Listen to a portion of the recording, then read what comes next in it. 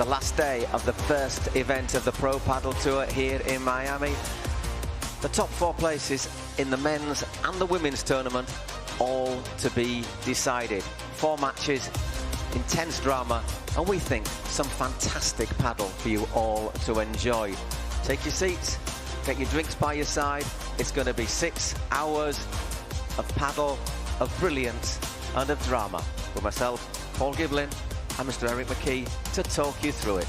Hi, Paul. Well, everything's been building up towards Podium Day, the final day of competition. We've had 3 group stage days packed with action. In fact, yesterday we had the longest tiebreak I can remember, 26 points. But today, 25 points, the winner. We'll talk about the standings, how the point system works. We're looking forward to the final day of competition here in Miami. Indeed, it was a tiebreak that was longer than the super tiebreak. We'll talk about that in a little while. But as you say, this is the culmination of 4 days of paddle. We've had 3 days of the group stage. So I think what a good idea might be for us to just tell you how the format works in this Pro Padel League, which is different from other tournaments. Just to refresh our memories. Padel League will host their first event of 2025 in sunny Miami, Florida, returning with a new and innovative format. 10 clubs will participate in this competition, each with representation in both the men's and women's division. The competition will last 4 days, with each club playing 2 matches during the first 3 days. Men's and women's doubles matches will be played as best of 3 sets with golden point and a 10-point super tiebreak in the 3rd set. The top 4 clubs in both the men's and women's divisions, based on their records after the first 3 days, will qualify for Podium Day. The 4th and final day of competition will be called Podium Day, and it will feature the 3rd place and final matches in both divisions, where the event champions will be crowned. Okay, and how have we got to Podium Day? Well, there's been lots of close matches, if you will. We see how the standings are. Basically, the top 4, they're in there on head-to-head record. First of all, on matches won, then on head-to-head records. Then it came down to the percentage of sets won and lost. And what was very important in the men's tournament was the percentage of games. Yeah, some teams missed out on the final day because they lost more games. Incredible. If it was even closer, it would go down to the percentage of points. And the coin toss. Not relevant today, but also a coin toss.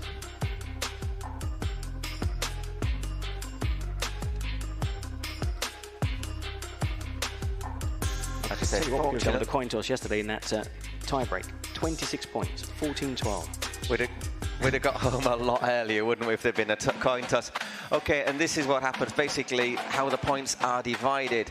So the teams who aren't here today, they will be splitting. The team that's 5th overall will have 9 points, 7, 5, 3, and 1. They'll take those, counting up for the season finale, the Cities Cup in New York. But the big points totals, 1st, 2nd, 3rd, and 4th, will be divided up today on Podium Day.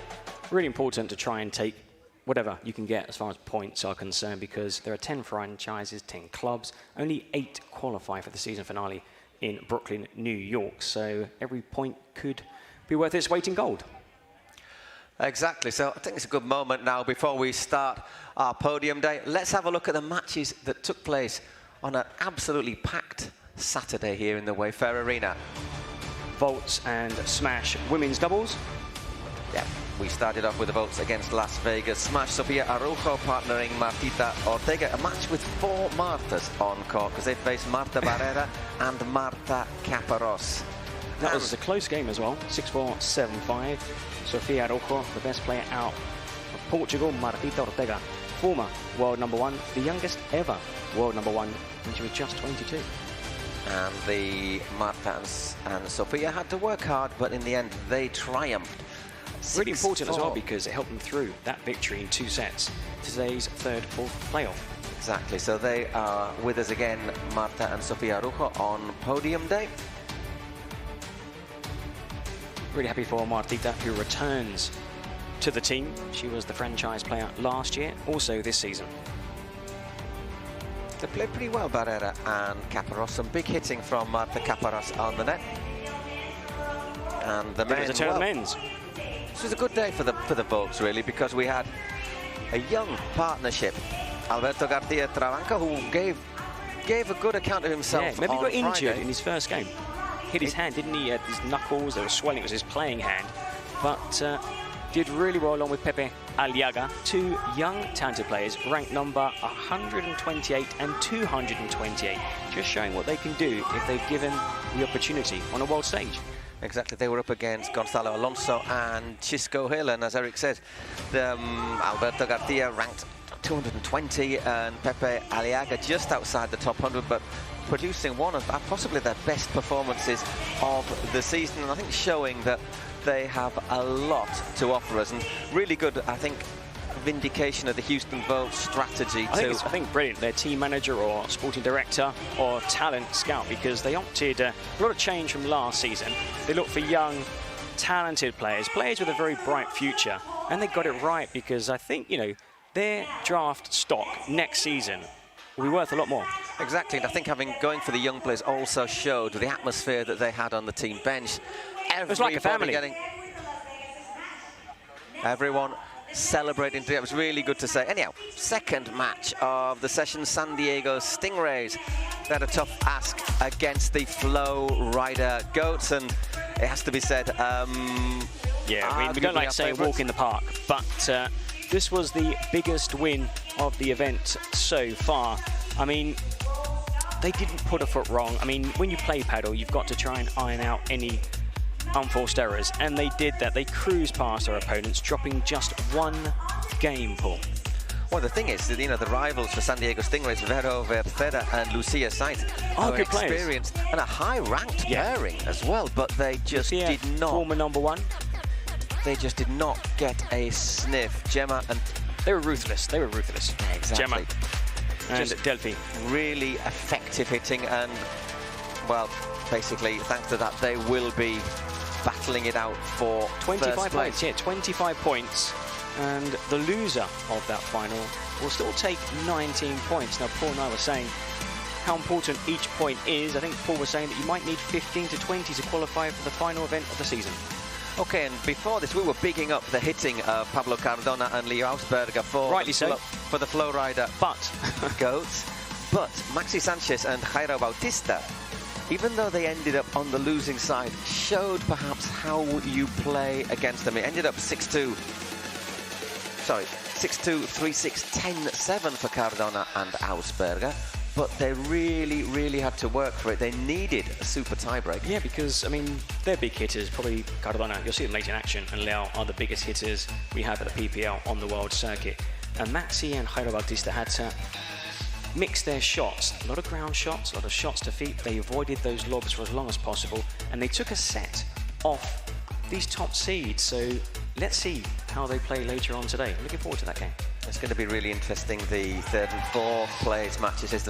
We'll see the Flowrida Goats against the New York Atlantics. But yeah, we'll have to see, will Lucas Campanolo and John Sanz, will they have learned from the way that Maxi and Jairo didn't feed those high balls to Cardona and Well, you've got big Ausberger? hitters on both sides of the court. I mean, Leo and Cardona in their opening game, I think we were timing games and they were lasting 40 seconds to a minute. It was over in a blink of an eye. I think, though, today's game would be very different, Paul. Okay, anyhow, let's have a look at what happened in the evening session. Well, it started off with the New York Atlantics against the Miami Paddle Club. Andre Ustera and Ari Sanchez against really another very good pairing, Virginia Riera and Jess Castillo. But once again, the Atlantics absolutely steamrolling their way through this. Well, Jessica Castillo and Virginia Riera came back from behind to win their first game in a super tie-break, and they came into this with an outside chance of qualifying for the podium event, but the same result as Gemma Troy and Delphi Brea, 6-love, 6-1. Ustero, a future world #1. Adi, of course, the best player you can see right now on the women's circuit. Well, exactly, and just got everything in the game. Ari Sanchez and Andre Ustero adding power to that, partnership. Big hitter. Just enjoying some of the highlights from that very comfortable 6-love, 6-1. They also knew that they couldn't afford to drop too many games. They had to win, losing as few as possible, and they did that, losing just one. That's actually something that really came into the calculations, what we're talking about, the tie-break situations. We were asking about who had to hold games, how many games you could afford to drop, and this was this was definitely calculators out time, because those two teams both could have qualified for the podium game, because Cancun had already qualified, became the first team to qualify for the men's final. And these are two teams tipped for glory this season. And it was, as you can see from the final scoreline, a really entertaining game. Exactly. It ended up 6-2, 3-6, 10-7, needing another super tiebreak. And if you'll excuse me there, on another occasion, I think Lucas Campa and John Sands could easily be in the match for the final as opposed to the third and fourth place. They're unfortunate because obviously the way the draw system works, you don't get to play all the teams. There are 10 franchises over the course of the season. Next event, of course, is in Spain, in San Sebastián. It goes to Mexico, Guadalajara, then the season finale in New York. So over the course of the regular season, you do get to play every single team at least once. Exactly, but the good news is we will have Edu Alonso and Gus Tapia in our final, and that is something to very, very much look forward to. And then, of course, the last tie of the day took us, well, there wasn't really a place in the podium at stake, but that didn't bother the two teams, the LA Beat and the Arkansas Matrix. I mean, teams that knew going into this time that they wouldn't qualify for podium day. But we saw the longest women's game and we saw the longest men's match. I mean, hugely entertaining, a lot more than Pride at stake. Why? Because, of course, points mean prizes. You need to pick up as many throughout the regular season to qualify for the PPL in New York, the Cities Cup. Okay, for the LA Beat, it was Julia Polo and Martina Fazio, and they actually won the first set against the Matrix, who were Bea Caldero and Patti Giaguno, 6-4. But paddle can be a very strange game sometimes. 6-love to Bea Caldera and Patti Giaguno. In the second set, that took us to another super tiebreak, which they ended up winning 10 points to 7. Yeah, they carried that momentum from that second set into the super tiebreak, which of course is played to 10 points. A normal tiebreak, just 7. Need to win, of course, by 2. The super tiebreak, you need to get to 10, also winning by 2 points. Really happy for Patti Giaguno. Of course, Lamperti no longer on the PPL circuit. Also Cata Tenorio, the two veterans. Patti, 40 years old, but played like a teenager. Okay, and that took us late into the evening, and it was down to Pablo Lijo and Alvaro Cepero against Nio Joffre and Alex Arroyo, and they took us to the midnight hour. We had to wait till the midnight hour till this one was over. Another incredible match. I think possibly the longest of all in the group stage. It was, I think, an hour and 45, just under? Just about, yeah. 6-4, 6-7, 10-7. But that doesn't really tell the whole story, because Pablo Lijo and Alvaro Cepero had 2 match points at 5-4 to win the match. They lost them. It went to a tiebreak, which then went to 26 points. 14-12, which actually lasted longer than the super tiebreak that followed 10-7. But this was a thrilling game. I mean, it was great to see both benches react after every point. It was a great comeback. I mean, Arroyo, during the tiebreak, didn't leave the court. He was buzzing. He was in the zone. He didn't want to stop for a drinks break. He was there. They were back and forth. There were chances for both teams. But let's take a look now at the standing pool. So that leaves us with this situation. Okay, New York at the moment at top. They'll play the Flowrida Goats in the final in our third and fourth place match. In a moment, it's Las Vegas against Cancun, and then going down San Diego, Arkansas, Miami, Toronto, Los Angeles, and Houston. Everyone except Houston in the women's. No points. Will pick up points. But I'm sure they'll bounce back. And that is what we have on the podium day for women. Third and fourth place, we just said it, Las Vegas smash against the Cancun Waves. And after the men's third and fourth match, the New York Atlantics against the Flowrida Goats will play it out for the Miami title. And for the men, there you see it, Cancun perhaps a surprise. Yeah, the surprise package this season.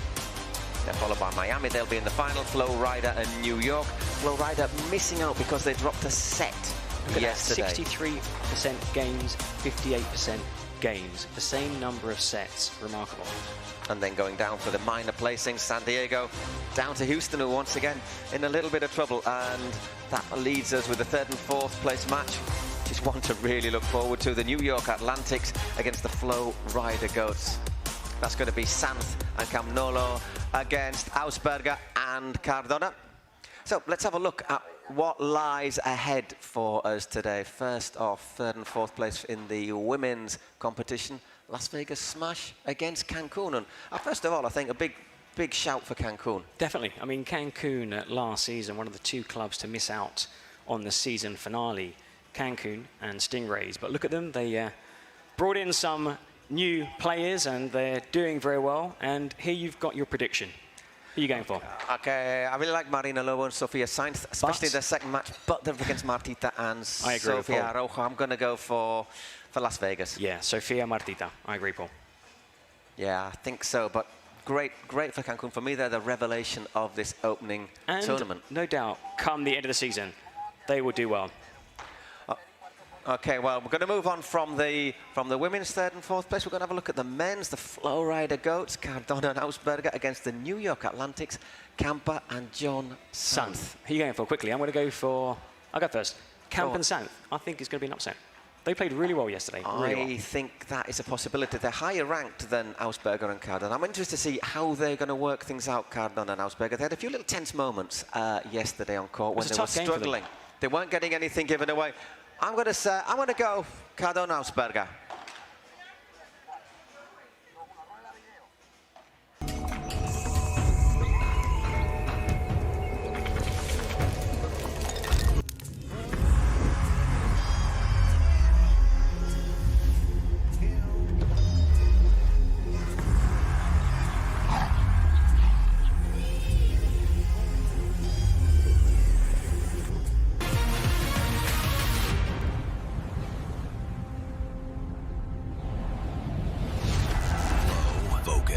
Future.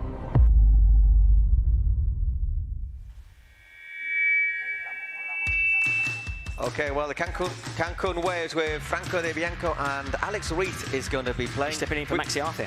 That's a bit harsh on Maxi, I think, but they were outstanding. They've been, Franco, we haven't seen a lot of him. He's come in, he's shown his level, he's shown his quality. Alex Reith, we know his experience and he's quick. I'm giving Miami, Edu and Tapia.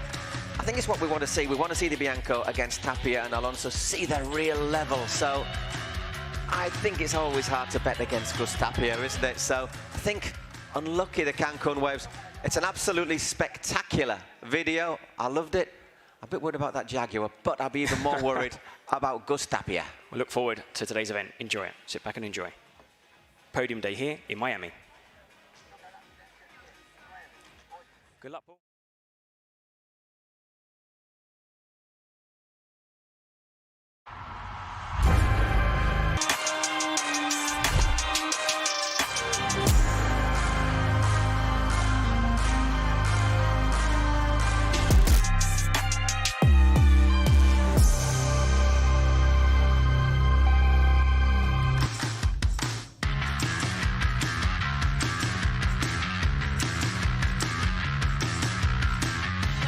All right, PPL fans, it's time to kick off Podium Day with the first official match of the day, the battle for the 3rd place in the women's division. So first in the court, let's give it up for the Cancun Waves. And let's welcome Marina Lobo.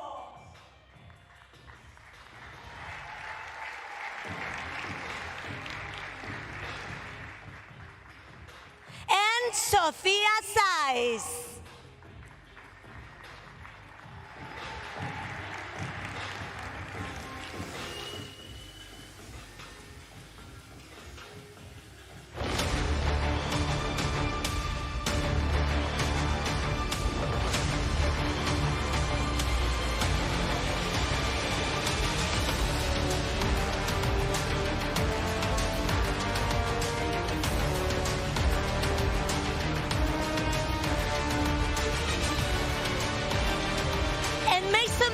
For the Las Vegas Smash, the opponents. Let's welcome Sofia Araujo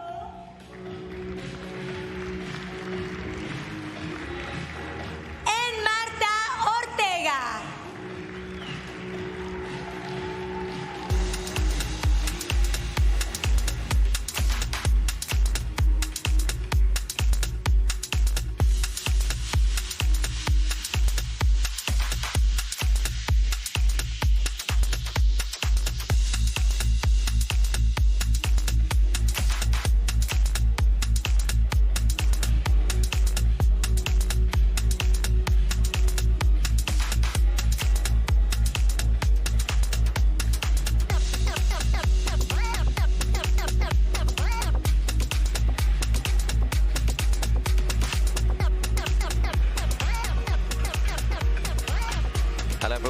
welcome to our first of 4 matches today. Then it's the 3rd and 4th playoff for the women, and as you've just seen, it's the Cancun Waves against the Las Vegas Smash. Marina Lobo and Sofia Sainz, young partnership who play together in other tournaments and have really impressed us. They've been brave, they've been... Certainly in the second match they were aggressive. Maybe in the first they were a little bit tentative. I think maybe some early nerves as well. You know, this is the biggest stage they've ever played on, the PPL here in Miami, and the first time they've been on a PPL team. So they took some time to find their groove, but they ended, we were talking about this if you're watching the match, that second set really strongly, and they managed to carry that really good form into their next match, causing, for many people, an upset. And they are, I mean, look at these two players. In 2 or 3 years' time, they'll be there. Top 5, top 6, definitely.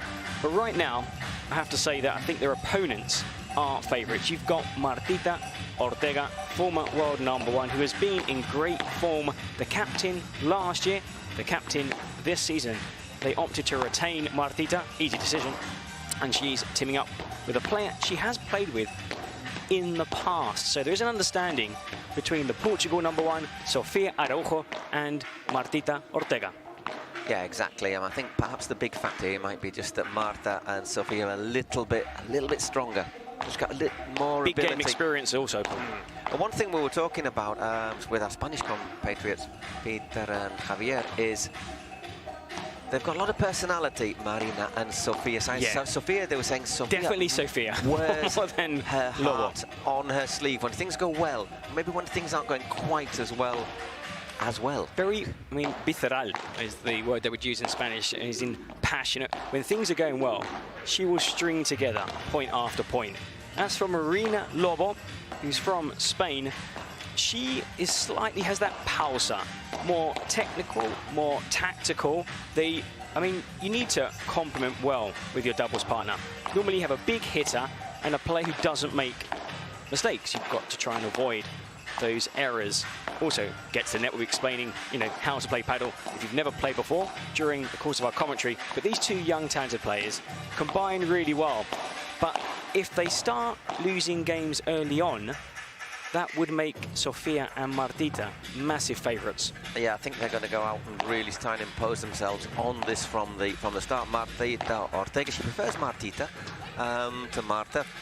Second season. This would be easier than the game we had yesterday. We had 3 Martitas on the court. Well, there again, you see, if you made a mistake, you could just say Marta, couldn't you? So, and Sofia Araujo.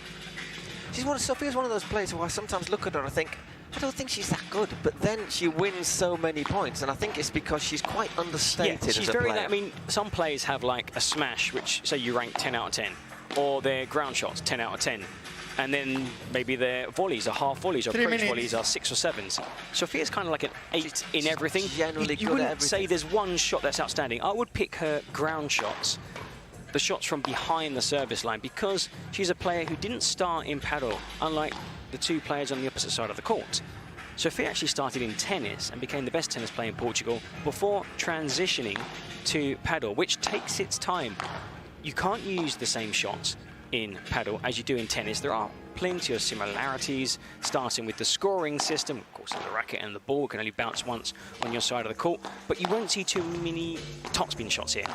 You will when it comes to smashes, and of the 4 players out there on the court, Sofia is definitely the bigger hitter with those topspin smashes. Sofia is more flat smashes, tactical, and I'm really looking forward to this matchup, and congratulations to Las Vegas Smash, because last season they did quite well early on, Paul, but then it happens when you've got a roster. Teams do suffer injuries, and some players sometimes start the season really strongly, and then, you know, you have your dips up and down, and they ended the season with a couple of injuries, and in the end couldn't quite live up to expectations, but they've done very well indeed to qualify for Podium Day. Yeah, just to remind you, if you're just hearing the umpire in the background, our scoring system is as tennis, but with one difference. In the case of a deuce, 40-all, it's a golden point, which basically means you get to 40-all, the deuce, and the next point wins the game. We had one game, Paul, do you remember yesterday? 5 goal points, all won by the same doubles team. Now, for the goal point, it's not always served to the drive side, the forward side, because the team receiving, so one of the benefits of forcing a golden point on the other team's serve is that you get to choose which of your two players receives. 1 minute.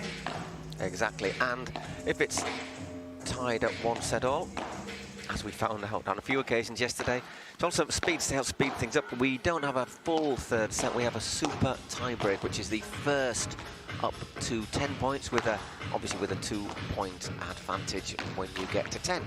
Those who were watching last night's final game of the group stage, of course, there was day 1, day 2, day 3, 1 session on the opening day of competition here at the Wayfair Arena in Miami. Then there were 2 sessions, one starting at 11, the other starting at 6, the same for Friday. In the final game, or the final session even, the longest matches were the women's doubles, which was then followed by the longest match of the entire event here, the men's doubles, and we had a record-breaking 14-12 tiebreak, and we couldn't help but laugh because there were set points.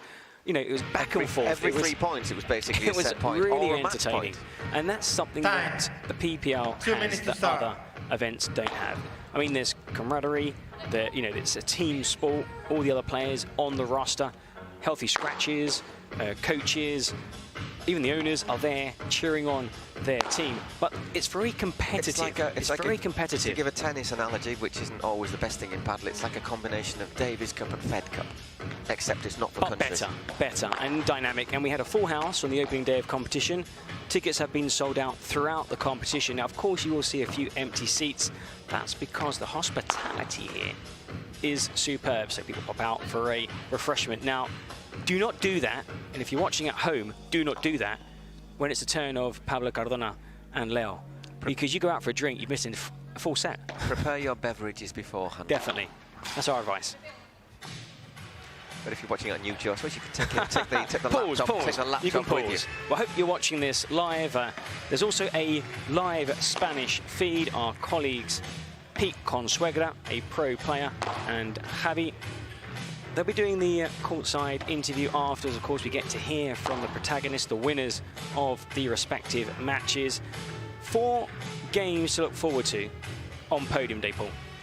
3rd and 4th place for the women, followed by 3rd and 4th place for the men. As we say, women, it's Cancun Waves, Las Vegas Smash, which is just about to start. Then we have for the men the Flowrida Goats against the New York Atlantics, which could so easily have been a final. Then we do go to the final for the women's. It's the New York Atlantics against the Flowrida Goats. Andrea Ustero and Ari Sanchez against Gemma Triay and Delphi Brea. And then the men's final, the Cancun Waves, Franco Del Bianco and Alex Ruiz taking on Edu Alonso and Gus Tapia for the Miami Paddle Club. Time. Prepare to play. Ready to go. Ready for our last 4 matches here in the Pro Padel League's first event of 2025, which is here in Miami.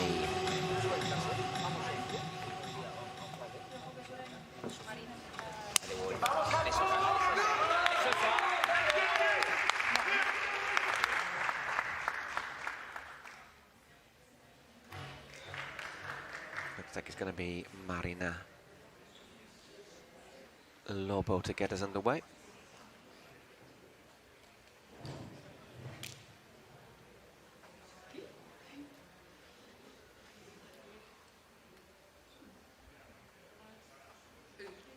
Little hug between Marina and Sofia Saith. This is the biggest game of their fledgling careers. Play. Seats, please. A couple of people just making their way to the seats.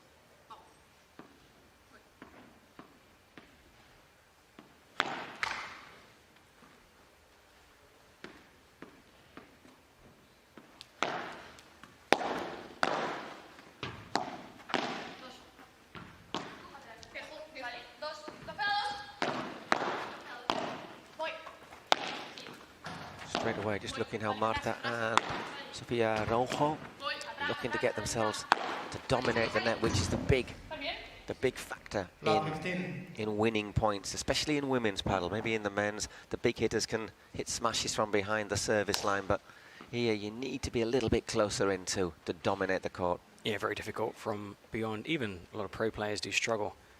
Of course, you know, as in a lot of racket sports, the taller you are, that added advantage you have for the aerial shots. Of course, if you're very tall, those lower shots down at your feet, the dejadas, dormilonas, drop shots are quite difficult to get to. And you also have more angle of a court to play for. A little bit long there from Sofia on the volley. Doesn't quite control it. 15-all. Sofia Araujo, as opposed to Sofia Saith. They've got 20 seconds between points, which they are using to the full.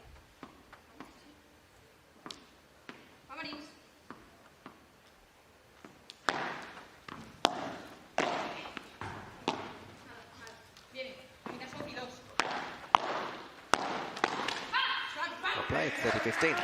I did like that Cancun Waves video, the promotional video. Yeah, I mean, I've been fortunate. I've actually been there. It's stunning. Cancun, also the Flowrida Maya.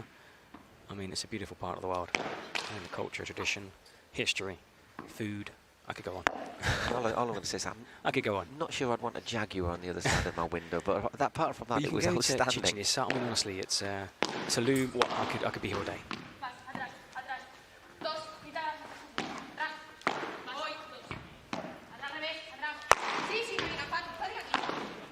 Great winner. Yeah. That's what we're saying about how hard it can be to win points with a smash here. You've got to be a bit closer in. Look at the angle. I mean, went for the side wall, which is 1 meter shorter than the back wall. Didn't quite get enough topspin on that Sofia Araujo on her smash. And it can be a weapon, a very potent weapon, as we'll see. I'm pretty sure in our next match. It can work against you. If you don't hit a good smash, sometimes the ball just bounces off the glass and leaves your opponent an easy chance. Just one now for Marina Lobo and Sofia Saith. Great start for the Waves. Important to hold on to an early service game. Now, you do get plenty of breaks in paddle, but it's always good to hold on to that service game, because if you start serving and lose, suddenly you find yourself 2-0 down if your opponents hold on to their service game. And then it's always going to be catch-up, always a bit of an uphill struggle, and also psychologically, you're up against two players who are the favourites on paper, and if you look at their performances here also, I think they've played better paddle. So you don't want to be playing catch-up. So, you know, for confidence, good to hold on to that opening service game. Okay, it's going to be Martita Ortega to serve first for the Las Vegas smash.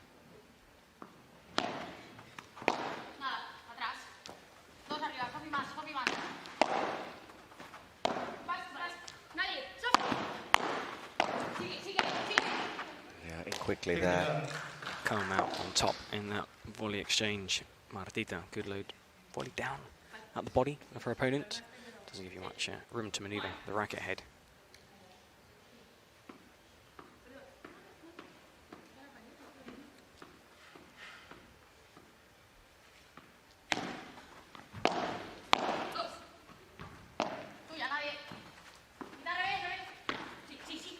A bit weak there from Araujo. Looking to dip it over the net. Doesn't quite get enough on it. It'd be interesting to see, Paul, you know, having played the matches in the group stage, like physically, how are they coming into this third, fourth playoff? Because Marina Lobo and Sofia Saith, their game is over in record time, 6-love, 6-1, whereas Sofia Araujo and Martita, 6-4, 7-5, and Martita has played in every single game. Sofia was rested for their opening group game. Yeah, of course, Cancun played on Friday as well, rather than yesterday.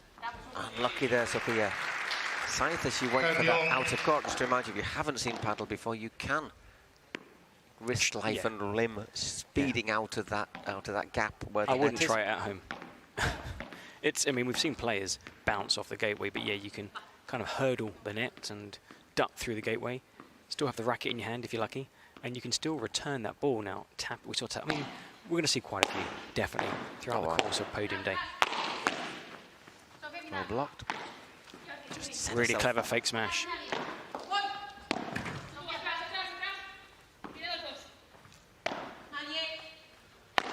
Got to call Nadia that nobody had come forward.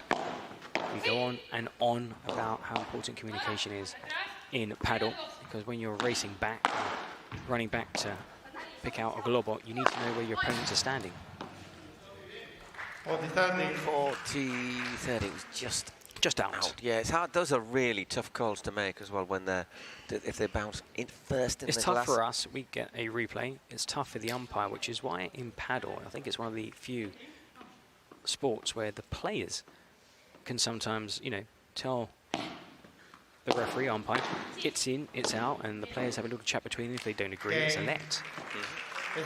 Sort of good sportsmanship at the PPL. And yeah, that's served out, and 1 game all. All square. Sophia Scythe to serve.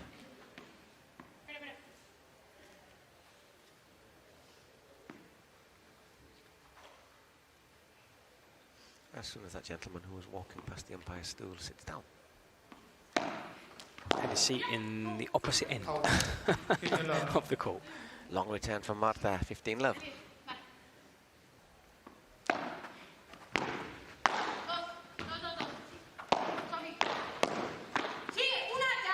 Good punch volley, but well rescued there by Lobo. So it's looking to disguise that Marta, but returned well by Marina. Lobo. Got a bit lucky, there wasn't a great smash, but it hit the side fence. Made it difficult for Araujo. Out, that one goes. However, 15-all. Slightly behind Sophia. I mean, it's very difficult to judge the path of the ball if it hits both glass walls, especially if it's right in the corner. Sometimes it can pop up. I mean, others it'll just die sometimes on you. you expect it to come out further and you're too far forward and the ball's behind you, and the only way of getting it back is a contra pared, using the back glass, get it back over there and into the opponent's side of the court. Sort of flick there from Martita. Once again, looking for a smash there, Sophia Scythe, but hits it too flat with not enough speed on it, and just opened it up for Marta. So you see here, if the ball hits the back glass, race forward. You don't run towards the ball because it will just come straight at you. That's something that I think one of the things you do when you start playing is you Always, tend to chase the ball. always. Sometimes you have to wait for it to come to you.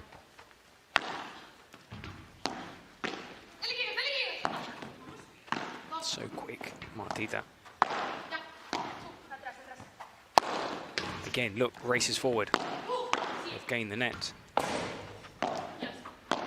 Trying to push them back. Sophia and Marina. And good attacking play there from Araujo and Martita. Well, they find themselves in trouble here in their second service game. I think mainly by being a little bit too positive. Sophia just needed to control a couple of smashes. Patience, they say, is a virtue, of course, but also in paddle, it's all about looking for checkmate, looking to find the right shot, to move your opponents before you create the winner. And there we're talking about Sophia, that she can hit those.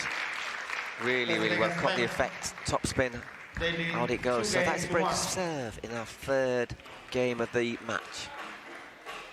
Well, they didn't get broken in their opening service game, but they have done now. And Sophia Araujo and Martita Ortega will come back out onto this center court at the Wayfair Arena, serving to consolidate this break. We've had just 9 minutes of the opening match. There will be 4 to look forward to here at this opening event of the season, PPL.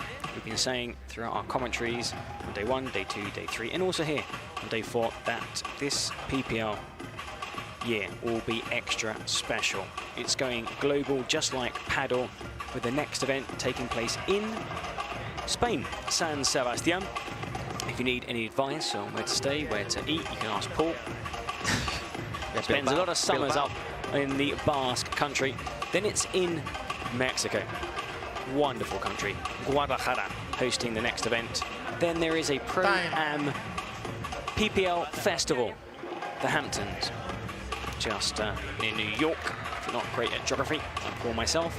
It's on the top of Long Island. There it is. It's where the white sharks breed. No, Where Jaws was filmed. You had trouble with the lizards. Well, we're not going to talk about lizards now. It was tiny. We'll tell you about the lizard, The one on the golf course was story like later. It was like a Labrador, mate. But the end of season finale will take place in October this year. Okay, October, New York, the Cities Cup. I'll give you the dates after the next break. I think it's about the 12th to the 15th of October, but you might want to check that. Sofia Araujo to serve. Okay, Sofia Araujo having to go 3-1. Consolidate the break they've just taken from Sofia Sainz. Serve. Well played, Marina Lob. I'm not sure if Martita just misread that.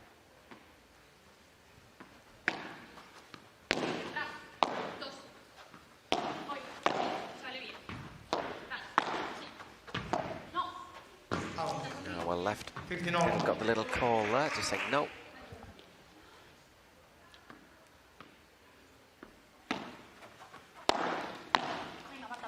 Looking to change the angle, but 15-30. Maybe didn't quite have enough space there, Martita Ortega. You're at your most vulnerable if you've just broken.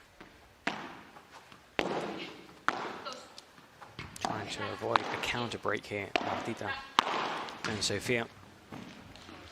Just had enough on it, 30-all.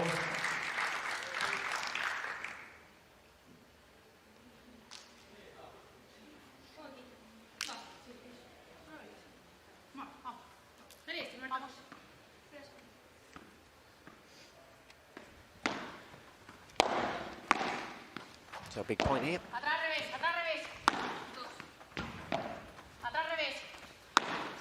Starting to stay deep. Sainz and Lobo. Oh, that was a weak volley. I think caught in two minds there. Yep. Sophia Sainz, and in the end just nestled Sofia, in the bottom of the net. Sofia Araujo wasn't deep enough perhaps for a drop shot. Oh, we turn things around, back-to-back points.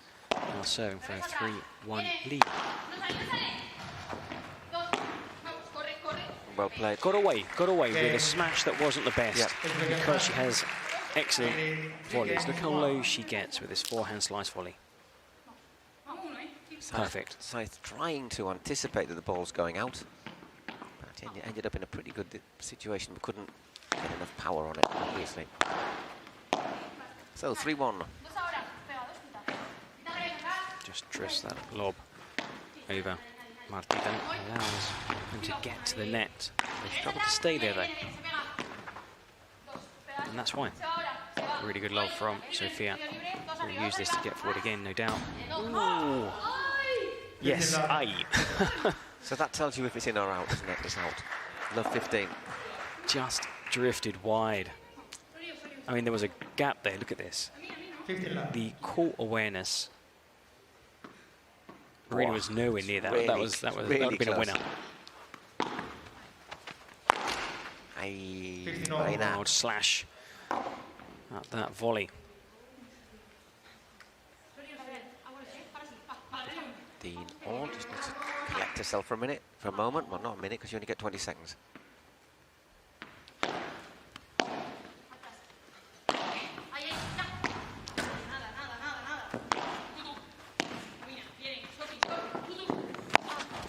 Recovered though by Flowrida.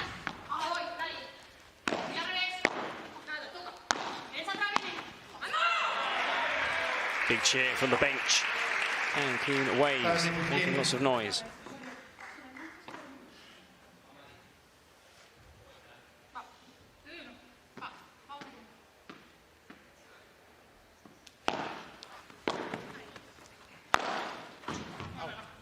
Just a little bit long, 30-all. These players playing for the right to finish third on podium day. They would take 15 points, which would be totaled up with the men's points come the end of the regular season to qualify for the PPL in New York. Just long, 40-30. It's been a good The tournament. losers would take 12. It's been a good tournament for Cancun, though, because they're going to get, as you say, 12 Lots of points. 12 points from the women and 25 or 19. well, exactly, which we've For the been doing. men's. We've been doing the numbers. that could be enough. We reckon that might even be enough to take them to qualify. New York already. Golden point, another break point. Marta Ortega to receive.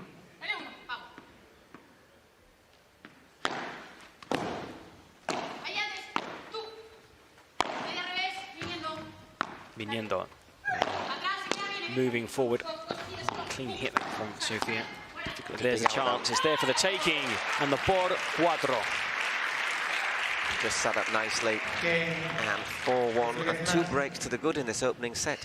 Quite a few sports have a lot of English words. Or here in paddle, there are quite a few Spanish words. We do try and use a few. The por cuatro is like by 4. That's because this winner bounced over the 4-meter wall at the back.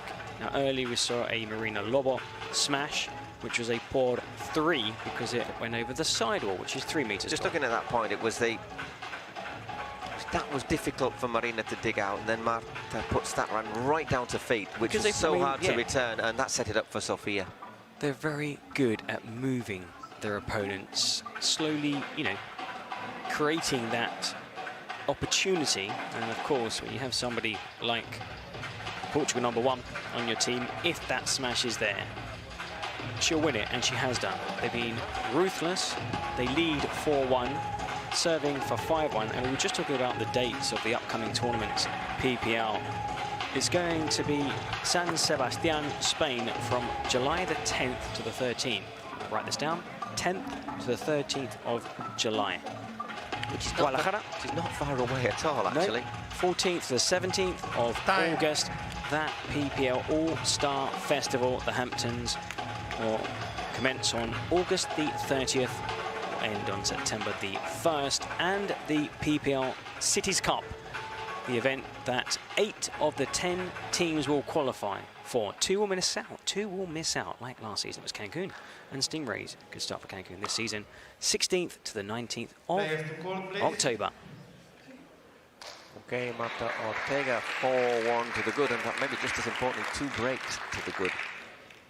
Serving to take a pretty solid grip on this set at 5-1 if she can hold.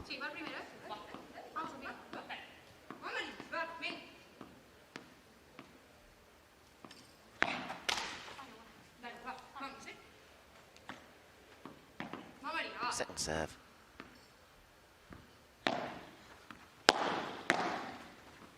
That's deep there.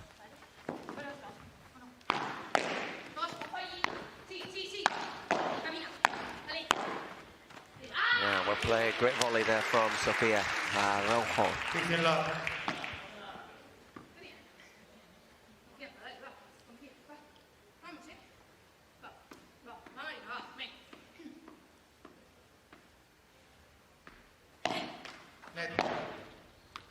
First serve.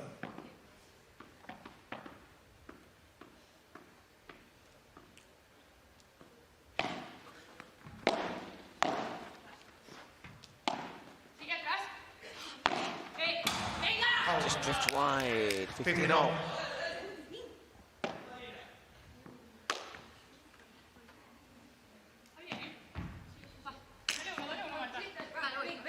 Sofia Sainz was saying that she wears her heart on her sleeve. There she is. Ben, come on, come on. Geeing up her partner.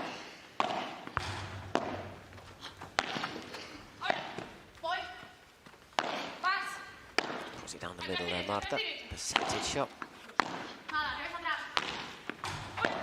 Does well to get that one back. It's really Sofia difficult Sainz. when it hits that little pole that runs north-south, joining the glass wall and the fence. It could go anywhere. It's a court, by the way, built by Adidas. I've seen it take a lot of hammer. Lovely playing surface and good visibility as well. That's That just goes long. It's important when you're a commentator because you need a bit of visibility. 15. We've also been very lucky. Great seating position here. We're side on. Brilliant setup. Really close to the action. I don't think I've ever been closer. It's an amazing venue as well. 800 capacity. And what makes this event even more unique than, of course, it's a team event, what we've been talking about throughout these 4 days, is how close, you know, you can be to the stars, to the paddle players. They are here mingling with the supporters outside, signing autographs, posing with fans for photos. And it's just great to have that kind of relaxed vibe. Puts that into the net there, Sofia Araujo.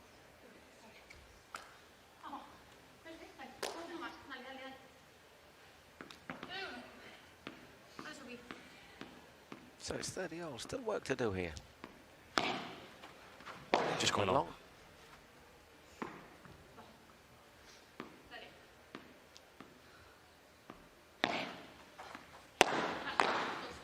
Opting for that double-handed backhand. Lobo. Oh, she flicks it, but look, now. Out of position. Yeah, but it was difficult because nobody expected Lobo to get that back into play. So Paula had really set off to cover there, you can see, for her doubles partner. And as she did, left a huge gaping hole. And well played again. Las Vegas smash. There it was, just a deft touch. 40-30. In. Goes well after that, goes off the two sides of the court. And wide out. 5-1. Las Vegas smash. They lead 5-2-1. So far being pretty ruthless. Marta Ortega and Sofia Araujo.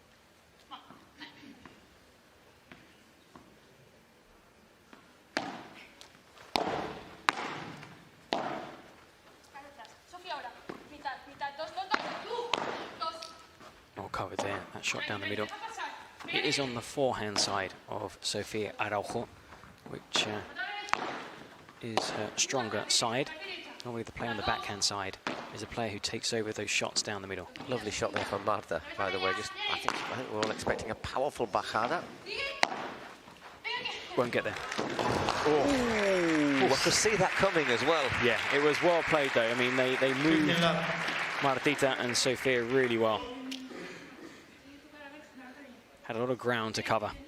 And the first two steps were forward. And as soon as that shot went behind her. I tell you, it's a shame there's not a camera from behind that angle, because you'd have looked at a shot like Paddington's passport photo.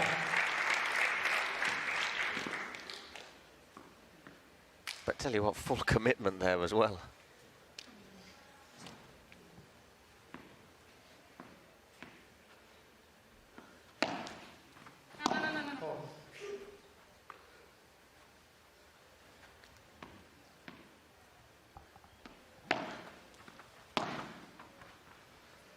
Hold it up. 40 love, so this is a good recovery. Keeping themselves alive in the set. If things go with serve in this opening set, I'll take this 5-2. Sofia Martita will take the first set 6-2. And you would like to start serving in that second set, but this time hold your service game and put a little bit of pressure on your opponents. Lovely. Lovely, well played. That is a Sofia Sanz cello. Cancun Waves. Once again, a bit of self-motivation there. So she's very vocal. Smash. Reminds me a little of Osoro. Now, the Argentine is a wonderful player. She's on a roster, not present at this PPL event, but we'll see her during the course of the season. A lot of players are, you know, vamos, yeah. And Sofia, she's on the GOATS roster, isn't she? yeah, doesn't stop, doesn't, you know, she's really, really vocal. And that could be a bit of a boost. Now, it's going to be difficult to take this opening set, not because they don't have the talent or the potential, but because Sofia is playing so well. Martita's been really solid. That is one of her strengths. She's very reliable. Oh, absolute metronome, isn't she? She's like boom, boom, boom. Yeah, they've got to do something extra special, to win this opening set. Doesn't allow you to relax for a moment, just puts you in there, works it. Also that high tempo, because there are players who prefer a slower tempo to the game, and you turn around and Martina's there ready to serve. It's like, you can slow it down a little, but not much. Martina and Sofia have tried to... Marina and Sofia have tried sometimes just have a little pause, little talk, and Marta Ortega, however, has just been, let's get going, let's get going, let's keep it going. Oh, applauding their teammates. Alex Reith, the captain, just giving little slaps on the back, also seeing Franco and Maxi Arce. I mean, they're really loving this team event here in Miami. And also because nobody had tipped Cancun to reach podium day. And they're here with both teams. Remarkable story.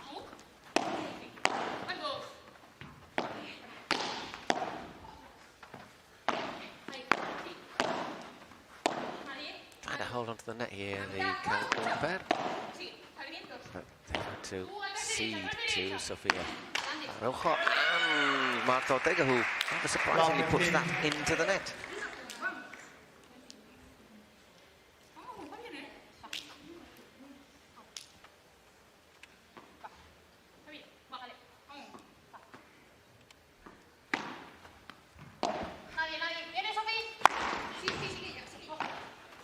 Oh, she got there. Lost her bearings. Lost her bearings. That's one of those ones where it's difficult. You lose your bearings slightly, and in the end, put way too much on that shot. But still, 15-0.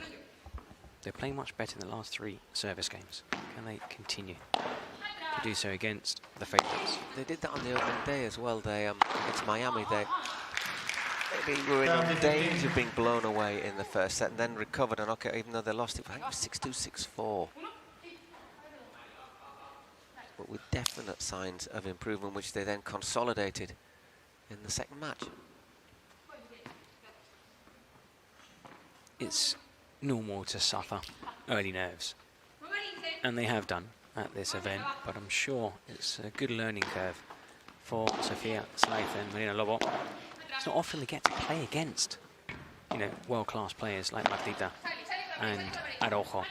And they've already beaten good players like Guinard and Iglesias here in Miami. That's gone a bit long from Marta Ortega. And they beat them pretty convincingly as well.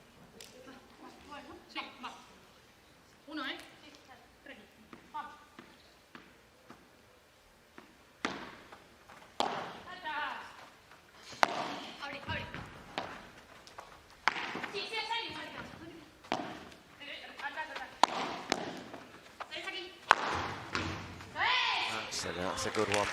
Just set up nicely for her. And so we have a couple of set points for Marta Ortega and Sofia Araujo.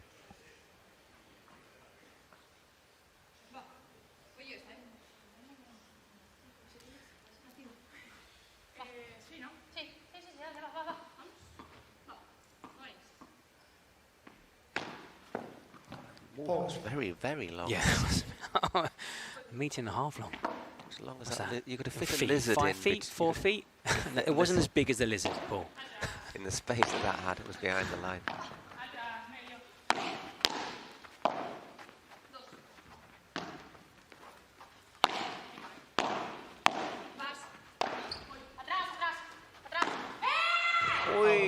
Wayward. Once again, Wayward. So golden point, break point. Chance to really get back and put a bit of pressure on. Now they are 2 breaks down, Marina Lobo and Sofia Scythe, but 1 step at a time.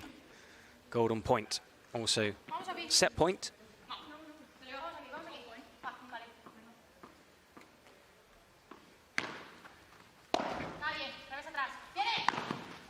Watch the fake smash, so well disguised. Wow, that's going to drop in. Oh, no!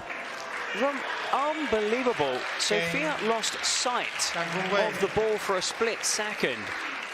Well, it just goes to show there are no lost causes. Somehow they got that ball back into play, and it dropped with lots of spin in it. And Sofia just, I mean, doesn't know what happened. It was, I mean, for a split second, looked up, and everybody was expecting the winner, and it just bounced off her leg. 5-3. Doesn't just happen to you playing paddle. No, that would have hit me in the head best. probably or something.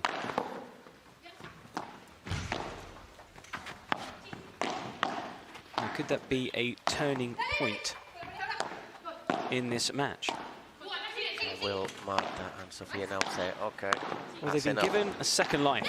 They've been given a second life. And they're going to take it, honestly now. And it's a confidence thing, isn't it, as well? And there's a bit of frustration there from Martita and Sofia, because it was like 5-2. We were leading. 2 set points. They forced a golden point, missed a great opportunity to take that first set 6-2, and now they find themselves 5-3. Lobo serving for 5-4. You head back to your bench. 1 break up only.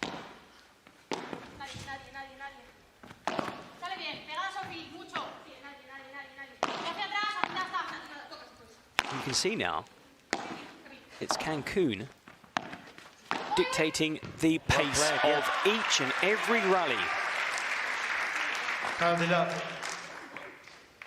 Again, we're talking about dominating the net. There they are. Makes it a lot easier to hit the winners. But they weren't in the opening games of this opening set.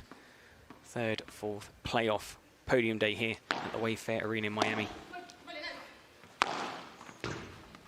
There you go. Yeah, and like clockwork. You get the feeling that the next game, because I think we're giving it. Well, I'm not going to say famous last words. The commentator's curse has struck us. I'm not going to plenty of predict times. anything today. No commentator's curse. But if they do hold No, the serve, no, not going there. and it's Just got it gone. right again.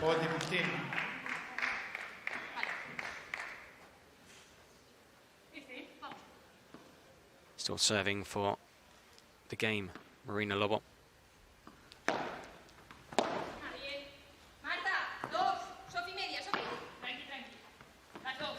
As Dos come forward. Much more aggressive. Cancun Waves since breaking their opponents in this opening set.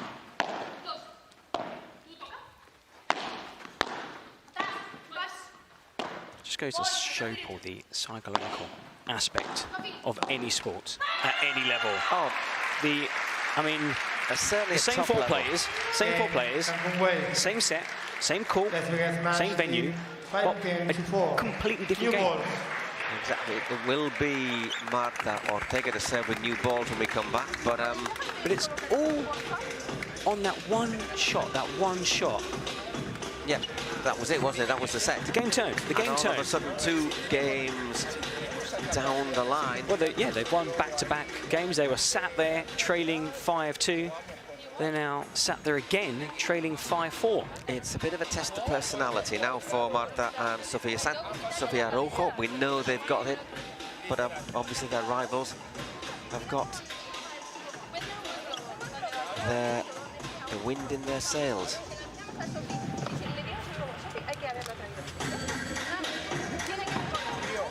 Well, the PPL promises and delivers. Really entertaining opening set in this 3rd and 4th playoff. Congratulations to both teams, because it's not easy getting this far in the opening event.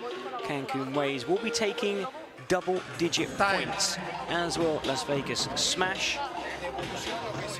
The question is, which of the 2 teams will finish 3rd and collect 15 points, and who will take home 12? This cam has been hugely successful. They had it on us last night. You didn't do anything. Unlike the Spanish, who were loving. I mean, Harry was loving it. He thought it was in a disco.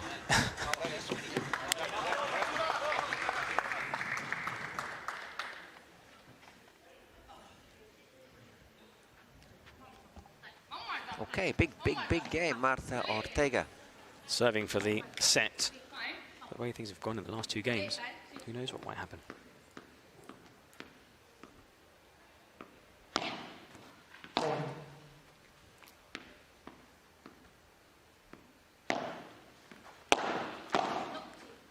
I think the first point here is so important. Cancun looking to carry that momentum into the start Once of again, looking to control the net as well. this service game. It'd be a massive cheer if they can win this first point. Whoa, what a rescued volley there. Martita down the middle. And there it is. Big shout from the bench. Big shout from Marina. A war cry from Sofia Scythe. Well, once again, they kept in that, didn't they? And The mistake came from Martita Ortega. Well, a quick pep talk between Martita and Sofia. Just Indeed long. it was. And the umpire calling it out.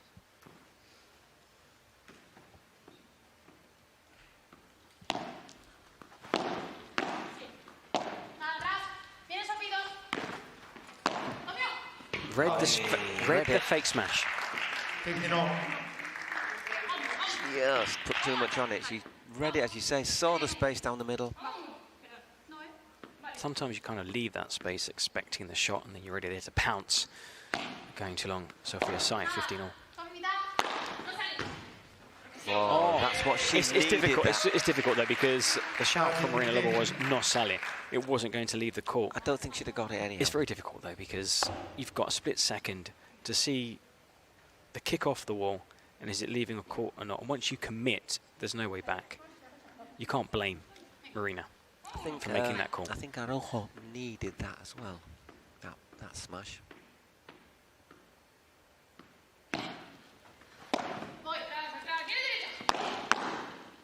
That's gone. You couldn't do much with that. Yeah, just apologising, Martita. I mean, that was directly at Marina Lobo. Couldn't really get out the way.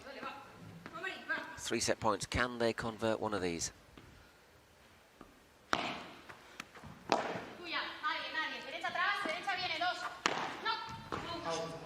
Drifts wide. Just clipping the side wall. Little ripple of anticipation comes from the Cancun Waves bench. So it was a wave of anticipation. It was a ripple, though. 2 set points. They really need to close this out, don't they? They don't want to face another golden point.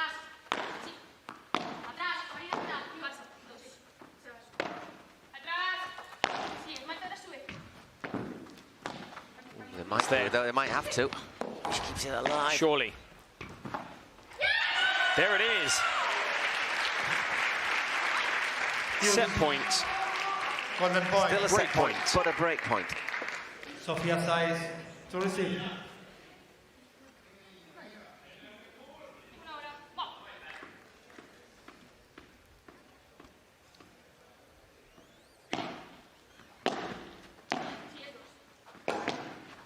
Right. Well played. Well, excellent volley from Martita. That really needed a bit of a cool head, didn't it, from Marta Ortega? Yes, That serve pinned her right back against the back of the court. Left that big angle then for the angled volley, and that is the end of the first set, 6-4. But they've got a little sit down, even though they've taken the set now. They've got to sit down and just have a little reset. Yeah, regroup, and quickly Sofia's just popped off to the restroom. Sofia and Marina playing extremely well on this incredible Adidas PPL high competition court. State of the art. It was actually showcased at the 2024 Pro Padel League in San Diego. We saw it also at the Cities Cup, and there was a World Padel Summit. It was held in Barcelona. It was at the end of May, and the court was the talking point at that summit, and we're going to see this Adidas court go global, just like the PPL. We've been saying here throughout commentary, visibility 360. You don't get that on other courts. And the lighting, also superb. The players don't complain about being blinded. It's very difficult when you've got floodlights hanging over a court. Minimist. I mean, it's been a great surface. The players are having fun. We were lucky to go down there briefly. Not as long as Pete and not as long as Pete and Javi, who were playing for about 15 minutes on this court. Hopefully, at the end of play today, we can sneak on. We can sneak on. They're going to have a practice session on it after today, I think he said. But it's sleek, minimalist, no corner pillars, as we were saying, visually striking. I like that little gold touch as well, unique to the PPL, and we're definitely enjoying the best paddle at the best event on the best court.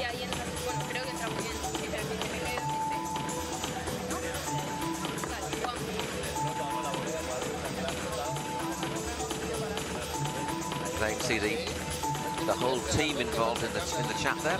Alex Reed, Franco Del Bianco. Time. And Maxi Arthur just sat behind out of shot. But you've got, I mean, whatever happens in this second set, and if it goes to a super tie break, congratulations to Cancun Waves. They have exceeded the expectations by a long way. Nobody had them down as potential players on podium day.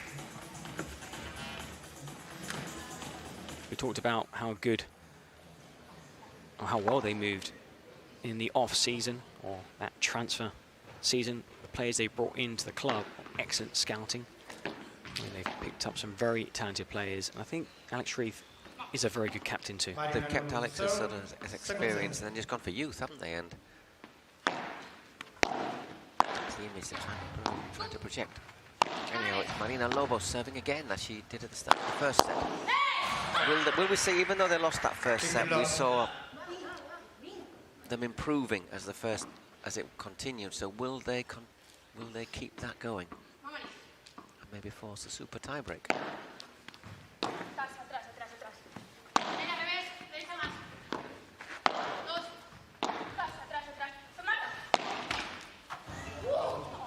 Unlucky.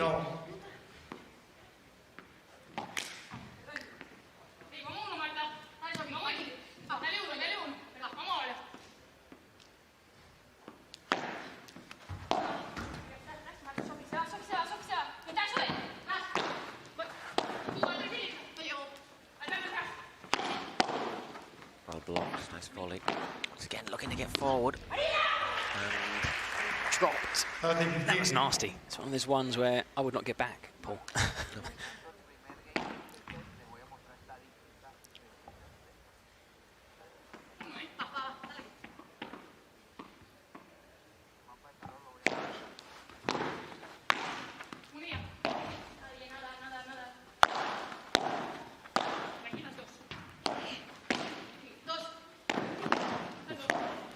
Once again, everybody trying to control the net. That's a nice shot from Marina Lobo. Brilliant. Great winner from Sophia Sainz. And Sophia just nodding approval, as in, good shot, well done.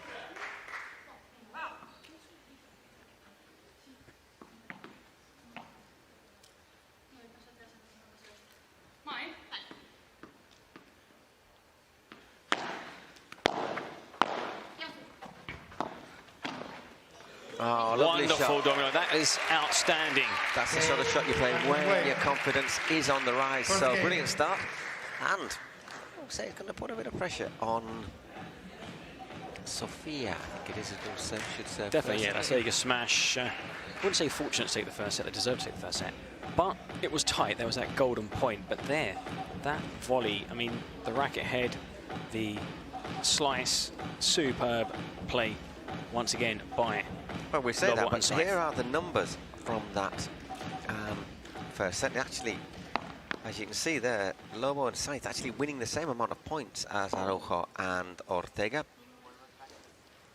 But the big difference is Sofia Araujo and Marta Ortega. We've talked about it. They took more gold points. Yeah, 2 gold points to 1.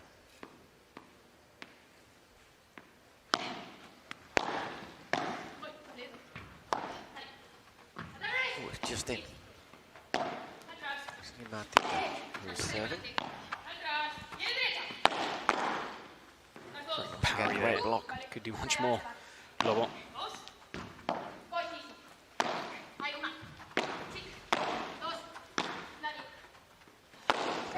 Sure, but it hasn't Just clears, but Martita said no, then yes. I thought it wasn't going to. It looked as though it sort of started to climb the side of this. Look at how this sort Just of scaled climbs the side the of the wall. set. Look. Oh, it clipped. It actually Actually, clipped yeah, the yeah. top of the fence. Just looked as if it was going to drop back in. Love 30.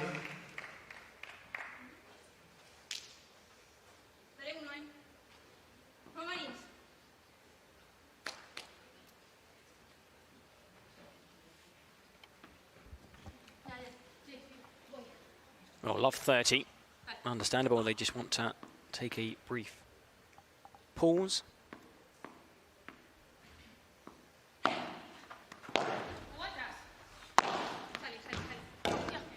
Oh, just got stuck in the corner and just crawled along the glass. Those ones as well, you just can't maneuver the racket. It's frustrating, isn't it? Yeah, around the ball to try and get it back into play. And when you do, it's not normally the best of shots, and your opponent should be right there at the net looking to capitalise. But still, you've got to try and get every ball into play. We saw what happened in that first set when Arojo missed a sitter. You know, players can make mistakes, even those at the highest level.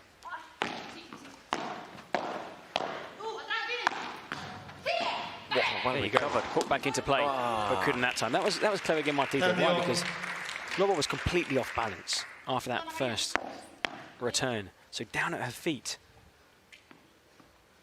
That comes with experience. Down at feet's always hard to return from. But already, you could see there, Marina was already trying to get back into position. She was standing on one leg.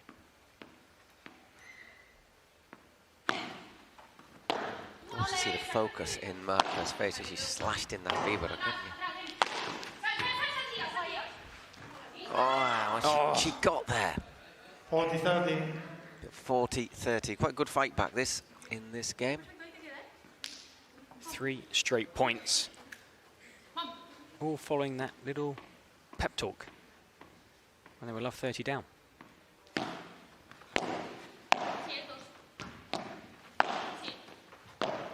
In there against the side of the court, and really hard to control the return there. So there's the first game for Sofia Araujo and Marta Ortega, 1-1. Well, that timeout working wonders, winning 4 straight points to tie the second set, 1-1. Well, so far going exactly the same as the first set. It was 1-1.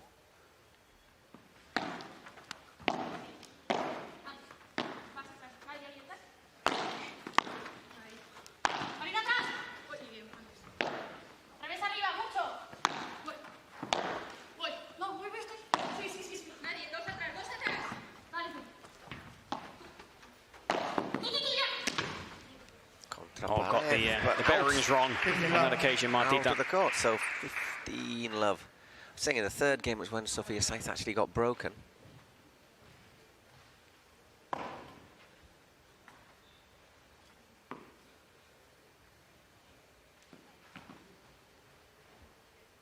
We've had just over 45 minutes in this opening match on Podium Day. 6-4, 1-1. Being hugely entertaining. Good serve. Nice return as well. Ooh, a little bit loose there. Just thunders that smash into the net.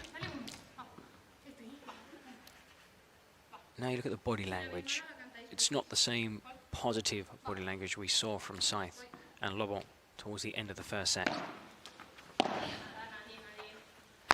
We were speaking to Pete, the commentator on the Spanish feed, a coach and pro player. Good hit there by Saiz. That's one area that perhaps Saiz, of those two players, needs to work on. Bit of a roller coaster, you know, when she plays, emotionally. She doesn't hide it. She makes no attempt to hide how she's... Well. No. You know when she's happy, you know when she's sad, and you know when she's angry.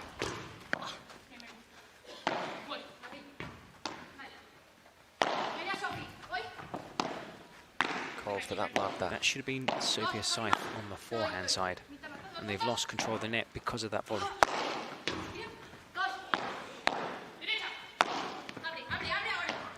That's well recovered.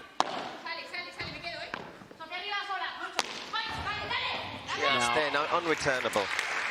We saw another 8 shots after that mistake. The mistake was Marina stepping across on the backhand side to hit a volley, which had she left it for Sofia, who was approaching the ball on her foreside, they would have stayed on top of the point.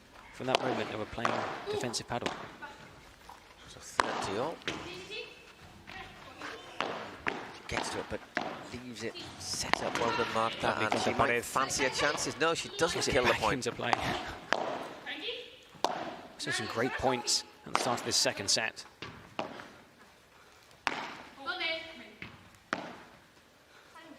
Just drops in. Oh, that's Well read. really badly for Marina Lobo. She did very well.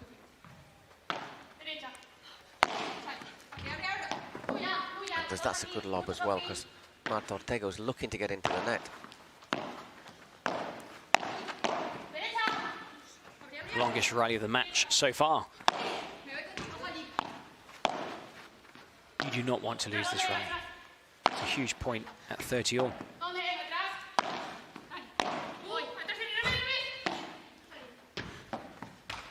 No, that's such a and you don't want to lose it like manner that either. to lose the point. For a split second, the tape just held up the ball before it dropped on the side of Cancun Waves.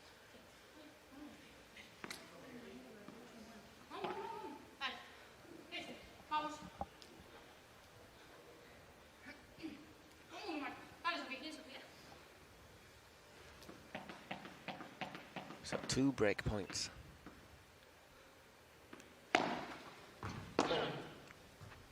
Second serve. Different ball.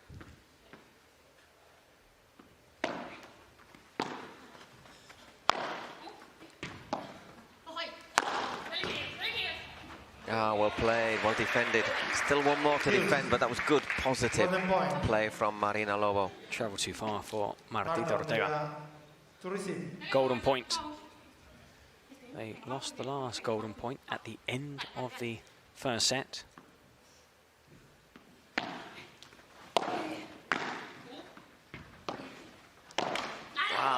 And it's happened again, and there was a bit of frustration, understandable, from Sofia Saith, who wears her heart on her sleeve. Why? Because they had a chance in the opening set to tie things up 5-5. They lost the golden point 6-4, and again at the start of the second set, another key golden point falls the way of Las Vegas Smash. In the opening set, there were 3. 2 were won by the team from Las Vegas. There's been 1 in the second set. Again, Las Vegas taking that golden point ball. Yeah, just a little bit of an unforced error as well, which is a frustrating way to lose a very important game, because it would have kept them would have put them 2-1 up, kept the pressure on, but now there is the chance once again for the Las Vegas Smash just to consolidate the break, take a 3-1 lead.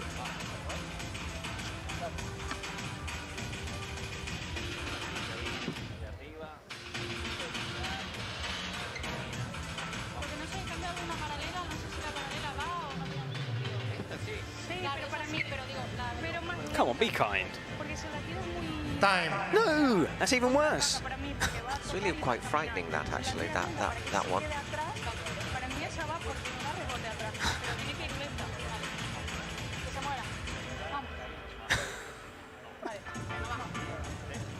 Players to goal, please.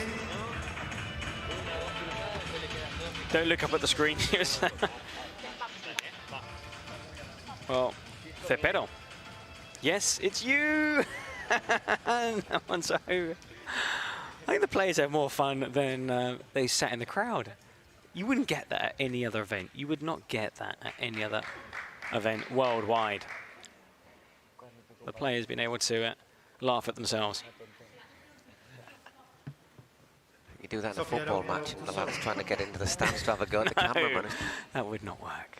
Anyhow, Very Sofia different crowd. Araujo serving 2-1 to the good and a break up. When we use football, we do mean soccer. For those who think football's a different sport. Ooh, once again, drifts along. She's had a few of those.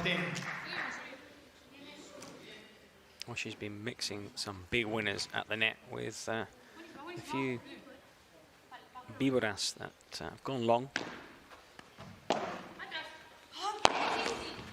Just hit Sofia. Difficult. As she ran in. You know, you're running in because you need to run in, because that's going to go past you at a great pace. It's going to hit the back glass. And you're gonna But look if you get there towards the net, you can actually play that shot.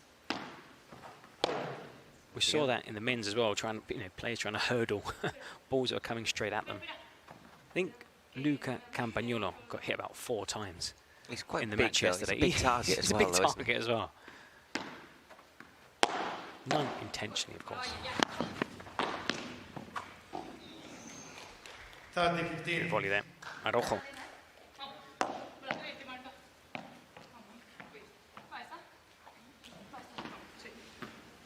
So 30-15.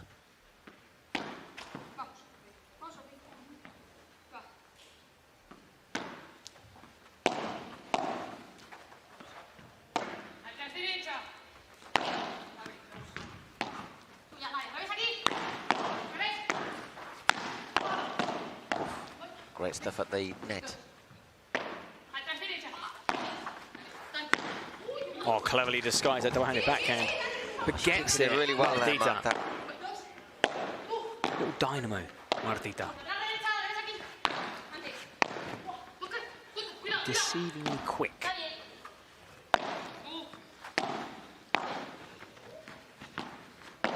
Why did Sofia take over? I'm just wondering. Allowed them to get back to the proper sides, though, hasn't it? Took a big risk.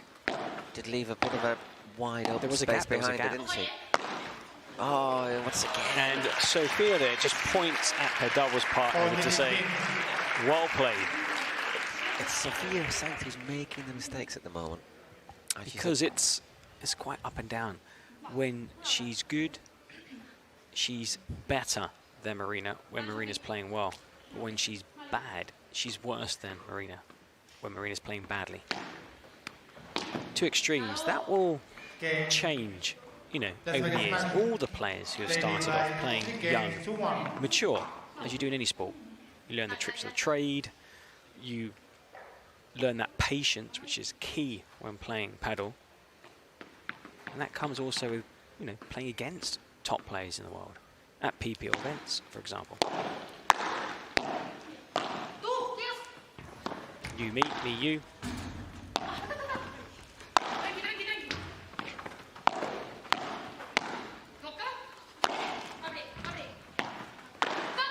Oh, once again, well, good rally as well. One of those ones where she wasn't frozen out, Araujo, but, the shots were going to Martita.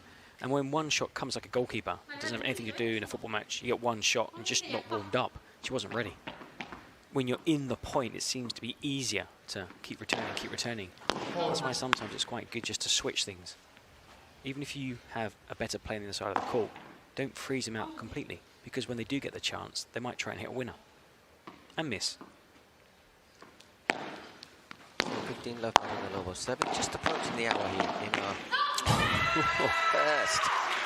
Good rally, good exchange, on the top side. It was great to see how kept coming forward, hit the volley, came forward, hit the volley, came forward, and again. It's what you need to do, put more and more pressure. Don't go in the opposite direction.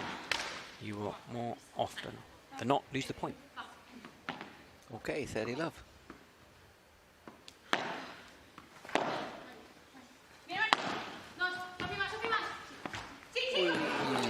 Just falls over. Trickles over the net. Big point here, 30-all.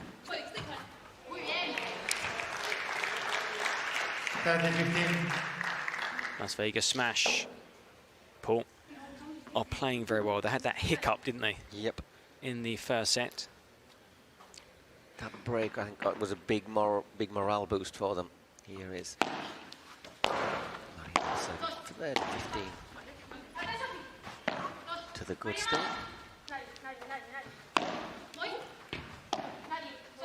Good lob.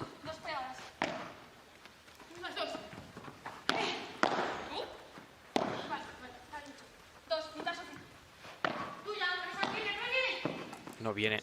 Let's stay back. Well played, well played. Both Sophia. players standing in a direct straight line. Sophia and Marina. Not too sure whether to go right or left. Just left of the angle. Yeah, lots of indecision. Watch here. They're in line. I think it's Sophia who just gets drawn across a wee bit. And But it's Maria also wasn't too because sure. one's deeper than the other Yeah, as well, wasn't which too makes sure where to go. They're the person at the back. You can see their doubles partner. You need to tell them where they need to go. Crawls along the fence. good lob, really good lob into the corner. That's going out. Well called. So once again, we have 2 more break points here.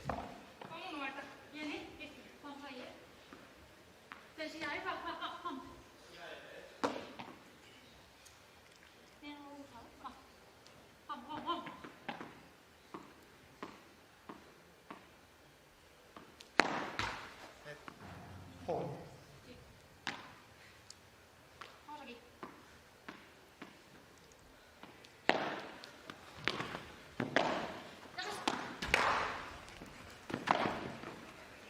Brilliant stuff. Clever play, really This is clever play. I think what's coming up now, Eric, is an absolutely decisive moment in the match. Because if they can save another break point, Marina and Sofia Sainz, they will see it perhaps as another turning point, another Like chance in to the get first back set, into that. when they were 5-2 down, came back to 5-4 and had a golden point for 5-5.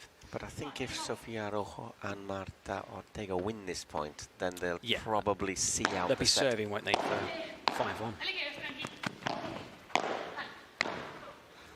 Good.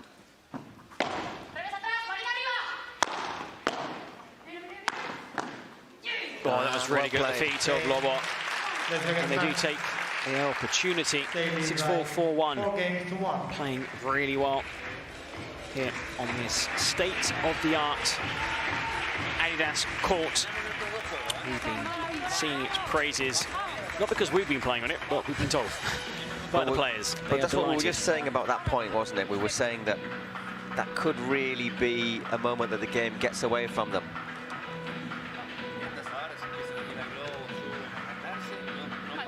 There is our court cleaner doing his job.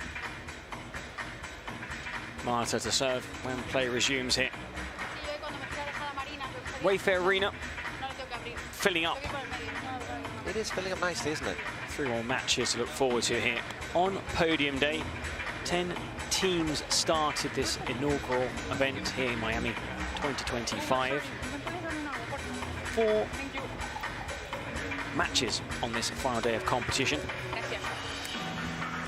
We're here for the 3rd, 4th playoff with points at stake for both teams. Now the loser still goes home with 12 points, a decent haul from this 4-day event.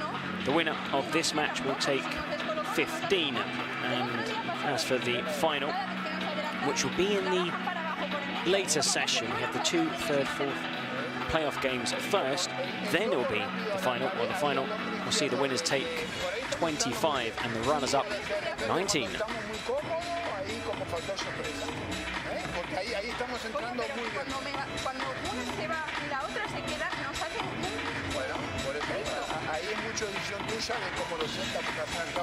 Sophia's saying that when one of them comes forward and the other one stays back, we're finding it difficult. And the coach is saying, well, there's a lot of space still for you.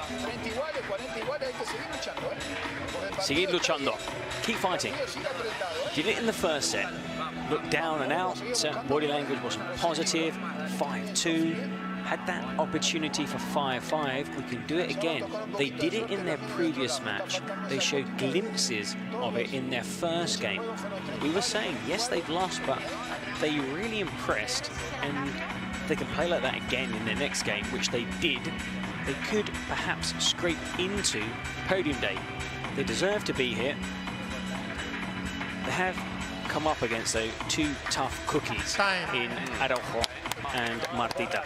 Just watching Martita there on the bench, and she was like, had her leg going, come on, come on, come on, want to get back out there, want to get back out there. It's all about positive momentum, or negative, but positive for Las Vegas Smash in a really strong position, not just in this second set, but of course they took the first set 6-4. Okay, Martita Ortega serving 4-1 to the good and 2 breaks up. Las Vegas Smash looking to close out this match and seal 3rd place in the First women's tournament in the Pro Padel League of the season. Good deep serve. 15-0. Just wide there from Martita. It was a good delivery.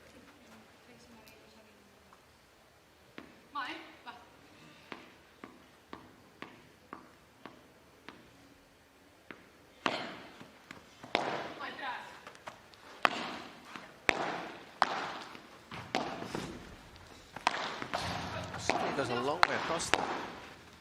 Actually change sides. See how long it takes them to switch back into their preferred playing positions. There you Now, go. Not lob and Not long. switch. Instantly.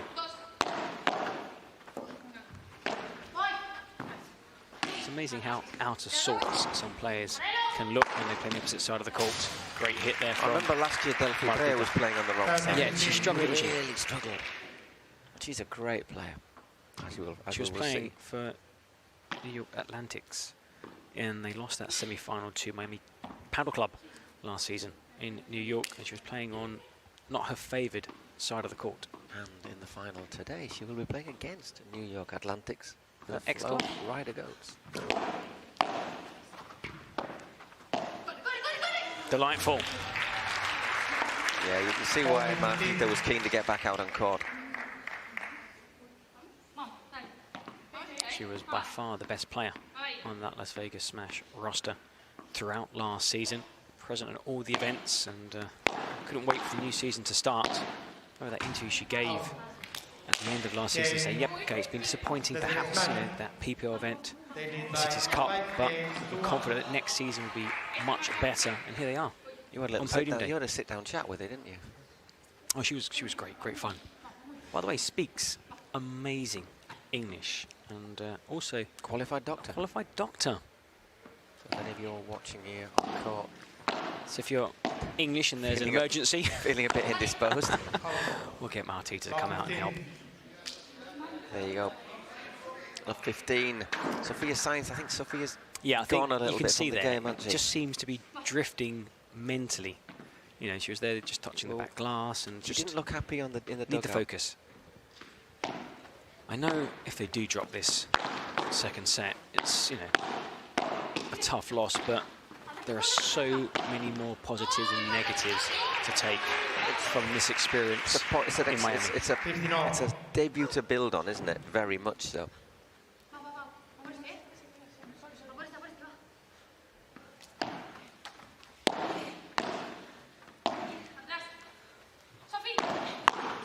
Stepping forward there, Araujo.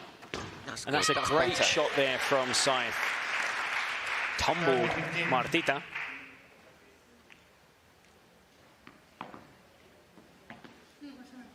You can see she took a step to the left and had the weight on the wrong foot, and able to get crossed to that forehand side. But credit to Sofia with a really good sliced forehand volley.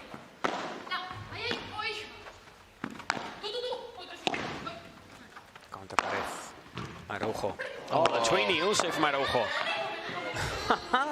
That was Marta actually who did it, but unlucky. 40-15. Double touch there, but stunning play.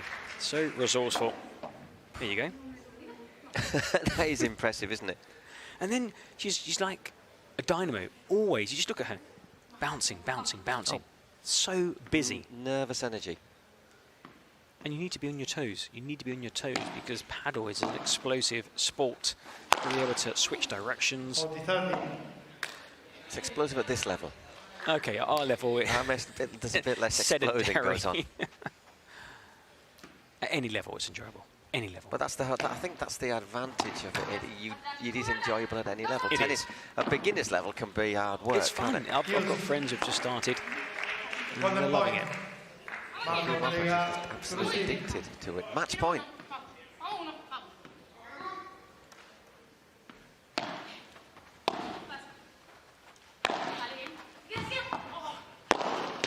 Well played. Did well to hold on to that, Sophia Scythe. game. Did really well. I'm really pleased she did. She won that point. Don't forget match. In 5 game to 2. They've been unlucky in so many golden points. And also, you know, they've gone back to their bench in a very similar position to the first set when they won a game for 5-2 down, went to the bench, came back out, won the next 2 games, 5-4 down, and then that golden point, which could have tied proceedings at 5-5, though we saw Las Vegas Smash take that golden point margins, those to win the first set, 6-4. Watching some highlights from when it that last game. When it was 40-15 though, and they went to golden point then, I did think that they were just drifting away from Sophie, so I think it's really good that she had the confidence to win that point.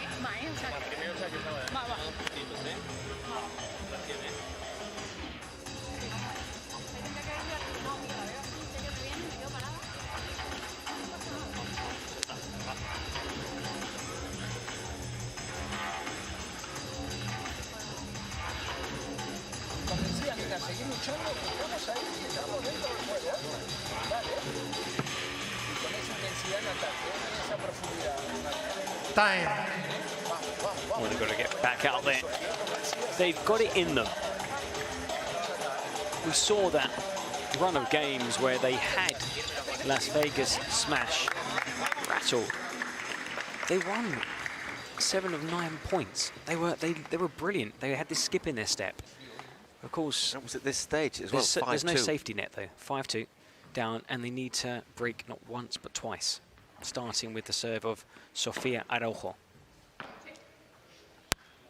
It's a big ask, but And in between, hold on to their service game.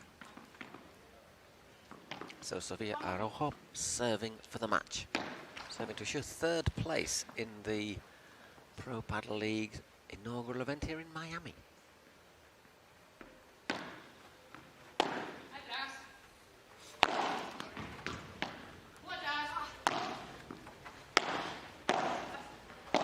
Great double-handed back in there from Marina Lobo with that finish over the opposite shoulder.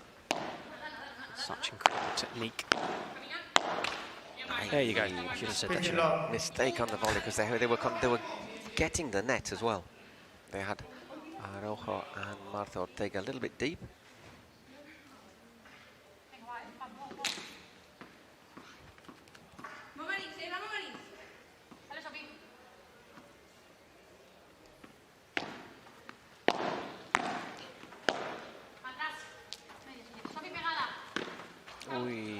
Tame.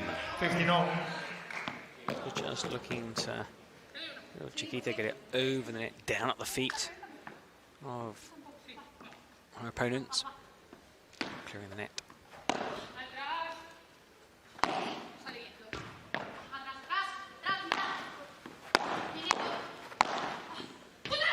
Excellent there from Marina Lobo. Strides forward. 15-30. Flat double-handed backhand again, and then continued moving forward to hit that backhand winner. History repeating itself, is it? And that could have been for Sofia. Made the right call on that occasion. Lobo.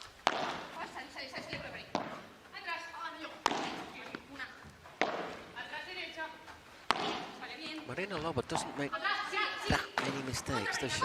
She's the more consistent player of the two on that team.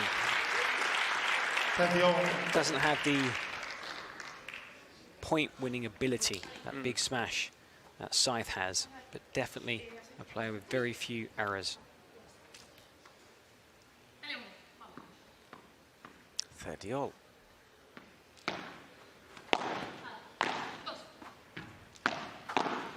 That's gone long. Well played, Sofia. 30-40.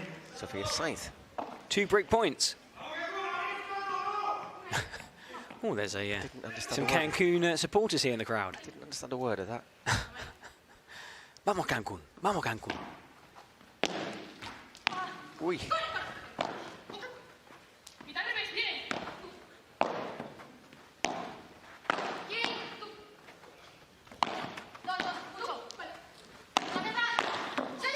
She can get there, she can get there. And again, just Get not over the net. enough. So another golden point. Break point, stroke, match point at the same time. Thoroughly enjoyable 3rd place match here at the Wayfair Arena. I don't want it to end now, though. It's been great entertainment. Marina Lobo to receive.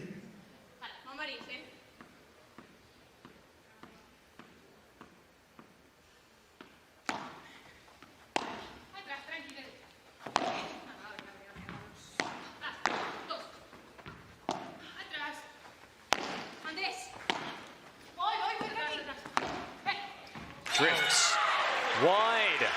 Martita asked for that as well. She said mine. I don't know if Sofia Rojo just put her off slightly. Well, a repeat of the first set. 5-1 down, went back to their bench 5-2, came back out and broke 5-3, held on to the serve for 5-4. There's a match point saved. 15. Punch, volley. Into the net. Lower, but she's been excellent. Carried Sofia in this second set, but there were moments when Sofia just seemed a bit distant, a bit lost. But they both regained their focus.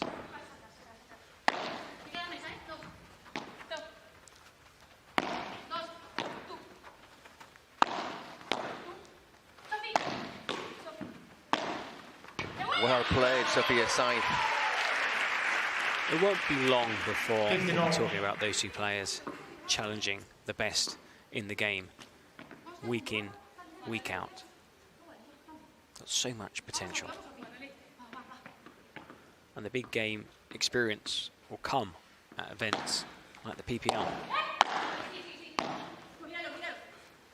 Ooh, that's gone as well. Just coming across, Sofia Araujo. Tell Martita, come on, we can do this.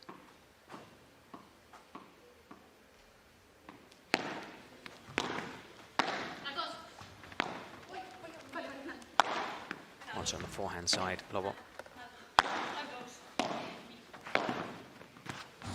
Yeah, that's gone long again. Yeah. She waited for the bounce then, and I think it just bounced a little bit more differently to what she was expecting there, Marta Ortega. So 40-15. Martita with a couple of mistakes in this service game. Second serve.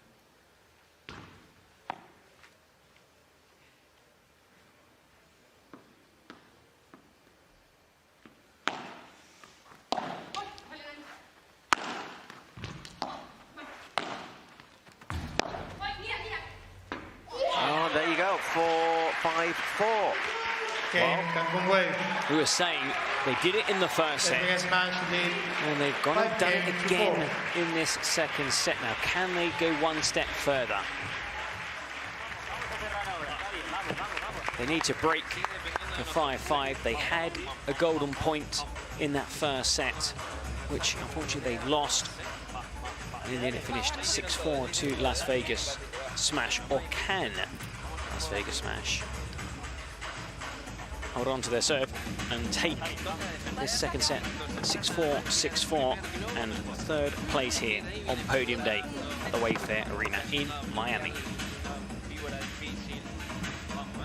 That'll be Martita, who says serving. I feel she's just a little bit more entera, as the saying goes in Spanish, a little bit more on the ball at the moment than Sofia Araujo. You can see when you watch the full match and how players during the course of a match have their ups and downs. Very rarely do you see a player play the entire game without a little dip.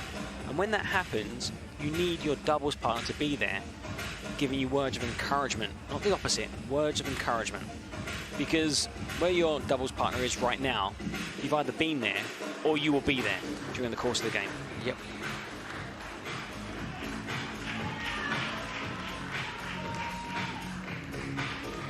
Marina Lobo out quickly.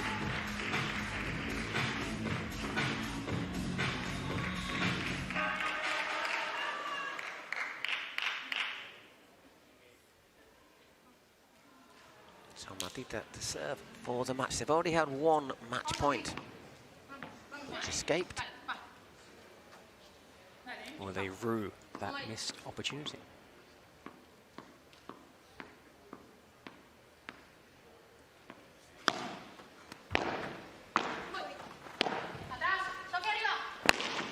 Doesn't catch it cleanly. Well played there by Lobo. Does well, Lobo, because she doesn't And she's give going to up. scurry across again. Back into position. They're still having to defend this point. Unlucky, really unlucky. But the Cancun Waves bench are on their feet applauding. Massive effort. 15 love.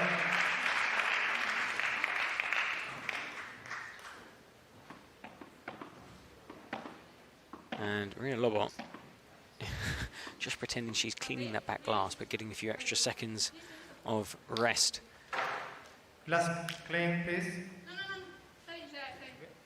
Just a little bit of a stain. Did he say glass clean?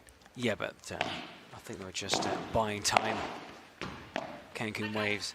Bit of a breather after that massive effort from Marina Lobo.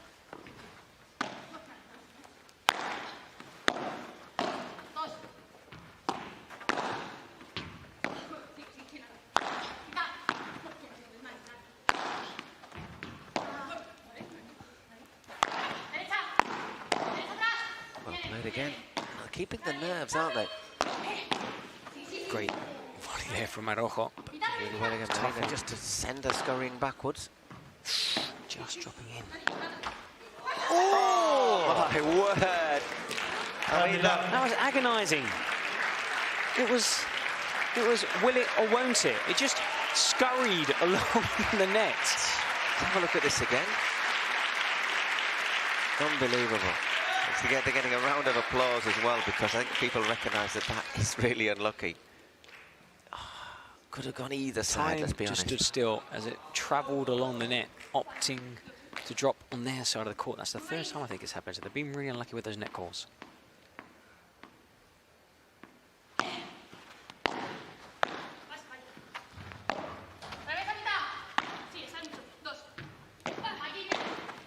Well Excellent. Yeah, caught in no man's land. Just took half a step in there, didn't she? Yeah, it was difficult. It was difficult. And also, you can see they're tired. It's been 1 hour 22. Yeah, a long, emotional, physically, mentally challenging for these young players. They've hung in there right to the end, and I think even if they do lose, they've got 4 match points to defend, 3 match points to defend. They can draw lots of positives for this. The whole Cancun team can as well, I think. Well, it's been a hugely enriching experience for the Waves, and they're also taking home a decent number of points.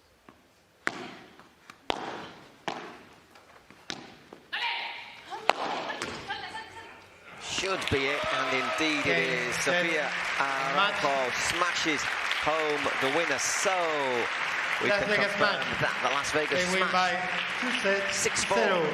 6-4 pushed all the way.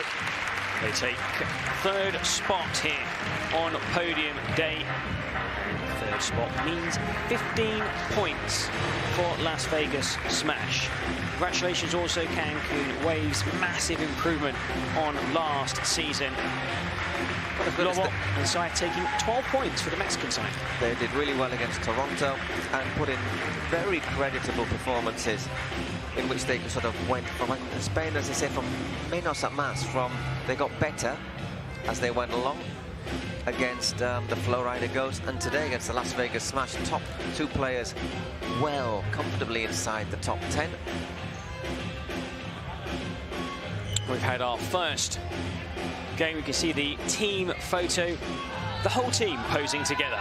It's a team event. Now, of course, here in Miami, in San Sebastián in Spain, the next tournament, also in Mexico, the points aren't total together. You have separate the men's and the women's, but it's hugely important what the men and women do. Why? Because you have to add those points, the total number of points come the end of the regular season, and those points combined could see the team, men's and women's, qualify for the Cities Cup. Now the turn of the winners, Martita and Sofia Araujo, with Javi and Aranza.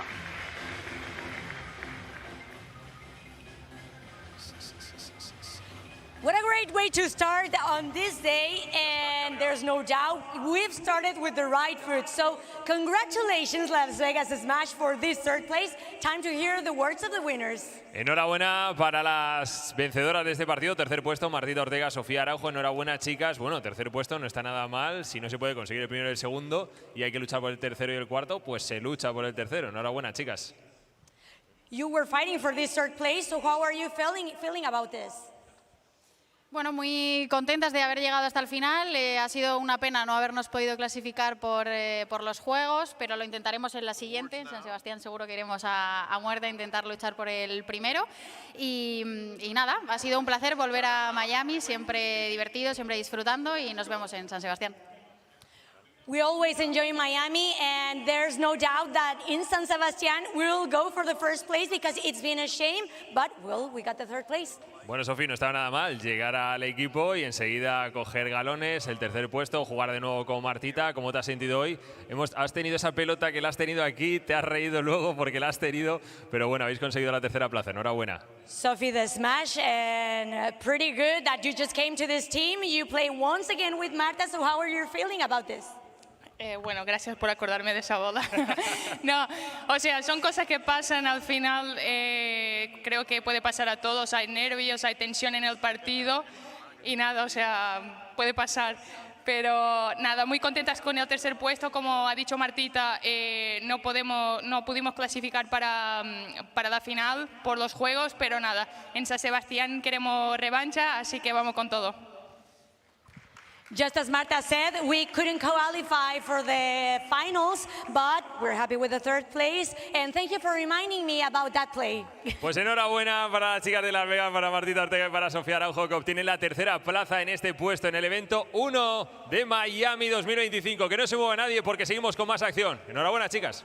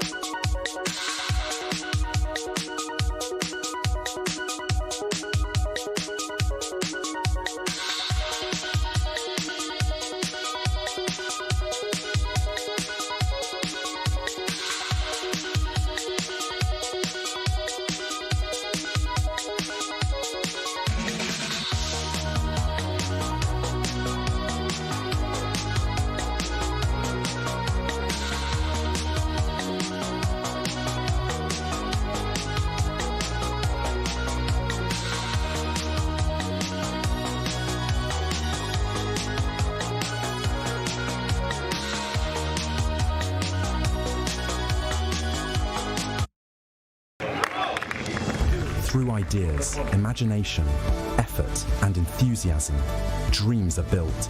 We are making paddle the sportive choice for thousands of people around the world. Each court built is a match won, and so, court by court, match by match, we are creating a limitless playing territory so that the unbeatable passion that paddle creates can be spread throughout the 5 continents.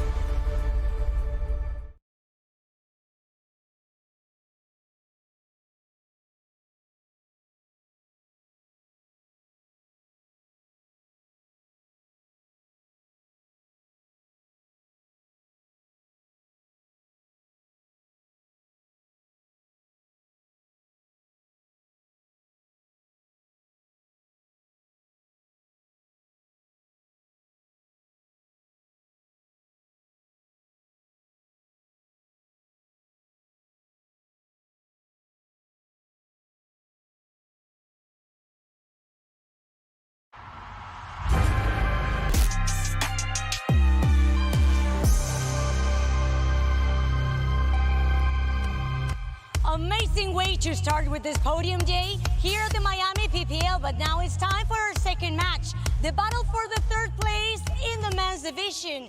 Taking the court first, let's make some noise for the New York Atlantics. Please, let's welcome Lucas Campagnolo.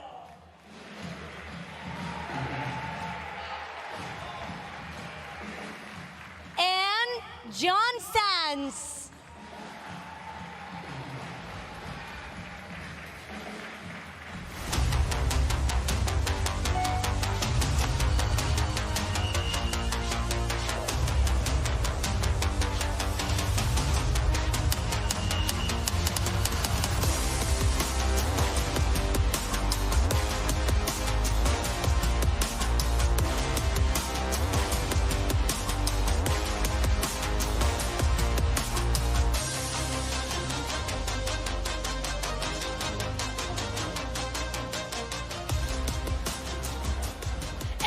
Welcome the opponents, the Flowrida Goats. Let's make some noise for Pablo Cardona.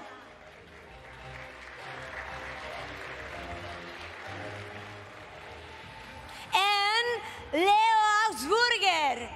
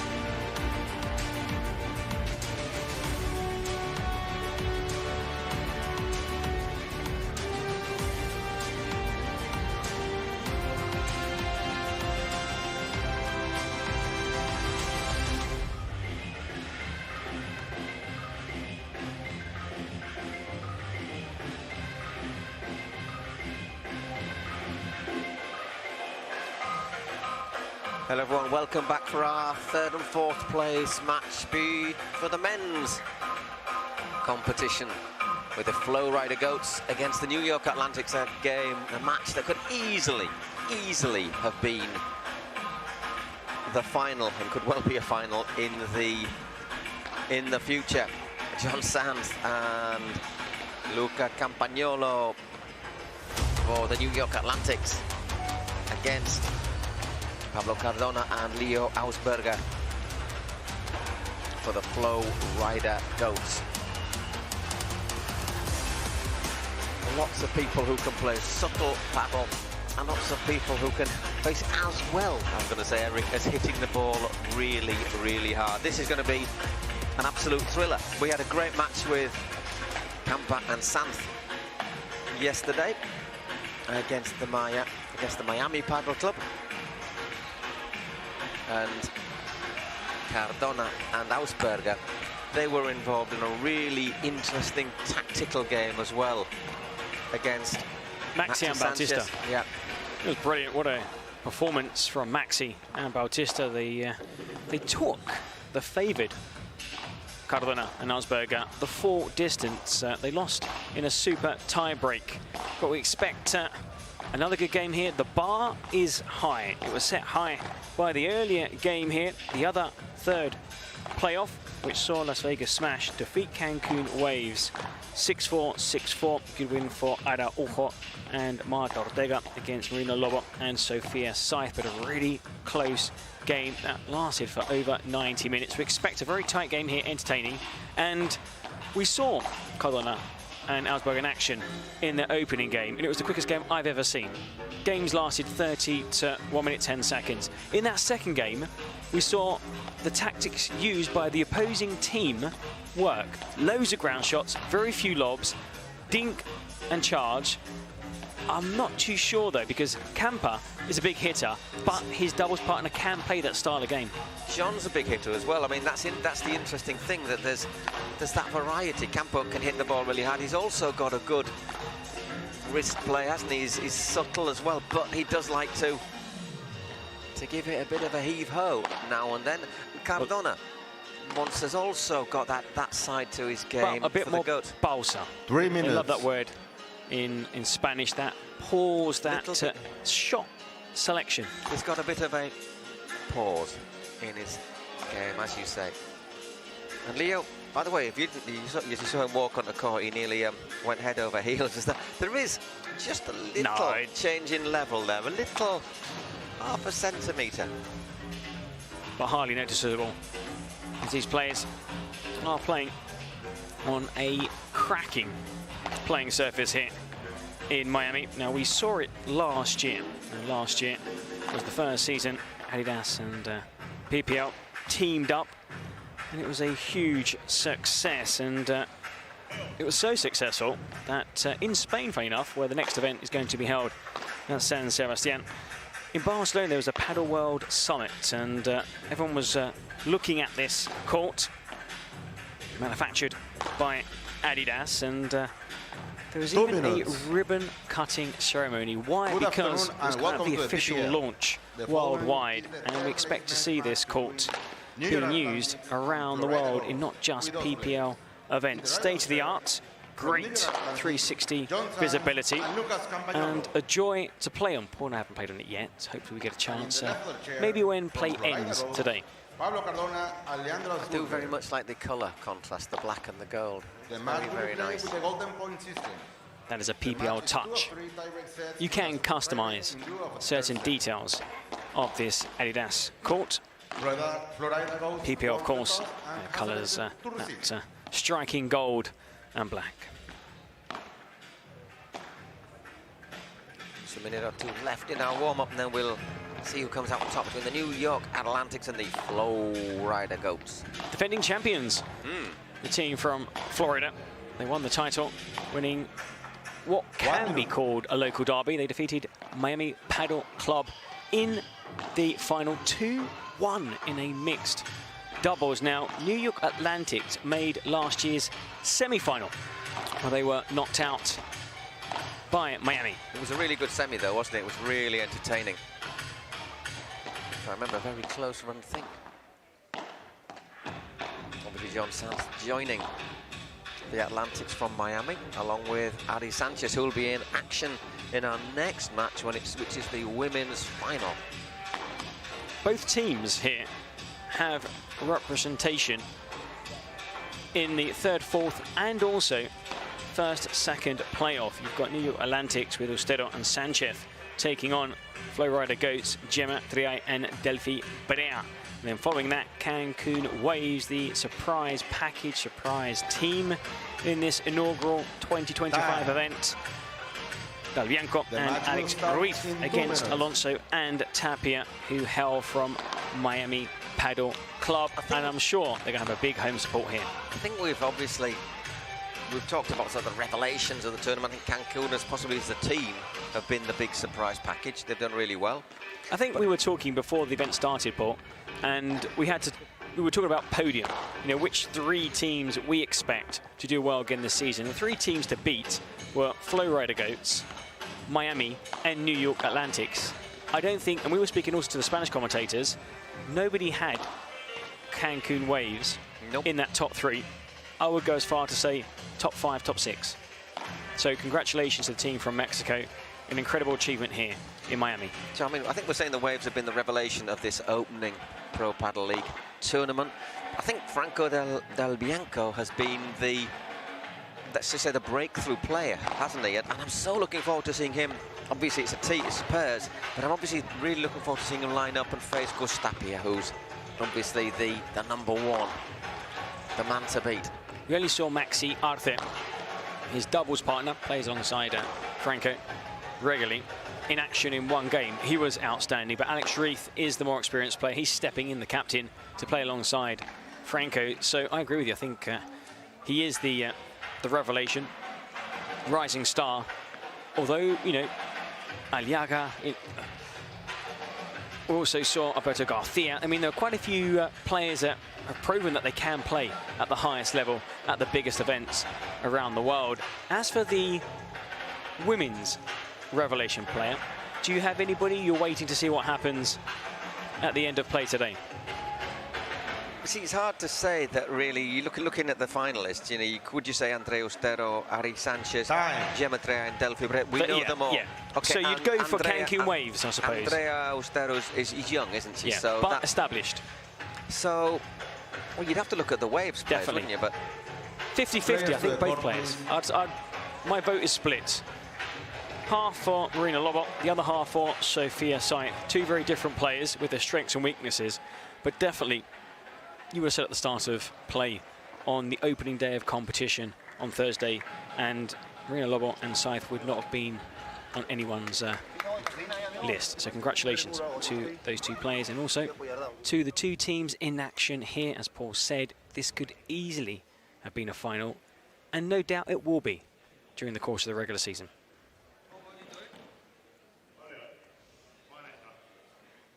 Yeah, to be fair, the Atlantics lost on a tiebreak, but they won enough points to finish in the top four. But we had our calculators out, didn't we? It was.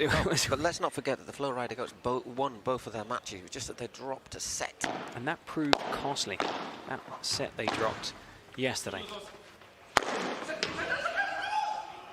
Big hit there to start the match. He's going to have to get those hits right, though, John Santh, because Cardona and Ausberger are both big, tall lads with very, very long reaches.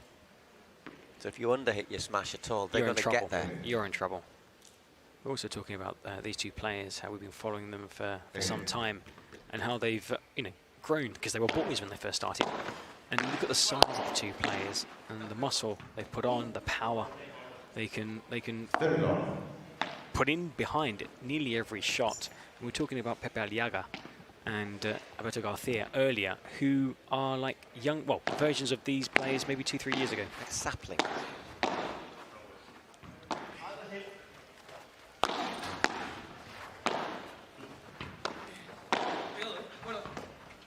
Well played. Really good shot there from Camper. Also playing well in that rally. Santh.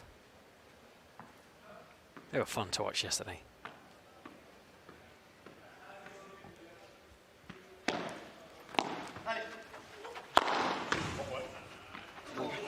Full stretch, Leon. That's what we were saying, wasn't it? You've got to get your smash absolutely bang on, because Leo got to that. Ooh, just clips the racket. So good start for the Atlantics. But a little warning as well that you've got to be careful. But a really good service game. Now, New York Atlantics went into yesterday's game with an outside chance of qualifying for the main event, the final. They needed to win in 2 sets. They lost in 3, but it went down to a super tie break. They were beaten by Miami Padel Club, who needed to win their game in 2 or 3 sets to qualify for the main final. Had they have dropped a couple more games, they would have 2 games, dropped 2 more games. They won 6-3. They would have missed out, and they would have been playing this game. And Flowrida Goats would have been playing the final.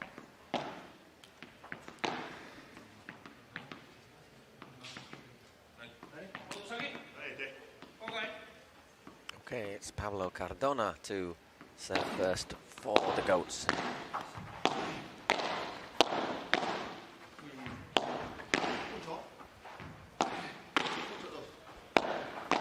Look how him and Leo Ausberger standing basically rock solid next to the net.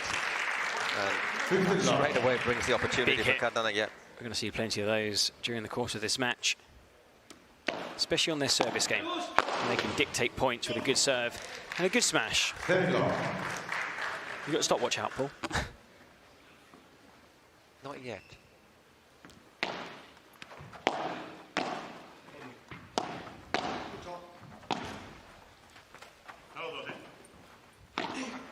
Oh. Ball winds up for another huge hit. Great backhander, but in the end, the return, it bobbed up for him, didn't it? And if anything like that, it's just going to be hit, and it's going to stay hit. Awe. The crowd are in awe every time. That's a really good serve. Really good serve, and they fly through that service game. 1-1.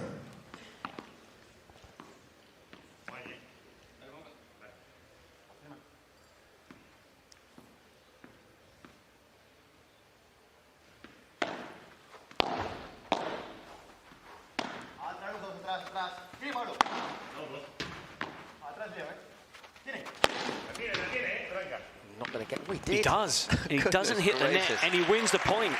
Well, that is amazing. And that was a standing jump, which is so tough to do. Normally, players try and get a bit of a run-up. It's the other player who cuts across to try and reach those kind of balls, but Leo showing that it's going to take a lot to beat him.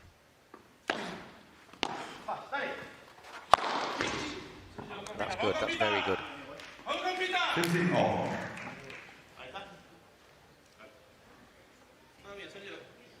You know, John Sant is going to talk to him. He's going to G him up. He's going to.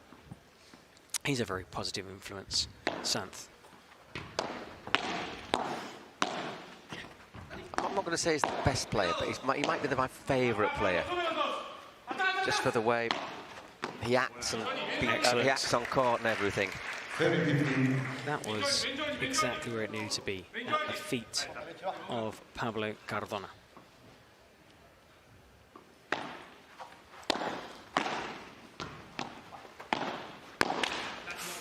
Wow, that was there for the taking. Sat up invitingly for the Spaniard. Sent it crashing into the tape, however.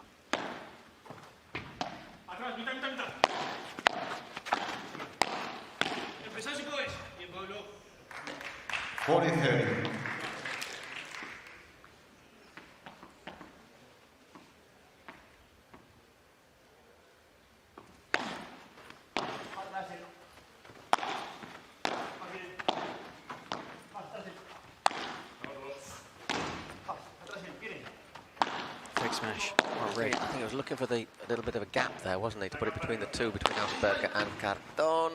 Aye, aye, aye. In play. Well, kept alive, but... Wow. Kept alive for a bit longer. Just prolonging. But you've got to get there. You've got to get there. We saw in the previous match, you know. There are no lost causes. You've got to give everything in every point, because there are mistakes made. And sometimes you get a lucky bounce or a net call or, you know, a strange bounce off the side fence. Cardona receiving again, which is interesting. There's a little bit of a debate.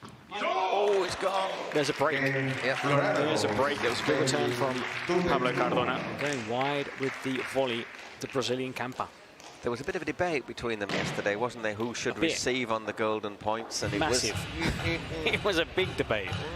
To you, to me. Okay, and in the end, Ausberger did one and he got it and he missed it, and then Cardona sort of, and he got a bit of because you've got a strop on, didn't he? You've got two quite strong personalities, and also you've got two players who are of a very similar age, started at a very similar time. So you don't have that veteran who would just say no, me.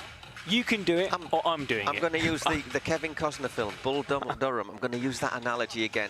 Ausberger is the Tim Robbins pitcher, who was very strong, a little bit raw, could absolutely could blow you off the plate. I watch baseball a bit. Could blow you off the plate, or he could basically knock your head off, literally. Well, or put it both with one of those Leo Ausberger smashes, but they played really well because there was that moment yesterday where they dropped a first set. And I think they knew at that moment then they lost control of their own destiny. Had they won in 2 sets, they would have been playing the final. As they lost the set, they needed a helping hand elsewhere. It didn't come. They actually needed the Atlantics to win in 3 sets. It's the, and not Miami. but it's a lesson learned, isn't it?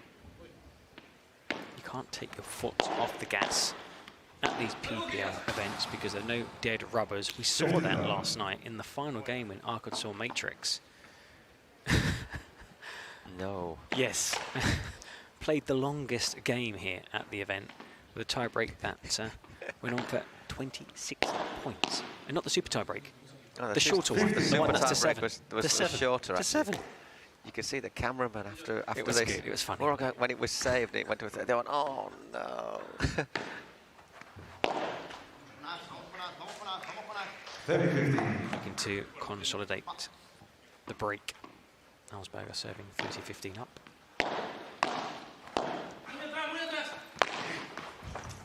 Oh, well, had no chance of playing it this. It's one of those ones you kind of hope that carries far enough so your doubles partner can get there, and that's what Camper did. He ran across, but no. Well hit, and another tremendous volley. Great start for the Flowrida Goats.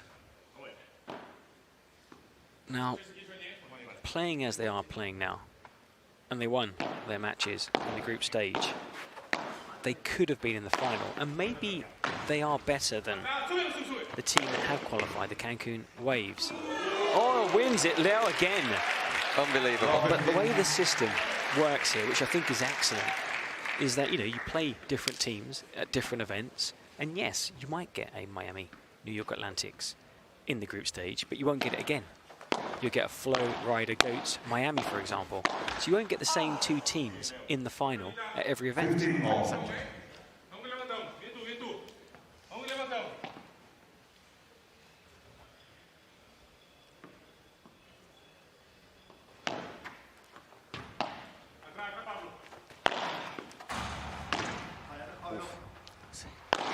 Contra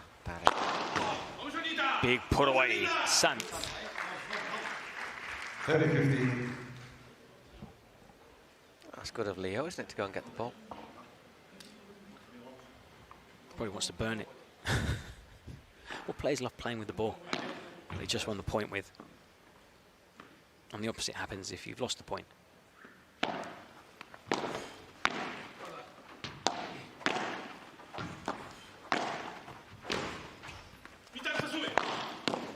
Well played. Changed the angle there, did John Sands. 40-15.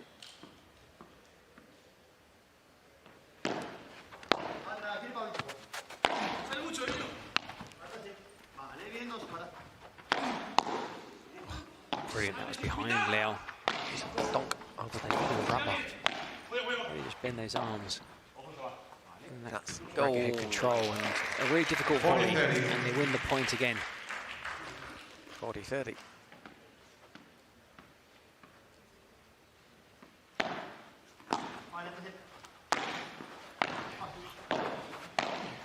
Just open the door there too. Whoa! Oh, so well disguised really there by Leo. Really clever. Golden point. Very clever. I think everyone here was expecting Me included. him to batter that one. All 800 people in the Wayfair Arena.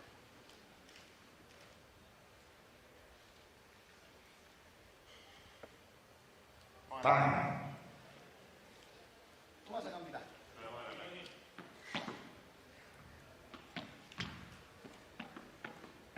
Can't really be afforded another break in this opening set.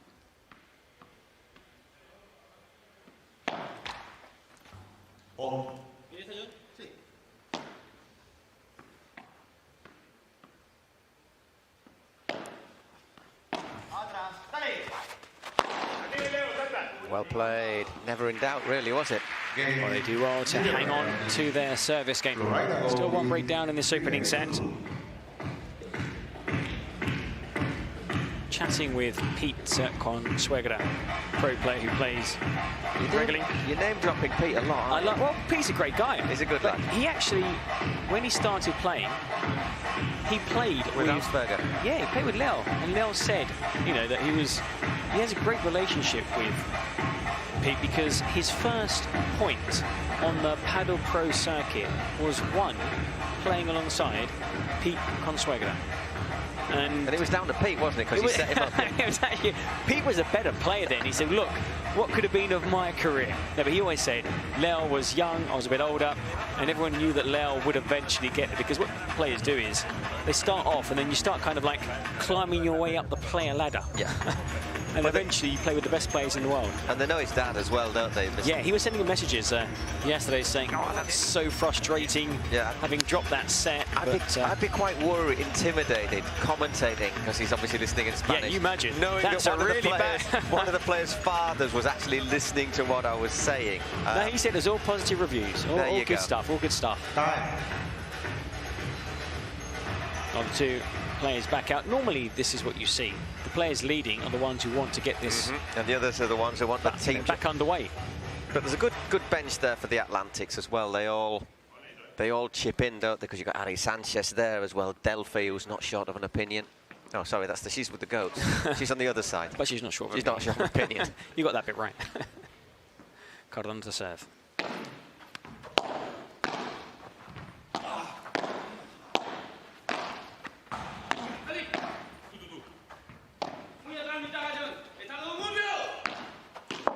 Wow, that was brilliantly angled. I wasn't sure that he might have just kept that in there, Jon.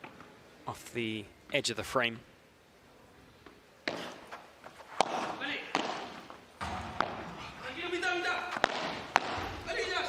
Good one to get to net there, Santh. Can they stay there? Can they win the point? Whoa! It's incredible. Oh, but that was really well played by Camper. Clever. Does he flick that backwards over the top? Inspector Gadget. It's a pity we've only got the end of the point there. The best bit is We'll see it later. We'll see it again. At the end of this first set, no doubt.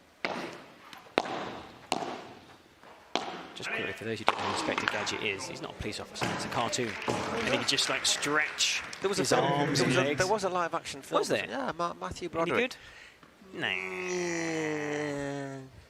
But if watching Matthew, it was great. It was really good. We really enjoyed it.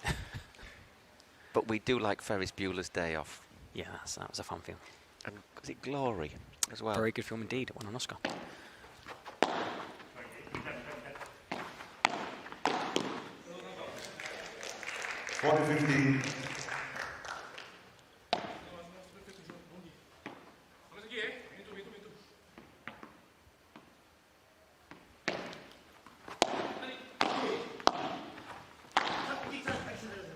It carries. It had nothing on that, did it? No, it seemed like it didn't have enough to climb that 3-meter side wall. But it did. 4-2 is going to be serve for New York Atlantics. Again, playing catch-up in this opening set that has lasted 15 minutes, but that includes 4 minutes, or 4.5 minutes, sat over on the bench. So we've had 6 games in 10 minutes of playtime. Wow. That's quick. That is as quick as the quickest match we've seen here at the event here in Miami. And they were saying it's not a fast call. Which did involve the... it's a great call. The goats. We love it. Yeah, the players love it. Pete came down, he said it's faster than people are saying. Yeah, he said it's deceivingly fast. Little trick shot there for him. Yeah. That actually sometimes is really tough. You don't know what spin it has. He was going to get there. Santh always gets there. And that's cleverly played. Lovely little lob. Just dinks it over Cardona. Drops like a dead weight. We'll get there as well. Oh! Tremendous point. Went back and forth. Up, out, and landing in among the glasses in the VIP seats.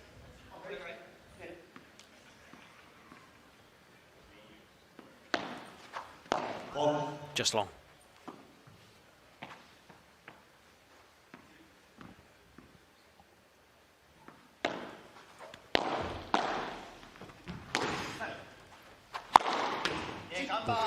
Bullet smash, Camper. Need a good first delivery on the serve. Get to the net, try and put away the smash. It's absolutely vital with these two to get to the net quickly. Also because the longer the point goes on, the better. And the more chance Flowrida goats have of winning that point.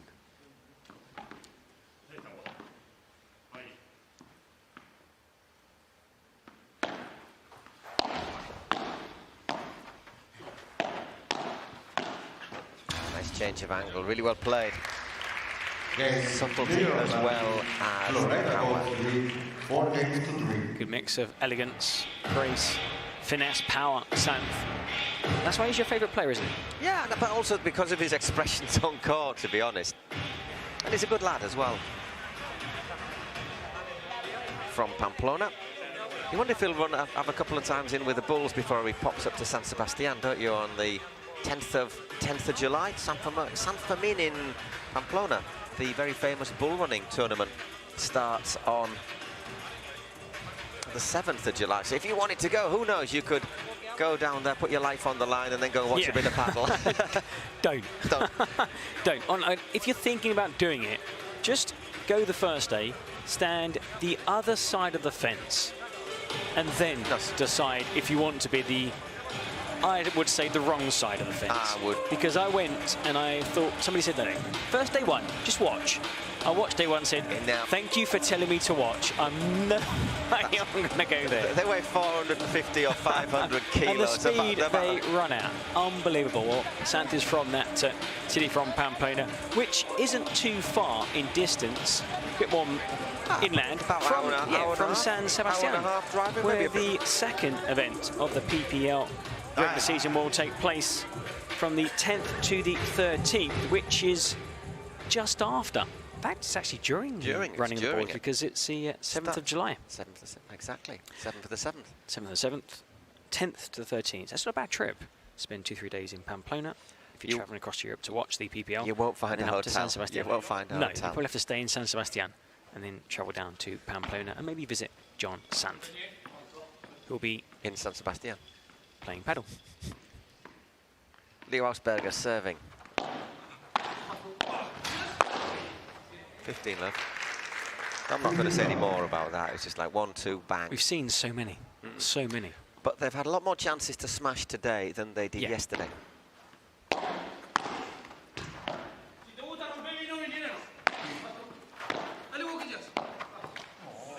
Looks to dig that one over. Everybody expected Pablo to continue that rally. You can hear the crowd. Muy bien again. 15-30. Well, a glimmer of hope.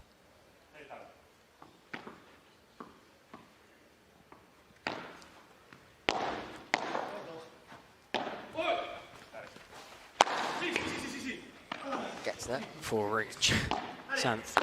Oh, camper. Saw it though, didn't he?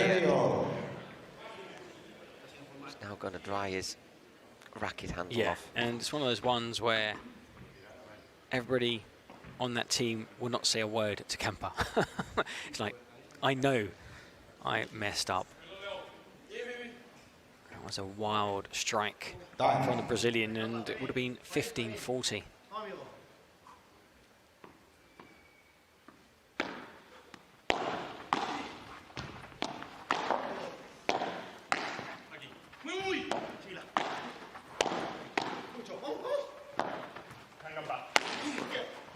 That's unfortunate as well. 40-30.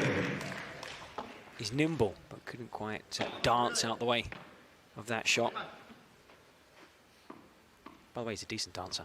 You should see Camper Samba. He's Brazilian. I suppose he does have an advantage. 5-3. You don't want to see Paul Samba. He's from Hull. I know Samba. I'm like a granddad at a wedding. Propping up the bar.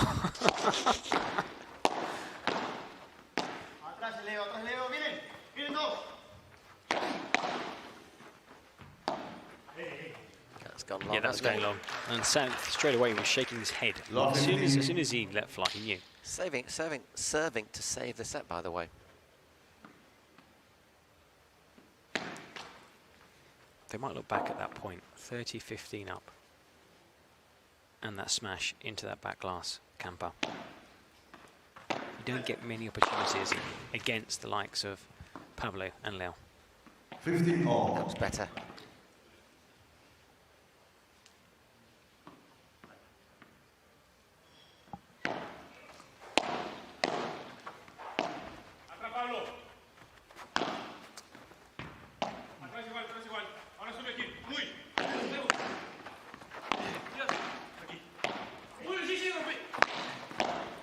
Great shot, on the run as well. Ooh, great point. Go, go, go, go. Yes. Oh, tremendous point. We knew this was going to provide entertainment, didn't we? Every single one, Leo. Look how far he had to travel here. We knew this was going to be fun. It's really unlucky.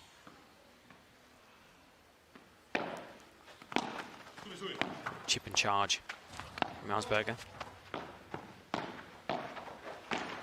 Boy, Lovely, disguised it so well. Just clips the net though. So much more than a big hitter, Auersberger. Doesn't get enough credit.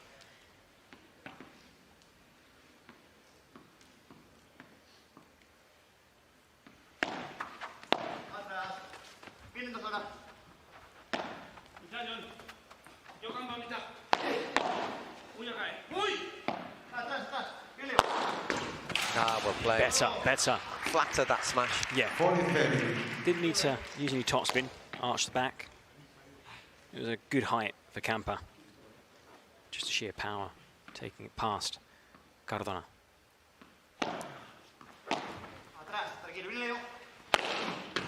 He's not going to get that one. Well played, the Atlantic. So there was a bit of pressure there, weren't they? New balls. And there'll be new balls, though, when Pablo Cardona serves for the set, which is an extra little advantage for him. We're enjoying this first set on this Adidas PPL high competition court. State of the art. Designed and manufactured by AFP Courts 1. Now, we saw it last season. It was showcased at the 2024 Pro Padel League in San Diego and again in New York, the PPL Cities Cup. Huge success. The players loved it. That's why it's back again this season. And in Barcelona, we were there, Paul, at the Padel World Summit in Barcelona, when there was an official unveiling of the courts, and it won't be long before we see this playing surface around the world. I mean, padel's gone global, and so will this course. Is just outstanding. And for the players, the fans, and us commentators, that 360 visibility is unique.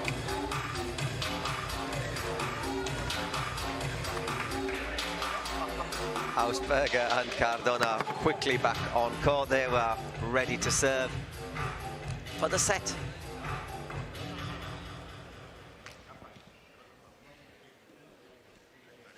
Time. Pablo Cardona to serve with new balls.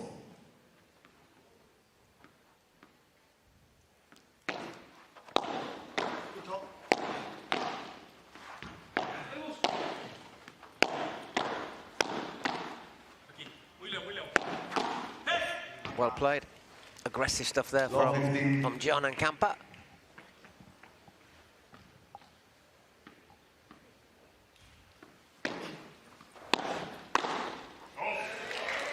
My favourite shot. I'm a huge fan of those backhands.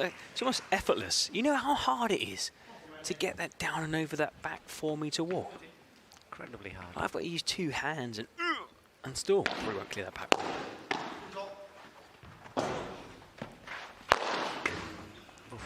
Well played, Cardona, and not well played, Leo. It was clearly in Cardona's. He wanted that shot. Of course, it's on his strong side. It was on Cardona's strong side as well. As well. Next to him. 30-15.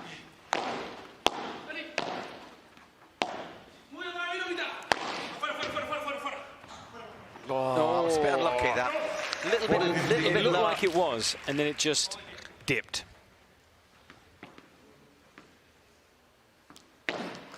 So there is the, I was going to say 3 sets set. You were, but we not didn't enough have time. That backhand straight into the net.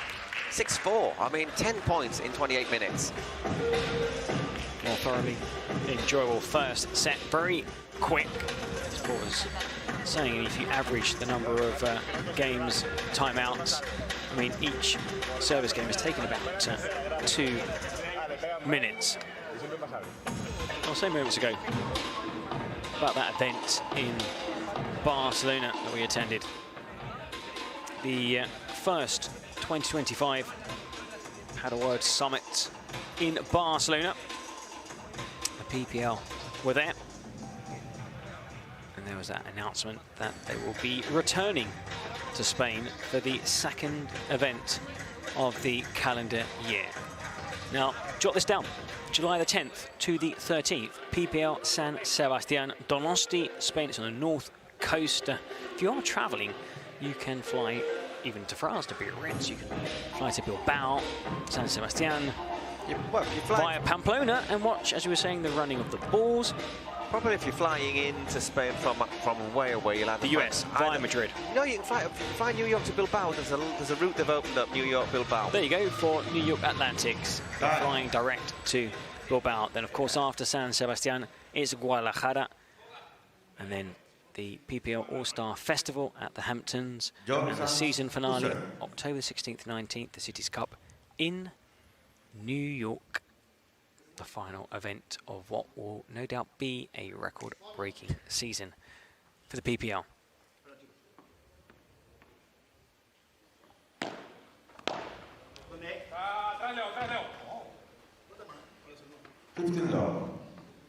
There were a little huddle, John Santh and Campa before this set got underway. I had one as well over on the team bench before coming out for the start of this second set.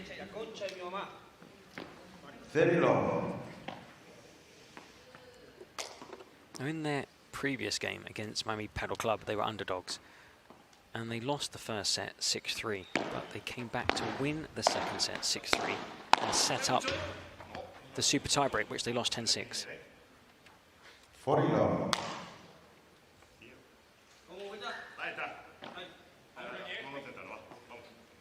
Both of these teams playing super tiebreaks in their last group game. They've got a few minutes on court under their belt.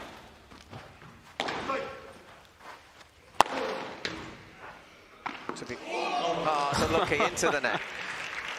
Takes a quick siesta, Leo. Hole in for sure. Well, sadly, you want to cross to him and say, stop doing it. Just stop. Just don't even bother trying. Just leave it. I'm just thinking, you know, you said they were a long time ago. I don't think the goats were on court for more than an hour and a quarter, even though it was 2 sets of the super tiebreak. And I don't think the Atlantics Miami match was really long. No, they were both really fast. But I suppose, you know, okay, you have the game length and time, but also the intensity. And they were really intense games. Also their game against Arkansas Matrix, Arroyo and Rubio. That was very intense too. Well, goodbye. Farewell. Adios. Adieu. Ciao. Auf Wiedersehen. I think we can stop there. Yep. Don't know any more languages anyway. Just past the half-hour mark. 50 all.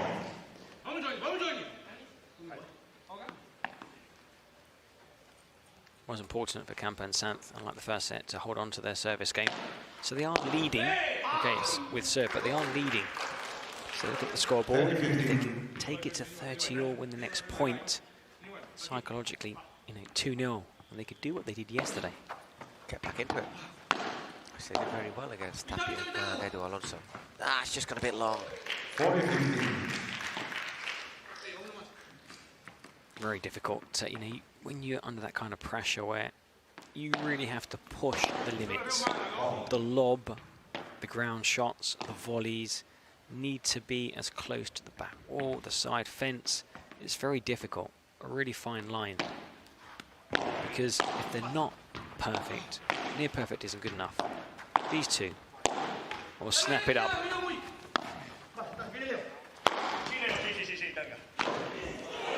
Whoa, what a hit, what a winner.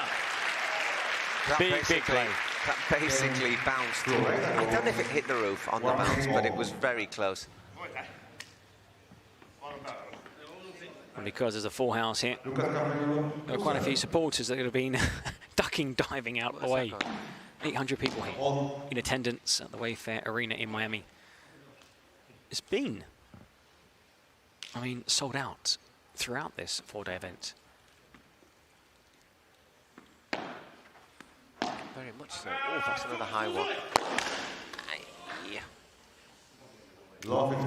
And yes, they could probably, well, definitely sell out a bigger venue, but I do think it's the right size. I mean, it's a perfect size because it just makes this unique. We've been saying throughout this event, the close proximity with the players, the fans, the owners, the sponsors. It is like one big family, and it's just great to see everybody mingling around. Ooh, just gone out. 15 all. Because the players, unlike other events, don't go home straight after their match. They don't disappear. They stay behind, watch the hospitality, they watch their teammates, they stay to watch the other teams. Why? Because they have good friends in the other teams who stay there from Santh. Turns it into the net. It's a little glimmer of an opportunity here for Cardona and Ausberger.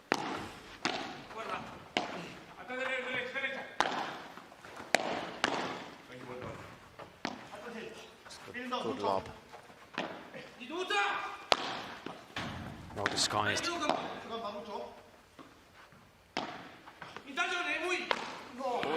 Oh, miss hit. I think he was just looking, because Santh darted across. And I thought, okay. And he tried to readjust. Here, you could see peek up, and there he goes. He's got his foot on the service comes line. into shot. We've seen him hit serves from that distance in this tournament.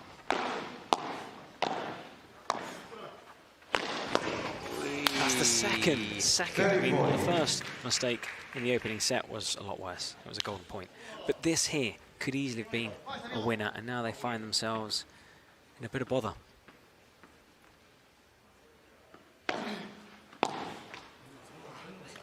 Use of the point. Pablo Cardona to receive. Massive golden point ball. And Cardona to receive again. I think the coach has had something to say to the players. I think he probably decided, okay, like a penalty taker, you're the one who's going to be taking these shots unless the dynamics of the game changes or you're struggling. I think you've got to want to take it, though. You can't just sort of say, okay, you're doing it. I think both would want to take it. I think it's in this case, it's that both want to take it, and this time he's just sent it a little bit long. Well, Leo holds his head, but his return of the serve went into the net, and Cardona's just gone long. So 2 shots that should really have cleared the net and bounced on the other side of the court. And gifted 2 points to their opponents. Now we see the women of the New York Atlantics take their racket bags and head off.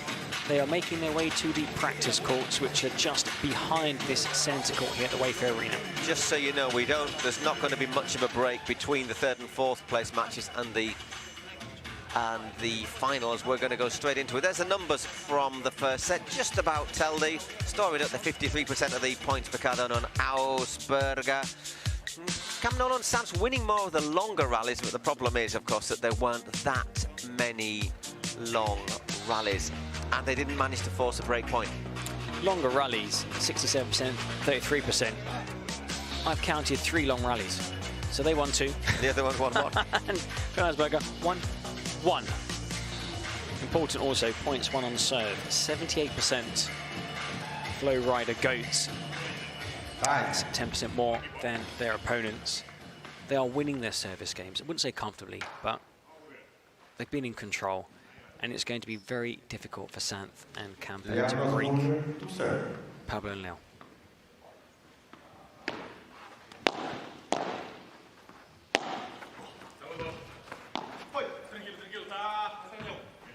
one goes. Love 15.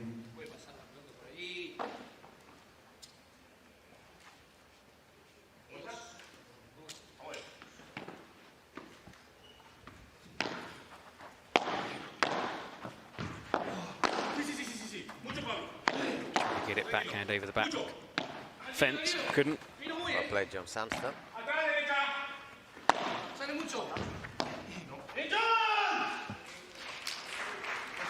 Long 30.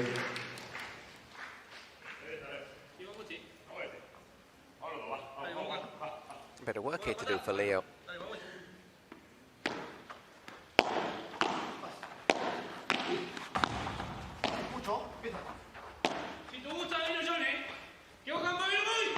That's one of the ones when you watch, kind of thinking, go out, go out, go out. I don't want to play you. It was really awkward. Did tremendously want to get it back. Got it out. Once again, he was going backwards near the line. He was turning the camera around. What are you doing there? What are you doing there? And he just had a laugh with him. It was like, I want to see the shot. Look. Luckily, the cameraman is still sat on that bench. Didn't go over Not stuck backwards. with his feet in the air. It's gone, hasn't it? Yeah. 30 all. Good recovery. Oh, key point.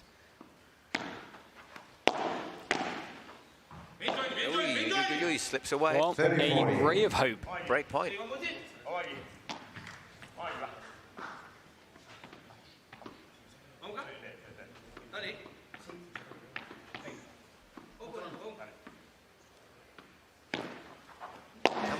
To receive this time.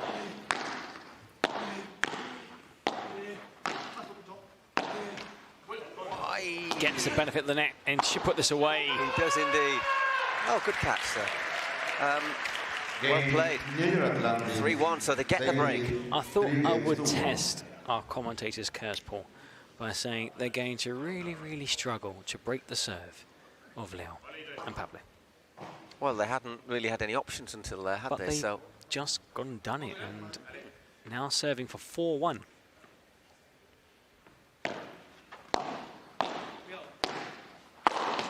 Wow, sitting duck there, Pablo. Thumbs up from Campa, just to apologise, and hands up from Cardona.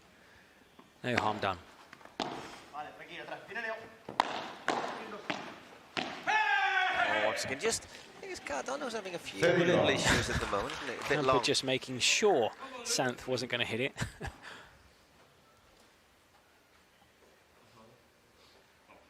Now, we saw this in the women's third place game. The importance of positive momentum. When Marina and Sofia suddenly strung together, back-to-back games, they were buzzing. Yeah, yeah. And we're seeing this now in the second set.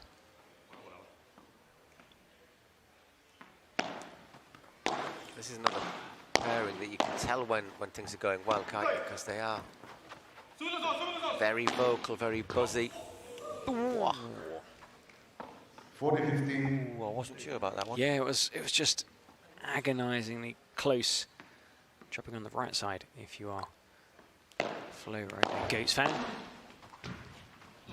Oh, got caught up there, Leo. And they've cemented that break. They lead 4-1 in the second set. Very interesting. Super tiebreak, you reckon?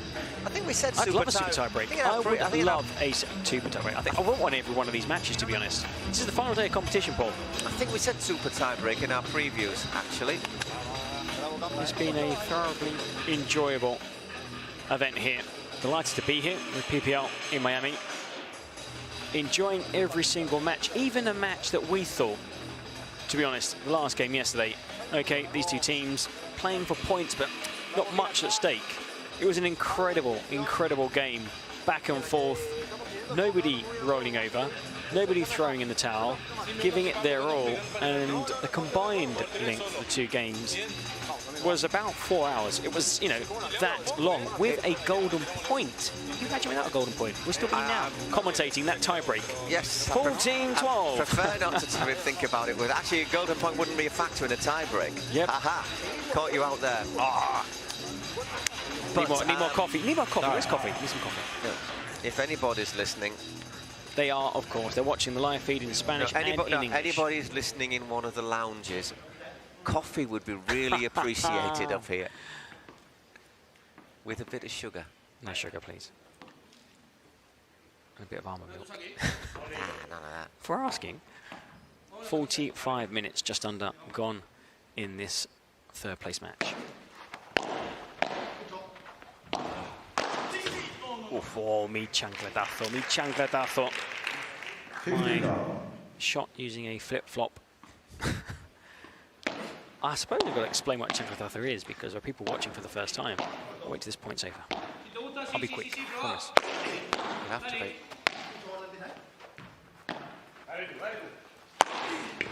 Oh my word. Okay, so there's a shot where you have a flip-flop in your hand. Imagine flip-flop, and you just swipe at something. And that's called a chancla, or chola. So a chancletazo is a swipe at a shot, and you win the point. There you go, that's quick. There you go. Santh into the table.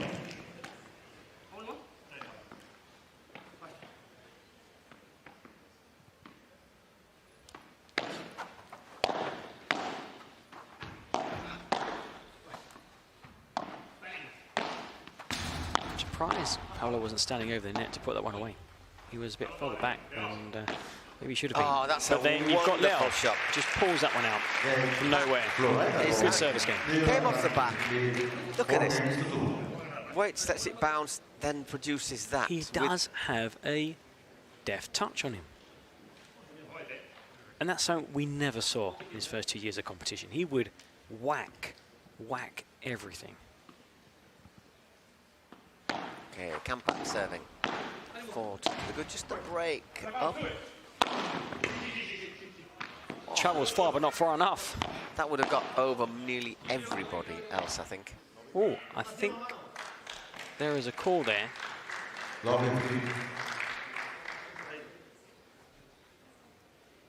Double touch.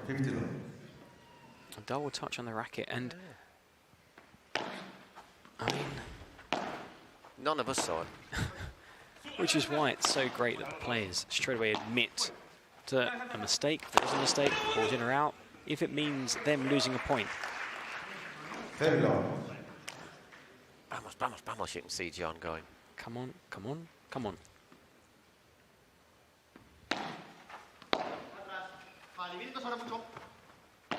Just to lob it. Keeps it deep, good lob.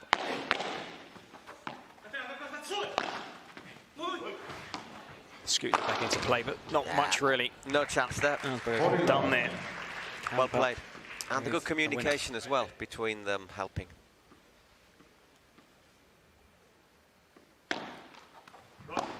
.45-minute mark. Third place match. The winner taking 15 points, the loser 12 in that race to qualify for the Cities Cup. It just avoided both rackets. There was the tiniest of gaps between the two rackets, and the ball travelled through that tiny gap.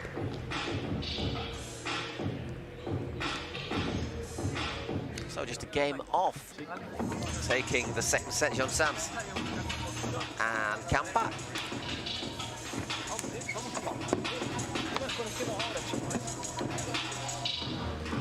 Now, this is just the second match of Podium Day. We had our first third place game earlier this morning. Play commenced at just after 11 o'clock local time here in Miami. 6-4, 6-4. Sofia Araujo and Marta Ortega defeating Rina Lobo. Sofia's side, so a victory for Las Vegas smash over Cancun Waves. So the team from Vegas taking 15 points and the Mexican outfit 12. We're watching Flowrida Goats, New York Atlantics. Again, the same number of points at stake, 15 and 12. And then following this match, we will get interviews with the winners. There'll be a short break. It's normally no longer than 10 minutes. That'll be the final. The final of the women's New York Atlantics Flowrida Goats. Ustero Sanchez against Triay and Brea, and then the final of the men's. Cancun Waves, Bianco and Alex Ruiz against Miami Padel Club, Edu Alonso and Agus Tapia. Okay, it's Leo Ausberger serving. 5-2 down, just the one break though. You wanted to be 6, that was a Freudian slip. Oh, no. You want a super tie break. We all do. 15 love.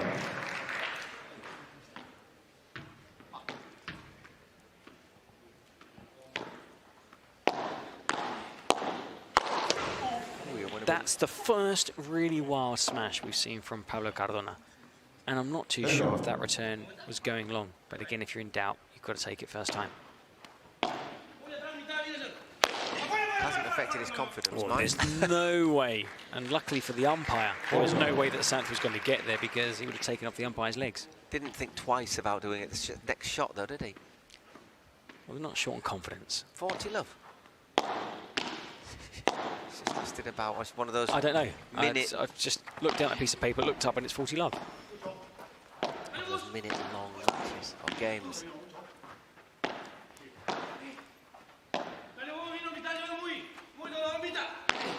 Here, Ausberger telling him who's where.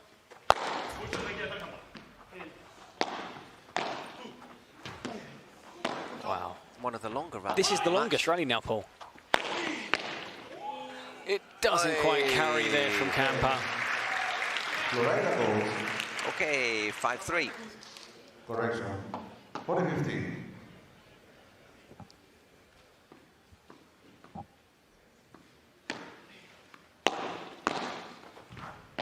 Let's readjust the score there. Well, all immaterial because he's just back to that.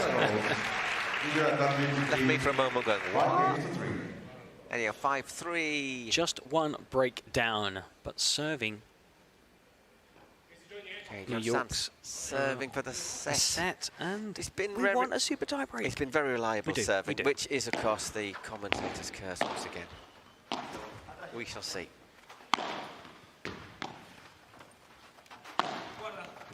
For a Vibra rather than a smash. From Sant. Chance there. Whoa! Incredible reflexes again, Leo. Can he get there? Not this time. Wow. Puts himself on the line, doesn't he? How does he travel at that speed through a tiny gap with his racket in the air and not get hit?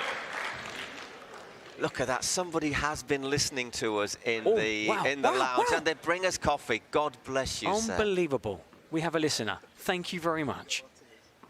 You've got a place in heaven.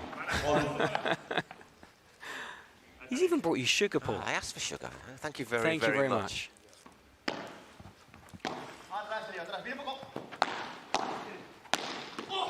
Ouch. Ouch. And ouch. He's made a stern stuff, but You get him in the midriff. that will sting. Yeah, you got him in the midriff. He's got a free tattoo. Could have been worse.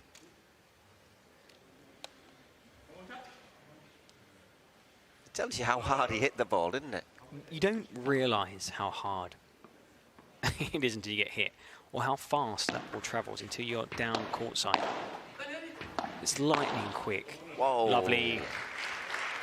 Mr. Sant. 40 long.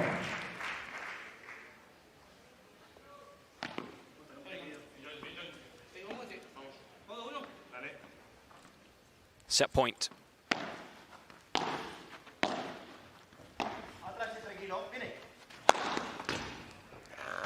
Oh, he's there, and he's won it, Leo. Unbelievable. Well, the crowd on their feet applauding. And why not? Brilliant, brilliant. He's like airborne, and he just like squeezes through the gateway. Like anyone else would just clatter against that fence. And end up that goes long though, somewhere so there is somewhere else. There is a set. Well, these two teams played a super tie break in their last game. Now the big difference is New York Atlantics lost that super tie break to Miami Padel Club 10-6, whereas Flowrida Goats won super tie break 10-7.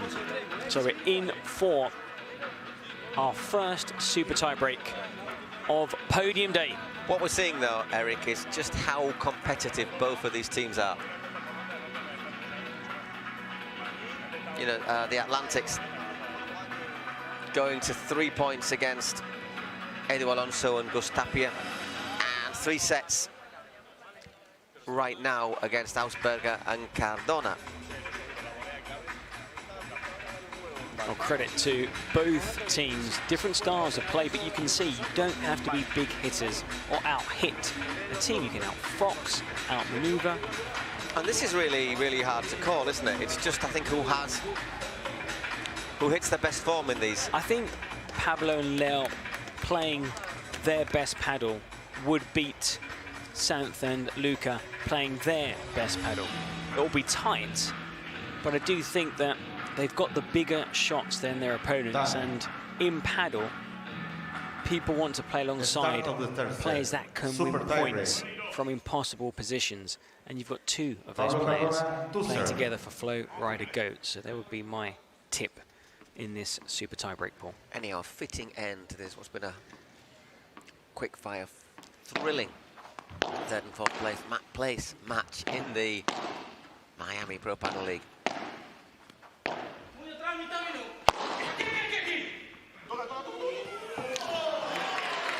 That just grazed 1-0, New York Atlantic.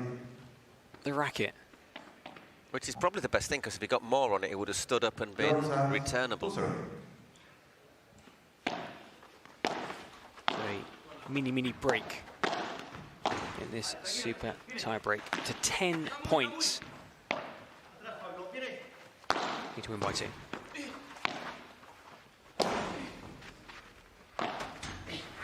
So clever. Brilliant. So clever, Sam. You didn't say, it's too late now. I was going to say, who do you think is going to win the... Yeah, you can't say New York Atlantics now. They're winning 2-0. I think my prediction was for Ausberger and Cardona to win the match at the start. So you have to stick with that. Although they are 3-love down, but still plenty of time for things to swing and we've seen comebacks low in this sort of situation. We've seen a 5-2 trailing in a super tiebreak, coming back to win. That was Virginia Riera and Jessica Castillo. And they're off the mark. Cardona and Ausberger. Leo Ausberger serving.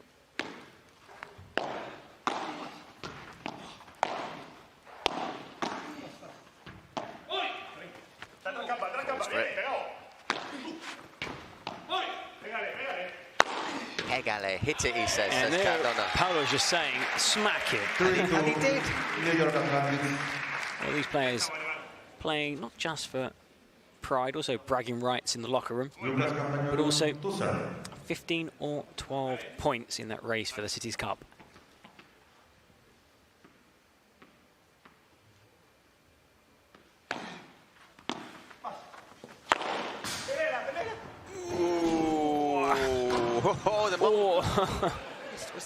That was a tablet that the umpire was holding. The umpire's okay. The tablet's okay. Well, that's good. And more importantly, the player's okay. It's a good advert for the tablet, isn't it? Because sometimes you drop those things 6 inches and they go a bit fuzzy. 4-2, New York Atlantic.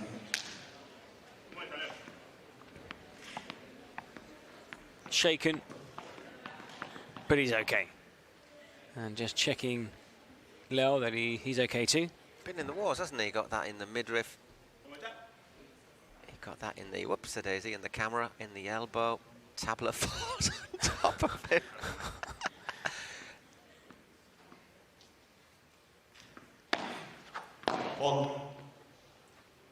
Everybody okay? Camera back in place. Everybody takes their seats. 4-2, Campagnolo serving. Campagnolo.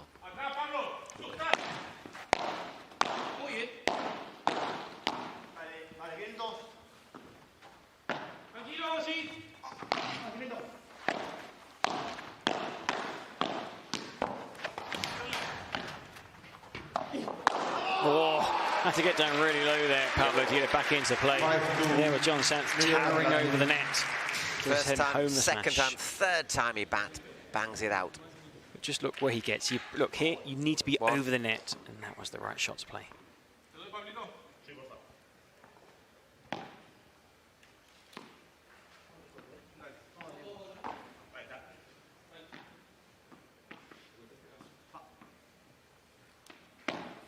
5-2 with Cardona serving. Winds up for the big hit. And it's excellent. He had both feet behind the service line there when he hit that.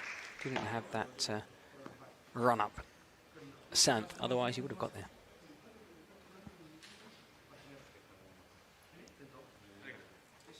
You need to set off like 3-4 meters behind the ball and meet it at the highest point.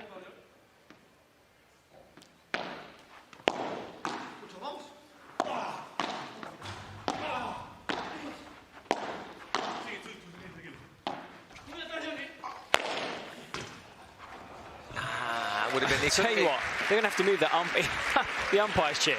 There's a grimace on his face. Not again. Little look on his face there saying, I'm not going for that. I think it was a long way wide as well, laterally, so I don't think he could have got there. No, there's no way back there. So, Sant or Campo. 5-4 as John Sant serves. Still a mini break to the good. 6-4, well played. Superbly executed. Nice spin on that backhand volley.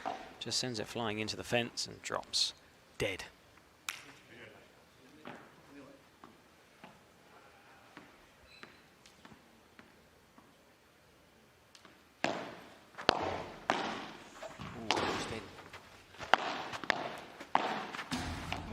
Well played. Just no room to manoeuvre.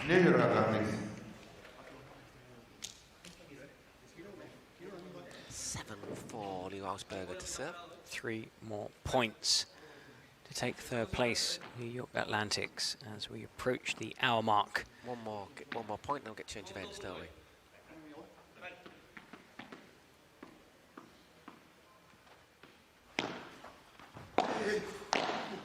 Used that very well because it just skidded a bit low.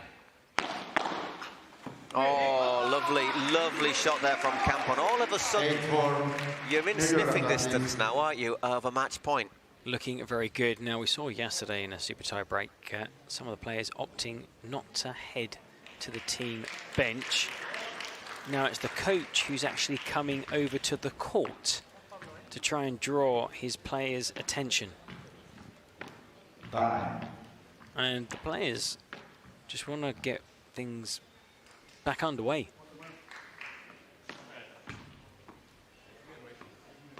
Ausberger to serve. He's got to hold these. 8-4 down. Oh no! Well, well, I think they're both alive. You can see the funny side of it. But and Leo, I mean, got it all wrong, but that was. I mean, they're laughing now. That was the Leo of old, wasn't it? That was the Leo of old. They're laughing now.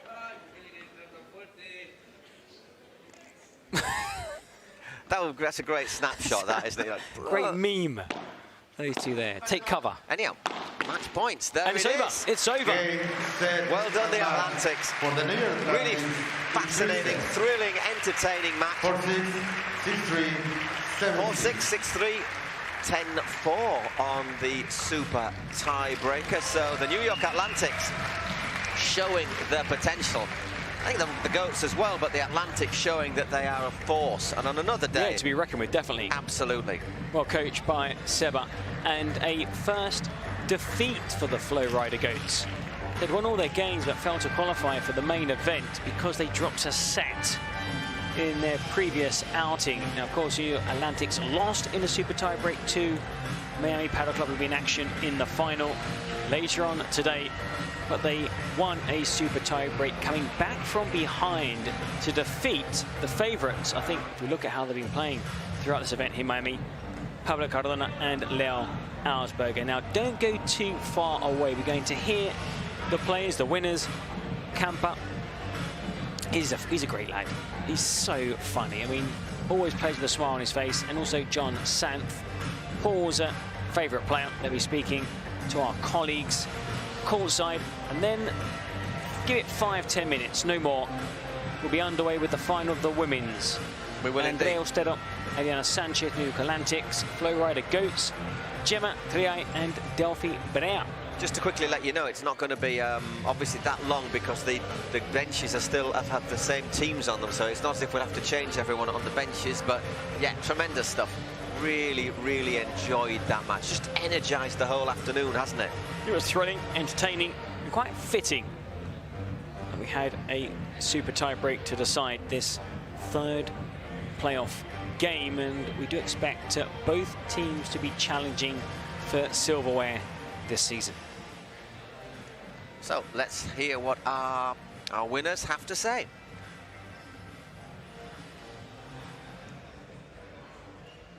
We've had 2 great matches and we're still warming up. But guys, congratulations for this 3rd place and time to hear their words. Enhorabuena por esa tercera plaza, chicos, por la victoria. Lucas, John, ayer teníais un partido complicadísimo que también se fue al super tiebreak. Hoy lo conseguís sacar adelante frente a unos rivales también muy complicados. Enhorabuena porque ya tenéis la tercera plaza, Campa. Congratulations, you had a complicated match, but how do you feel about this? Bueno, muchísimas gracias. Sabíamos que sería un partido muy difícil. Leo y Pablo imponen un ritmo que es muy difícil de jugar contra ellos. Solamente hoy quiero felicitar a mi compañero por el nivel que ha jugado. Yo lo mejor que hice fue competir y estar a su lado todo el partido y se sobresalió el nivel que tiene John. Así que contento de haber disfrutado una semana más al lado de un gran jugador y gran amigo como es él. Y contento también por el tercer puesto con New York. Happy with the result, happy with this teammate. They knew this would be a really tough match and the opponents were amazing. So happy with everything they've done and with the support they've received. Bueno, John, tú señalabas a Campa cuando acababa el partido. Ahora Campa te lo agradece a ti. Se nota la complicidad que tenéis, que os lleváis bien. Cuéntame cómo ha sido esta semana con el equipo, con tu nuevo equipo, con Nueva York. Y enhorabuena por esa tercera plaza. Congratulations, and we've seen the synergy you have together. He's congratulating you and it's backwards too. Sí, bueno, la verdad que muy contentos. Hemos hecho un buen partido. Sabíamos que Leo y Pablo eran una pareja muy dura. Sabíamos que teníamos que jugar a un ritmo superior de lo que solemos jugar. Y bueno, muy contento de haber hecho un buen partido. Y yo solamente quiero dar las gracias a Campa, no solo por el partido de hoy, por la actitud que ha tenido, que creo que ha levantado todo el equipo. Es increíble que un jugador que juega en derecha se cambie de lado y tenga esa competitividad. Me la ha transmitido y nada, muy feliz. Y la verdad que ha sido una semana fantástica al lado de todo el grupo de los New Yorks. Y por último, para terminar, quiero decir aquí delante de todos que Campa es una grandísima persona, un grandísimo jugador, es una persona que tiene una energía especial y muy feliz de verdad de haber jugado con él. He wants to say that before everything, he wants to thank you because more than in the court, you're a great person. He has been a great teammate, supporting also the team, your attitude, and happy because they knew about the rivals' rhythm, the level, so they had to show a better quality that they've done before. Pues enhorabuena a los chicos de Nueva York, un aplauso para ellos, John San y Lucas Campañolo, que ya tienen la tercera plaza de esta Pro Padel League Evento 1. Que no se mueva nadie porque vienen las finales aquí en Miami.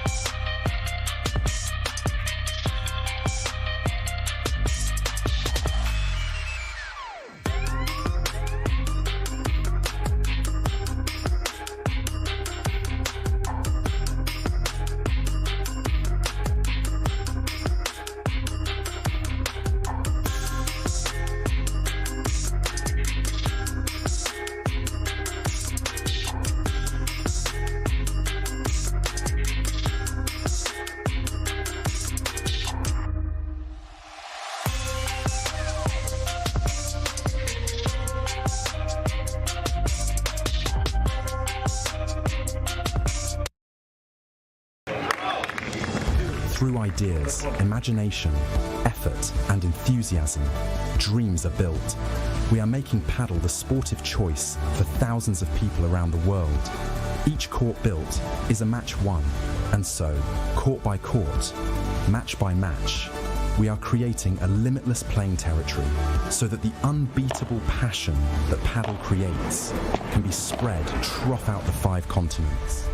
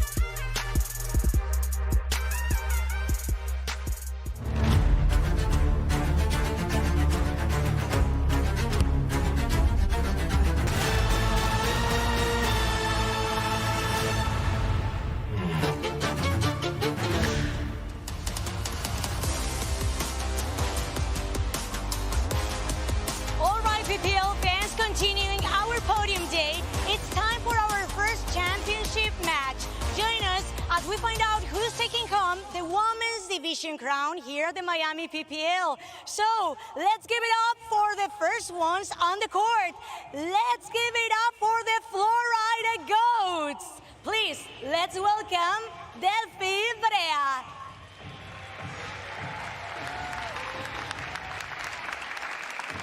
And Gemma Triay.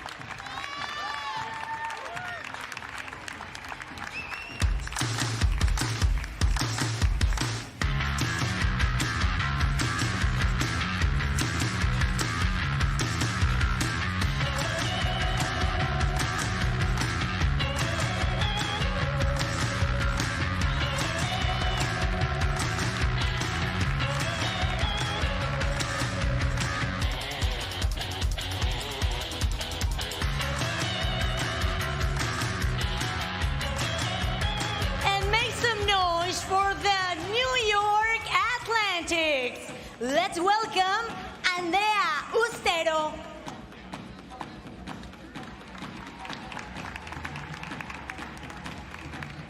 And Ariana Sanchez.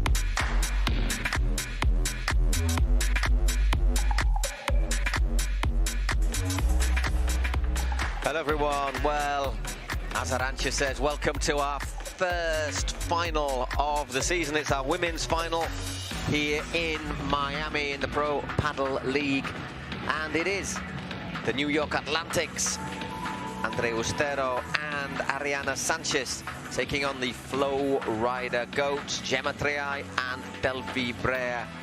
Well, the Atlantics won the men's match for third and fourth place. Great performance from John Sanz and Lucas Campagnolo to beat Pablo Cardona and Leo Ausberger. But so can the Goats pairing of Gemma and Delphi get a bit of revenge and lift the first title by beating Andrea and Ari Sanchez? Well, they've just started warming up on court.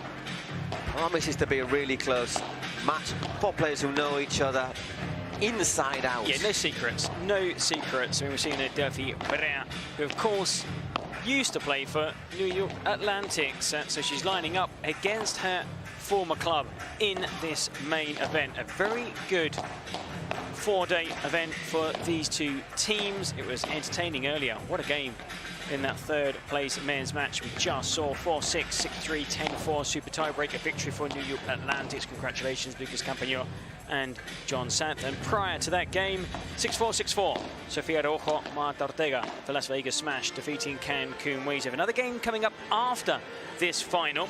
And just quickly, as for points, Sofia Aroja, Marta Ortega taking 15 points for Las Vegas Smash, 12 to Cancun Waves, and in the third place men's match, New York Atlantics taking 15 points, 12 to Flowrida Goats. Both of these teams, both of these pairings flying through their matches yesterday with the Atlantics. Ari and Andrea 6-love, 6-1 against an experienced and talented pairing, which is Virginia Riera and Jess Castillo in the Miami Padel Club. I think it took 45, 46 minutes. They absolutely flew past, and Gemma and Delphi Brea doing something very similar with Vero Verceda and Lucia Sainz. 6-love, 6-1. for them as well. So they come into it, and both of them in outstanding form. We're looking at two pairings at the top of their game, facing off against each other. Just watching this warm-up, and you don't really see much of a warm-up in the sense that these guys have been out training beforehand. They were watching the earlier games. Even if their teams aren't taking part, you just see players stay behind and watch other games. It's been like that throughout this 4-day event. But there's a really good practice court. It's identical to this stunning centre court we have here at the Wayfair Arena. Adidas PPL high competition court, state-of-the-art. Manufactured and designed by AFP Courts 1. It was showcased last year at this event. PPL and Adidas teaming up to produce the best court you can play on and also watch paddle on worldwide. And that was a great event in Barcelona that we attended.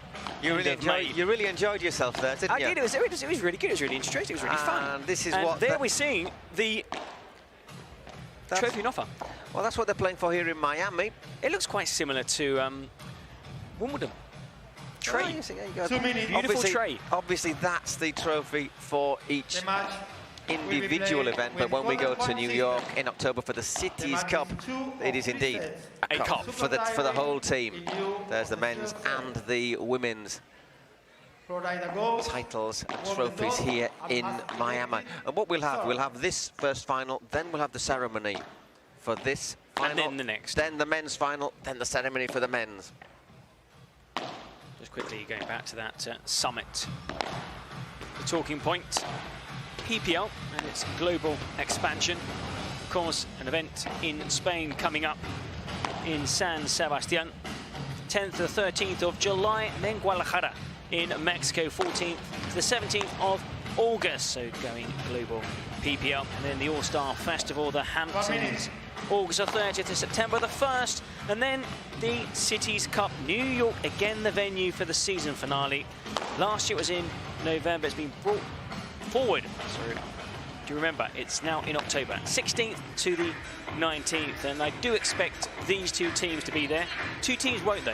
Only 8 of the 10 clubs qualifying for the PPL Cities Cup.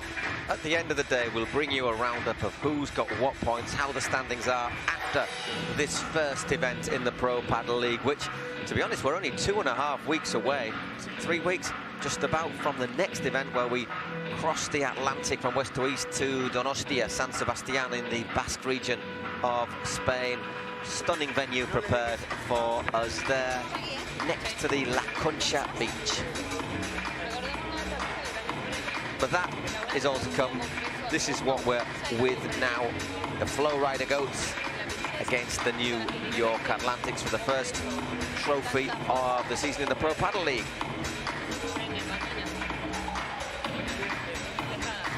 You see the coaches giving their last indications as Seba on the right, the Atlantics coach.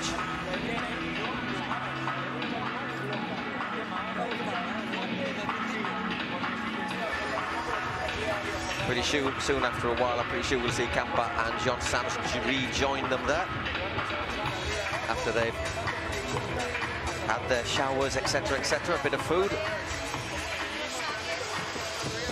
I wonder what you're telling your players now, because of course you had a team talk in the morning, you have a session, you have a coaching session where you talk tactics. You're saying not many secrets between these players, but still you look at form, the playing surface, the altitude, the speed of the ball, because every court, every surface is different. I mean, I suppose it's just about, for somebody like Ustero, who has played less games on the world stage at the highest level, about handling those nerves and maybe telling Adi also that she has to probably carry, during certain moments in this match, her younger, less experienced partner. Yeah, I don't know if Andrine is that much carrying, though. We've seen that she's she can hold her own. very mature, she's and feisty, she's hold her own. Powerful hitter as well. Delphi Brea to get us going. Women's final, first title of the season is now underway.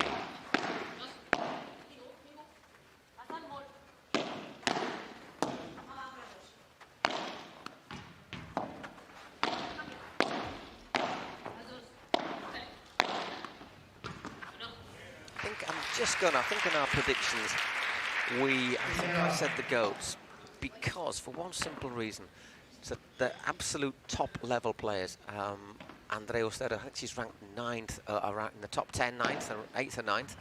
Ari obviously first with Gemma and Delphi 3rd and 4th. So the 3 of the top 4 here. The only player missing perhaps is Ari's usual partner in the rest of the season, Paula Jose Maria. And I just wonder if the fact that Delphi and Gemma play together on a more regular basis. Paula and Ari. I wonder if that might just give them the slight edge today. But it's going to be really close. 15:30.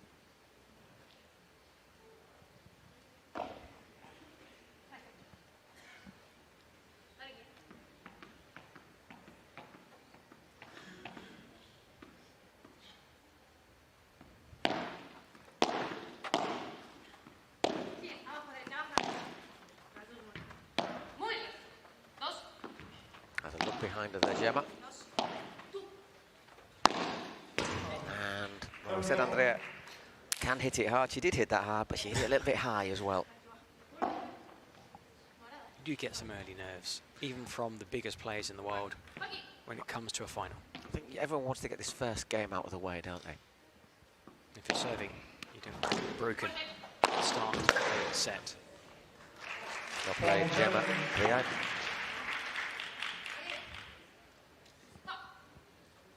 Someone who we do have down as one of the hardest hitters in paddle, but is a very effective hitter because she chooses her moments perfectly. It's all about that shot selection, because a lot of players, the vast majority in the top 50. Oh, excellent, Ostedo. Had very similar shots. And it's that psychological side, the mental aspect of the game, the focus, the handling, the pressure, the nerves, that really is the big difference between the top players and the rest. Don't think there's any issue with nerves with these 4. But just gave Andrea the option there, Gemma.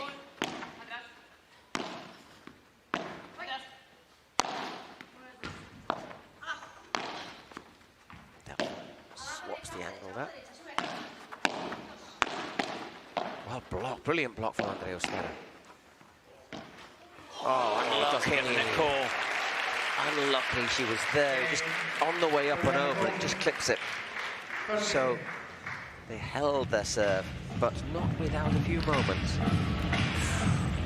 Well, in so many matches we have seen players broken at the start of the match, because obviously, you know, you're warming up, yes, but a warm-up isn't the same as playing a competitive point. So it takes maybe a game or two before you're, you know, firing in all cylinders.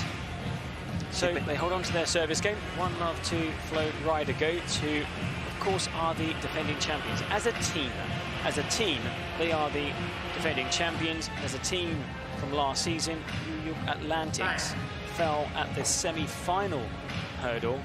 They lost to Miami Paddle Club, who will be in action in the men's final. Edu Alonso, Gus Tapia will take on Franco Dal Bianco and Alex Ruiz from the Cancun Waves in the match that will follow this match and also the prize ceremony. Okay, it's going to be Andrea Ostedo serving. Just 18 years old. I think a year ago she was ranked in the 40s, so made huge progress. Well, she is shooting up the ranking. And with some of these young, talented players over the course of a season, they can go up comfortably 40, 50 places. And we saw also Pepe Aliaga and also Alberto Garcia, really good players who are ranked outside 100 and 200. I'm sure come the end of the season that they go, well, both of them, definitely Aliaga, who has less to climb, but they're going to be around 50, 60 in the world. And then the following season, they could break the top 25. Unlucky there, Delphi. Got to the ball, but couldn't direct it near the court. 30 love. She does better that time, but hits the net. There was so much spin on Delphi's return, but that was the only way physically that Ostedo could have got there. Look at that balance. When she hits this, I thought, oh, that's easy. But look, yeah, it's back on Delphi's side of the court. Yeah, brilliant. Just making sure she didn't touch the net. That's gone too long. Now, if we get a replay of that backhand, it was flat. That slice needs to be slightly high down to low.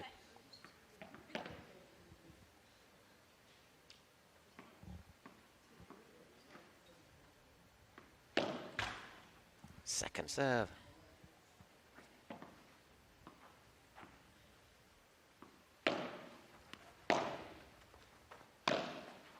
That's a bit of a...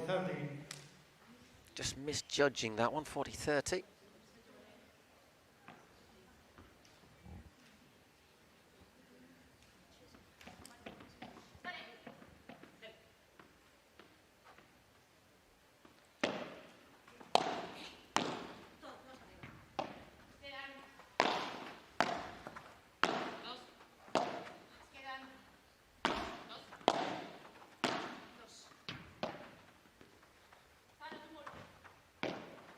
The lob backhand. That's a good lob. Down the middle, not allowing there to have any angle for a return cross court. Let's return it back down the middle. Trying to keep Gemma and Delphi pinned back. Lines up for the top spin smash. Well done. And it's excellent, superb, well played. What we're saying, she's decent hitter, this Andrea Austero. She played recently alongside Delphi Brea. It was an event, it was a one-off, and Delphi was singing the praises of Andrea Austero. Didn't she play with Gemma for a while? Yeah, because with injuries and sometimes you know, logistics. She had a short spell as partner of Gemma. Players step in and cover.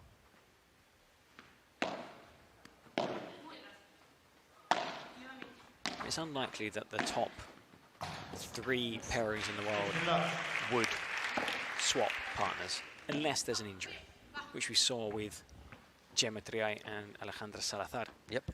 When Salazar needed an operation to a shoulder injury. Just caused an earthquake in the It wasn't just a ripple, was it? It was an earthquake. She then just huge marred knock-on effect. Who left her partner, who needed somebody else. Who then needed somebody else, and on and on. Oh,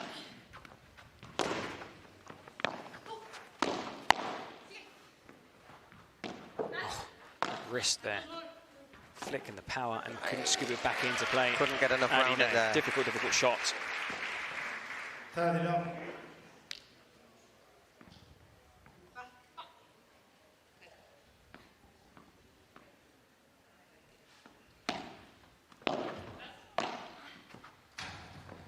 Once again, just died a death there and left her looking slightly bemused.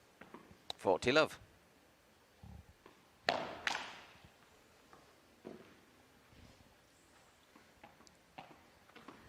Chasing the ball down, Delphi. Can't leave anything loose outside the court. No, very dangerous if you are watching. Please clear any loose balls from around the court. There you go, out that one goes, so served out to Love. Yari Sanchez to serve when we come back to Love. 2-1 down, but so far everything going with serve. Very early days in this women's final. Just that golden point in the opening service game. Instead of able to keep that shot in play, and then with serve. You see both coaches, a lot at stake here. Now we do expect both clubs to qualify for the PPL Cities Cup, but of course the order in which you qualify, because then the teams are separated into 2 different groups of 4 teams. The higher you finish, the easier teams you will face in that group, and you would get an easier path to the final. Of course, this is only the opening event of the year. Miami won the opening event. For example, last year there were 2 held here in Miami. Las Vegas Smash on the second event. No sign of Flowrida Goats, who then were the champions. Obviously, you can make a few changes to your roster over the season.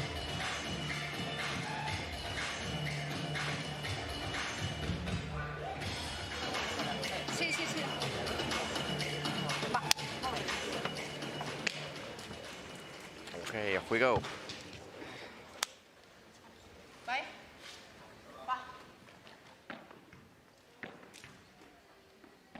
Ariana Sanchez to serve.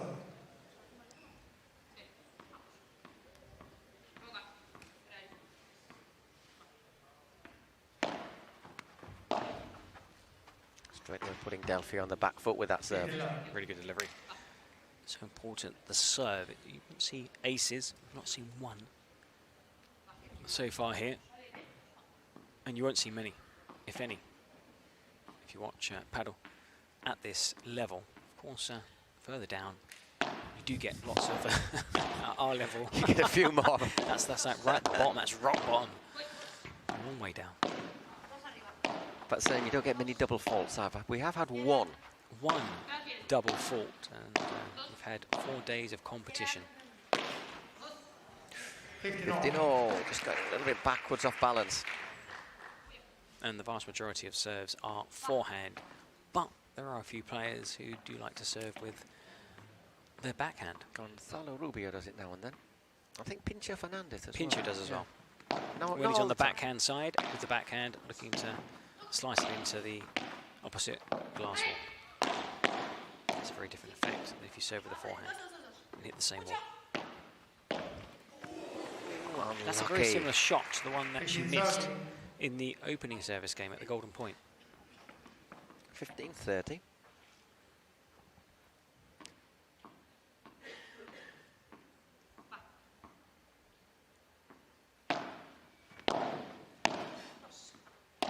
Do a good step forward there. Gemma, right on that serve to hit the side wall. Would spun in a very awkward direction. Thinking about trying to get forward now, Delphi and Gemma. While they're focusing their paddle. Lovely play on Andrea Ostero, which is understandable. It's all very relative though, isn't it? He responds tremendously well there. Delphi, as we said, right-handed but playing the drive, just stepping inside a wee bit there. Would prefer to play on the backhand side. Big hit, Ostero. But of course, Gemma as first dibs. If you want to play with Gemma, you play on the drive side. It's a formidable partnership. And again, well played, Andrea Ostero. 2 games all. We are playing 2 games all.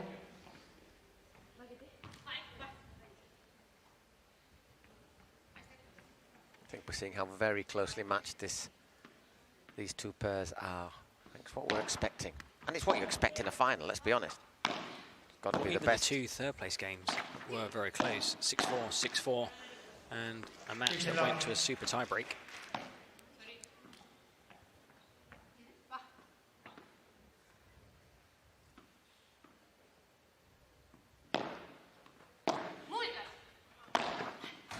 Wow.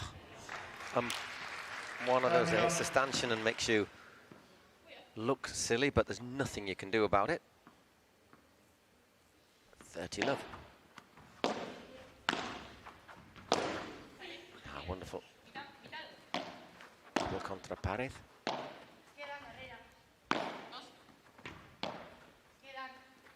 Look high. Usteres is there waiting. Now they've come forward. And he looks for the passing drive. Oof, didn't have any space at all to work with there, and that was the spin. You know, that came off the back glass, and a really tough one. I think Andrea there needed to use a different shot. Yeah, exactly. I'm not sure if it was topspin or backspin. They got off the back, then hit. Made the effect of Ustero's racket. 3-2. We're still going with serve. 14 minutes on the clock. 5 games down.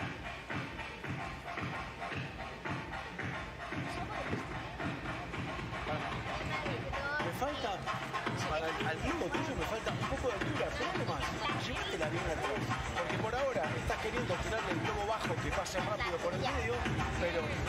I'm sure Peter and Javi, our Spanish companions, are just turning the volume down and letting their audience listen to what the coach... Yeah, but Seba's just telling his players as well.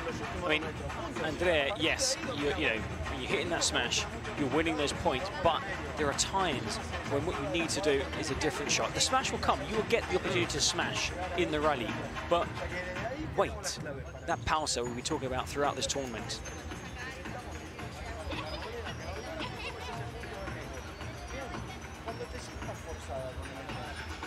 We can't quite make out really what they're saying though.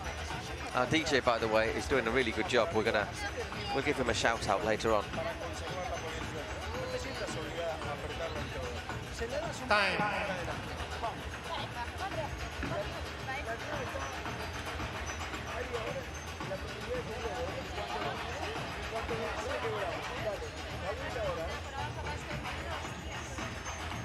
Okay, Andrea and Ari Sanchez quickly back on court. That's what they're playing for, the women's trophy in this final in the Pro Padel League in the Wayfair Arena in Miami.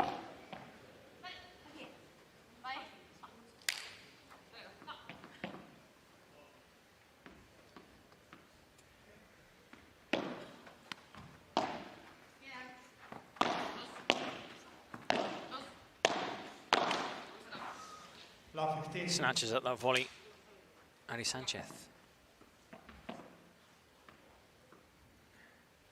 Good deep serve.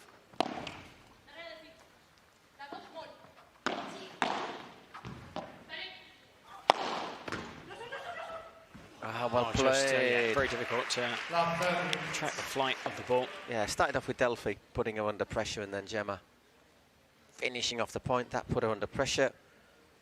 Set up that smash. It just went over her head. It's trying to go out backwards, not collide with the umpire, post. the post, the cameraman. Did really well. So love 30. Can't afford another mistake. Ari or Andrea. Oh, just wide. Oh, Delphi. Just wide there from Delphi. A little get out of jail free card. That could easily have been love 40. Started off playing tennis. Delphi, though her father is a coach, was a professional player, and when she was 12, she decided to follow in her dad's footsteps. Right choice. Still only 25 years old. Seems like she's been around for ages. She has. Brilliant. What a great shot there by Gemma. Picks out that stanchion. One of the players, though, you know, 25. I think all the players under 25 have started 99%, yeah, have started playing paddle. Especially those who play in South America or Europe. It won't be long before here in the US we'll be saying the same thing. Players she kept it in. Don't know if playing paddle from a very young age and turning pro. 30-40, still 2 break points, but a lot of work to do here for Andrea and Ari.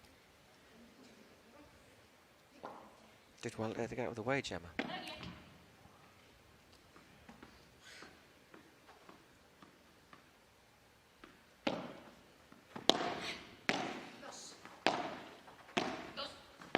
Dos, 2. Some players are forward. Winds up for the smash. Good return. And Ari kills it off. They were never able to get control of the point there, were they, Delphi? And Gemma, so credit there to Ari Sanchez and Andrea Ostero. Golden point. Still a break point, obviously. Had no joy in the first golden point of this opening set. Let's see if they can have better fortune here. Into the net.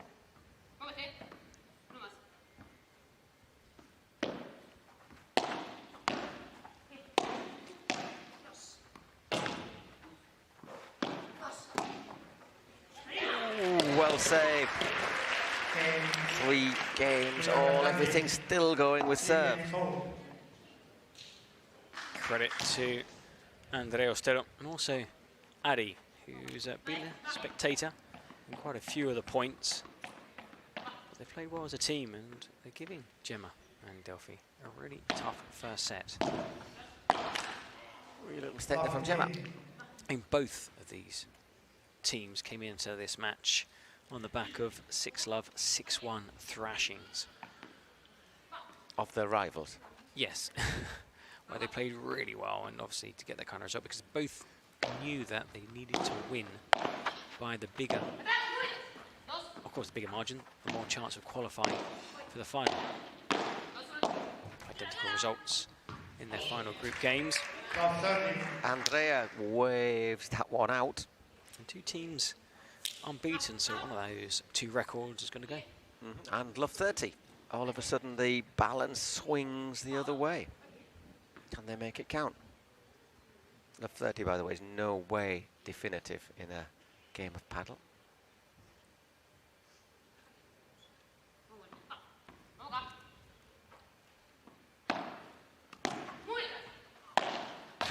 Ui, Love 40, however, is a different matter. 4 break points for Andrea Ustera and Ariana Sanchez. And a slightly wild shot there.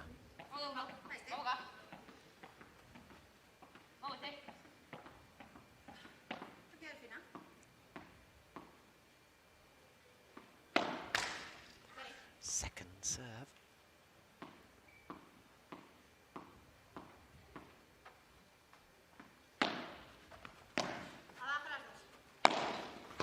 Good vibra there from Delphi.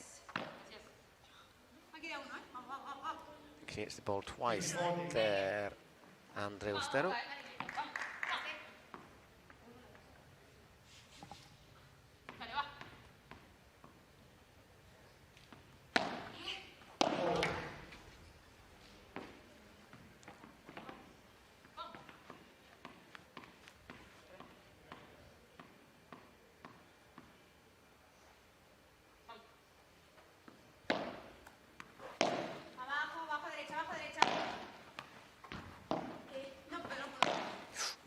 Understanding there between the two players.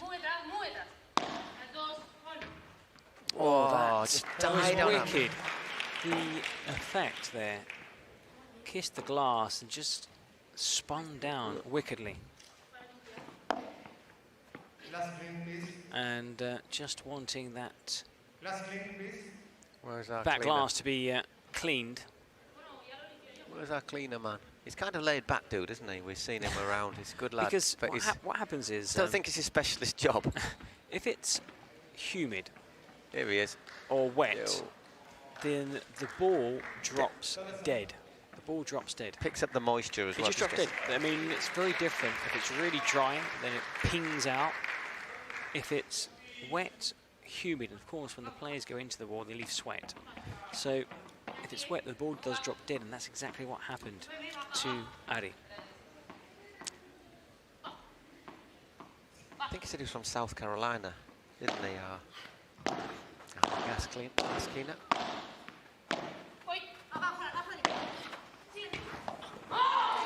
Oh! Forcing a golden point. Well, they battle back here. Back-to-back points from 15-40 down on Gemma serve.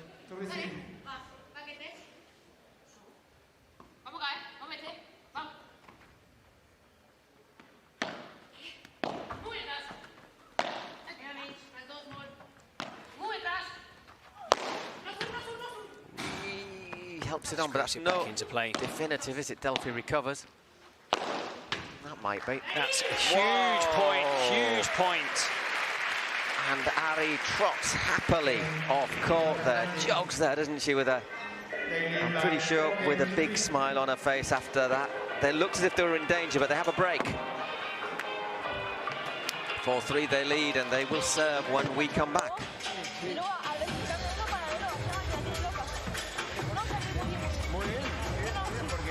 We're really enjoying this match on this brilliant court here. We've been singing the praises of the Adidas court here at the PPL.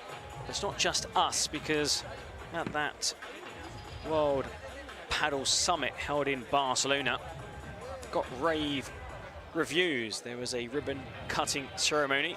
It was officially unveiled, but we were lucky. Why? Because we enjoyed this court last season. We saw it in San Diego again at the PPL Cities Cup. Huge success with the players, the coaches, and also with, and they do play an important part, the broadcasters, because there is maximum 360 visibility. So the fans, us, you, the players can track every single ball, every single point. You do not miss a thing. Sleek, minimalist, perfect for the best paddle in the world. Yeah, there's nothing like a cameraman to complain if there's a reflection, is there? But no, we're very happy with this. Players love it too. And we're loving it as well. And this event, by the way, has been sold out. So if you are watching, you live in Spain, you're thinking of going to watch the next event, do get online and start buying those tickets for San Sebastian, the 10th to the 13th of July. Harry serving, by the way, to go 5-3 up, but she's love 15 down after just sending that volley long.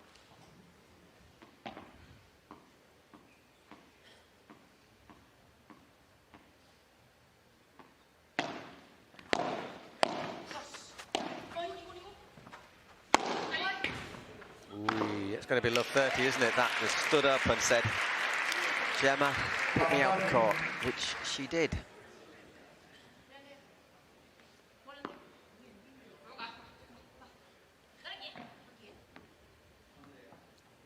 So after breaking up, they're in a little bit of danger of losing that advantage straight away.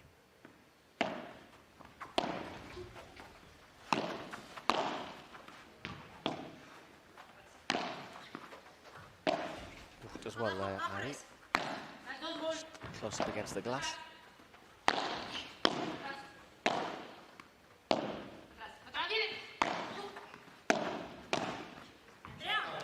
Goes a bit long. So 15-30.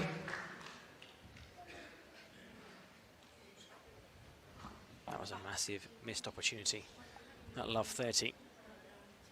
Still in a good position. In a good position, but you imagine a love 40, that counter break after just being broken straight away. Might have to wait.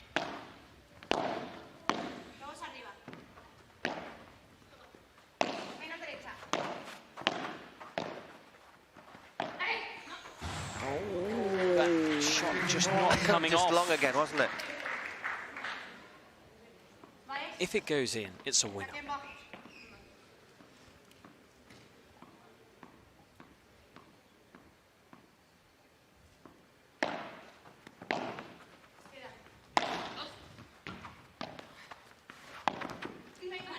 Whoops, little collision there.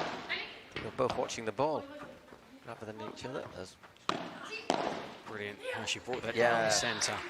Did really well, dipping viciously. Had Delphi stretching and she couldn't control it, so 30-40. A couple of points to cement their break. 2 opportunities for Gemma and Delphi to tie this first set.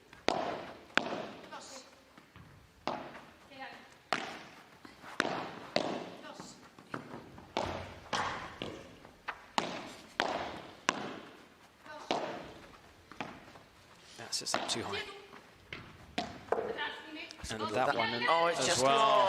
So there we have a break straight back. Yeah, first set up too high, and then she knew straight away. I made a bit of a mess of that second shot. She had more time than she thought. And quickly getting across to comfort her doubles partner, Adi. Almost half an hour gone in this match, the first final of 2 at the Wayfair Arena on Podium Day. Turning out to be just as close as we thought it was going to be. Most of the points really tightly contested. Yeah. It's been thrilling.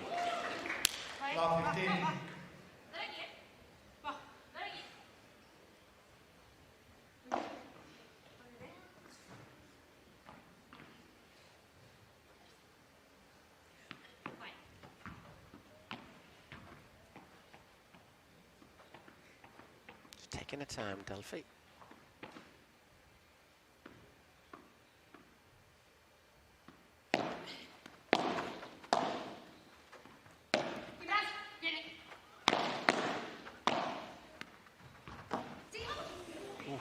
gets that out.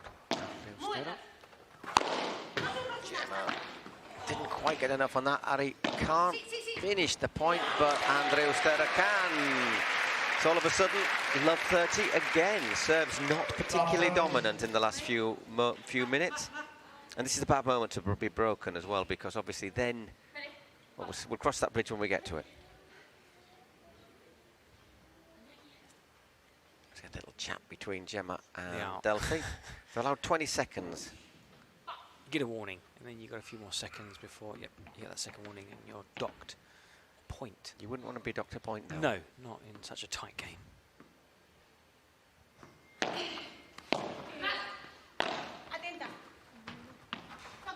I'm sure if you hit that correctly, just off the top of the racket slightly. Whoa, that's unlucky. It was a great bit of defensive play, but just couldn't get it over the net.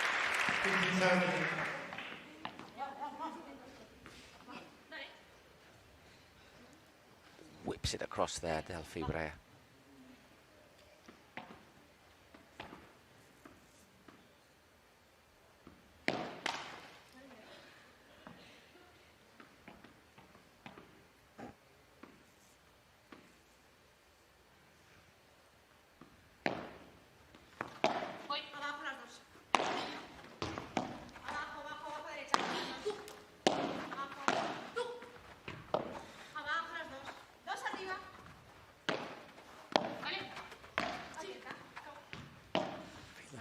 Caught.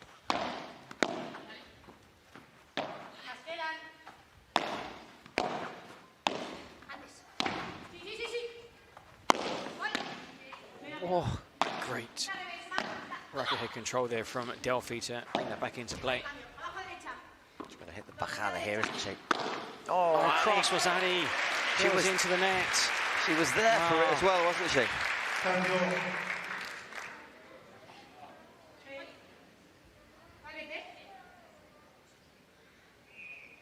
Didn't seem to have a firm grip on the racket. Yeah, just look at the racket. Seems to twist in her hand, doesn't it? Yeah. It's warmish on court, but it's not on court. But you wouldn't say it was hot or anything.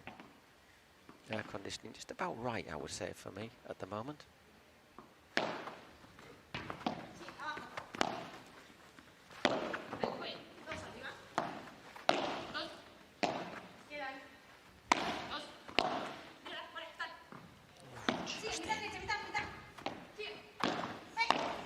Ah, well played, Delphi Brea.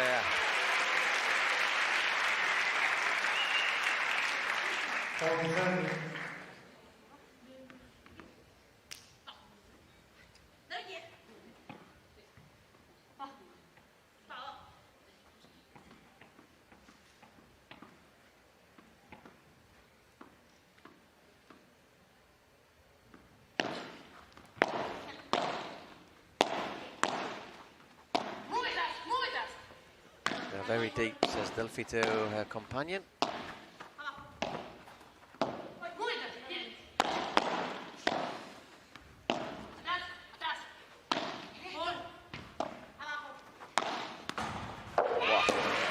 Excellent play. They really recovered in that service game to take a 5-4 lead and put the pressure now on Ustera and Sanchez. Be the youngster serving. Well, that's what you were saying, you know, that as you could hear Delphi saying they're very deep, they're very deep, they're very deep, and they just couldn't get further forward. And in the end, if the other pair are as good as Delphi and Gemma, it's going to end only one way.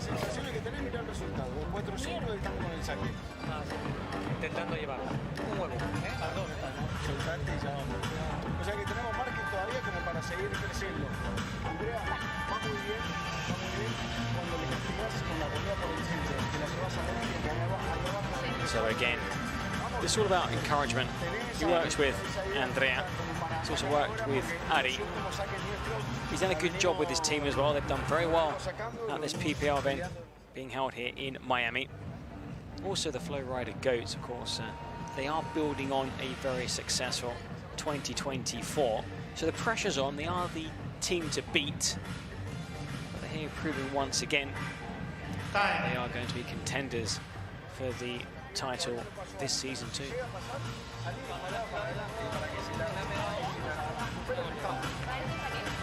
Okay, let's go. 5-4 to Triay and Sanchez. So far going, well, not always with serve. There've been a couple of breaks, but nobody is a break to the good.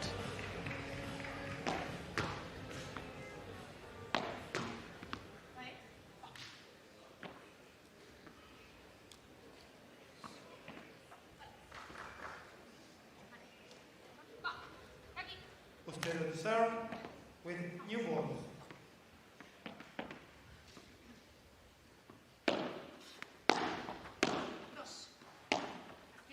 So new balls as well for Andrea Ostero to serve with. Just that little bit more lively off the racket. Just a little bit too lively in that case. Slightly wild. 36 minutes gone. Not 15. They're making him earn his money today, aren't they? Definitely. Just well, I mean, missed a bit. It's not as in hot out there, but they're working so hard. And, you know, there's a lot of sweat that builds up. And, of course, you know, you're slamming into those. It's more so the back glass and the side glass. And you're leaving, you know, a stain. And later, if it all hits there, there is a different salida, different bounce.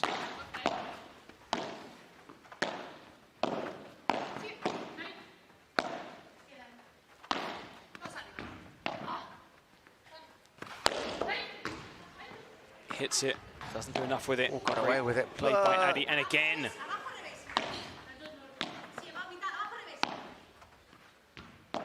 Pins him into the corner there. But again, there was that deep. Oh! Excellent. So well played by Addy. And she had a lot more work to do than she probably needed to, because Andrea's smash wasn't the right shot. Came up short. Gemma then attacked, and Addy defending so well. There are a few fans I can see wearing Argentina soccer shirts in the crowd here. They might be here to see a certain Mr. Tapia. Or Delphi. As well.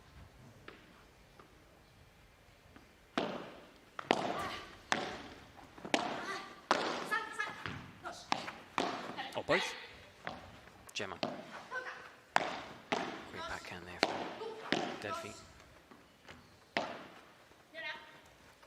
Just in. If you forgive that exclamation, 15-40, so 3 set points all of a sudden.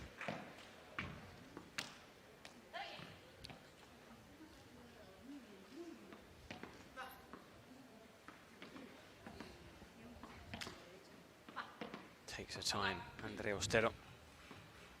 Bit of composure, bit of calm. Really good serve.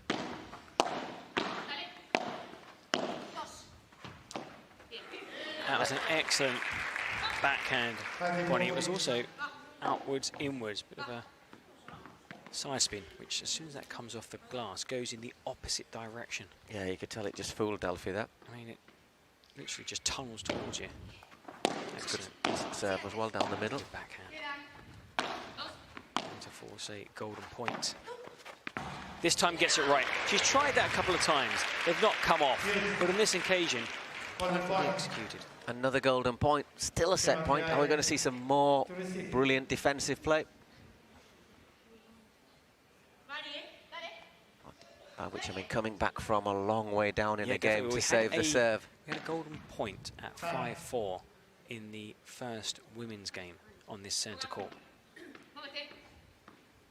Martita and Sofia took that 6-4, 6-4. Wow, they come back from behind. 5-5. Looks like we're on the way for a good chance now of a tie-break.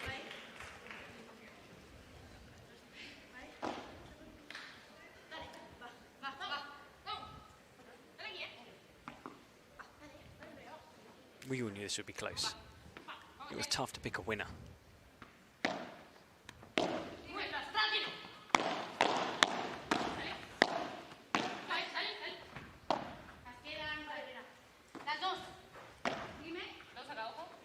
Wonderful, wonderful. The two balls, but that's so good from Gemma.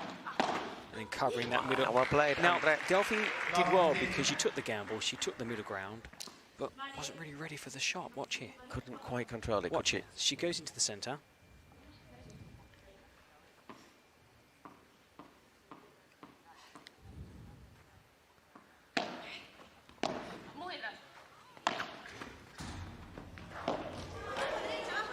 Great return there.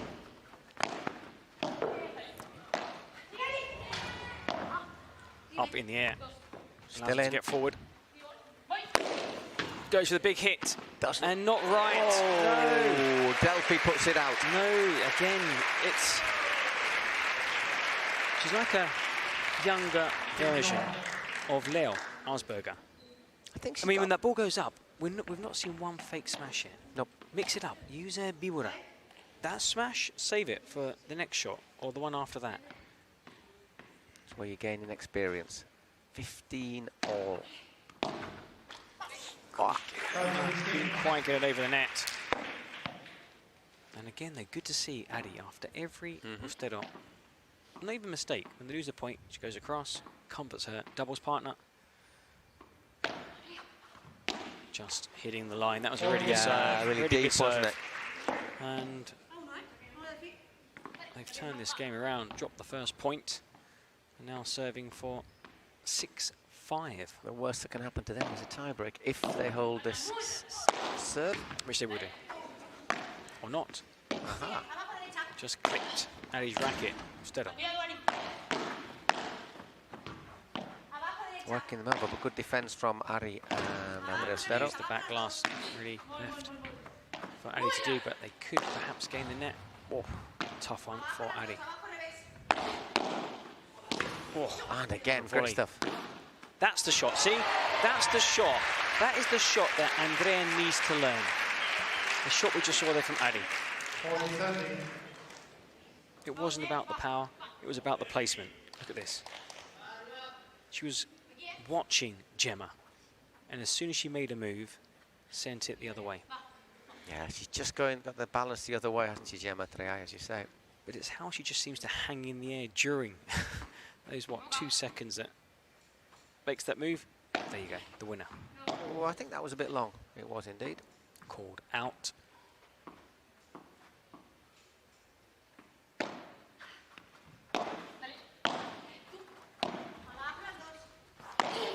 Really good move over there from Delphi. And again, stands her ground. Reacts so well, Addy, and again. She needs to get forward here. Well but played. She can't get there. It was too far. It was a great hit. 6-5. So they'll come back to serve to stay in the set. The worst that can happen now to Gemma and Delphi is that it goes to a tiebreak.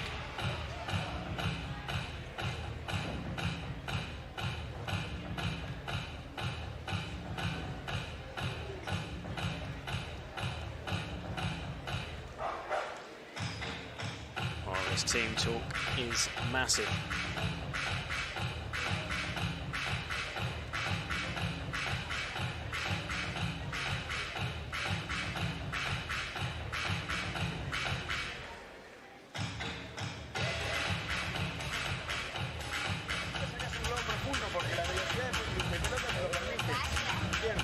Yeah.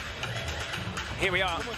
Brilliant to see what's going on with the coaches. Now, Seba, let's tell these players, I mean, we're doing really well. Sometimes we are on the back foot, which is, I mean, you're playing against Gemma Treai and Delphi Brea.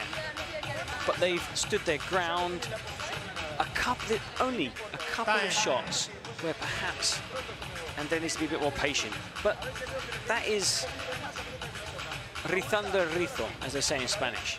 She's been brilliant. That's just to be picky, isn't it? Yeah, I mean, I think the thing is just to try and eradicate a couple of unforced errors, but playing really, really well. Pressure's going to be absolutely on, though, in this game.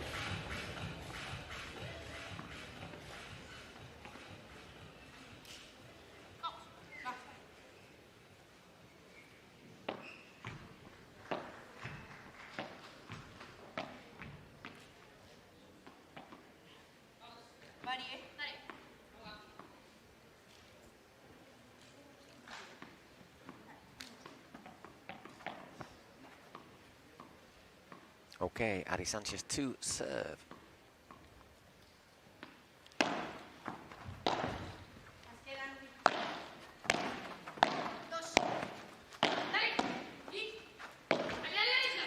Gets a little luck.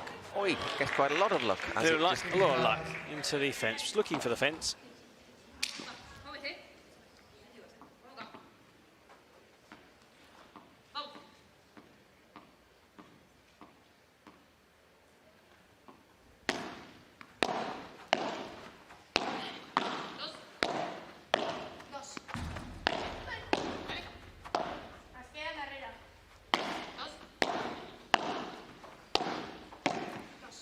Delphi and Gemma as far back as possible. Back here, but not for long.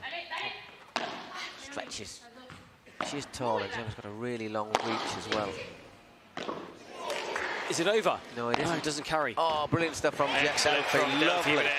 Didn't have much to aim for there, and she put it straight into the gap. Let's have a look at this. I think the overhead shot will probably show us just the angle that she fires it through. She has literally, it's like two closing doors and she puts it between them both. Sliding doors, perhaps. 15 all. That was a really good strike. Flat. As flat can be. That shot from Stedon. 30-15, edging towards a first set tiebreak.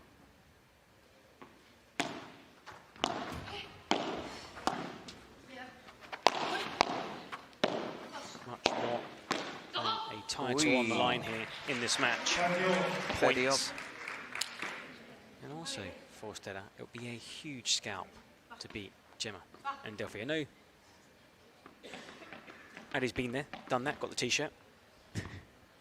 Got quite a lot of the t-shirt, to be honest. But for Andrea Ostero, it will be a massive achievement and a huge one too for the New York Atlantics, beating the defending champions Flowrida Goats.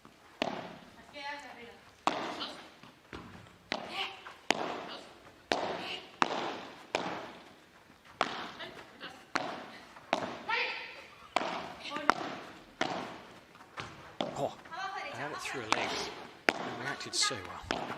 And then forward. Return there from Delphi, but then rush of blood. Se infló de pelota, as they say. Just, you know, wanted to hit that ball. Just got too much of the ball.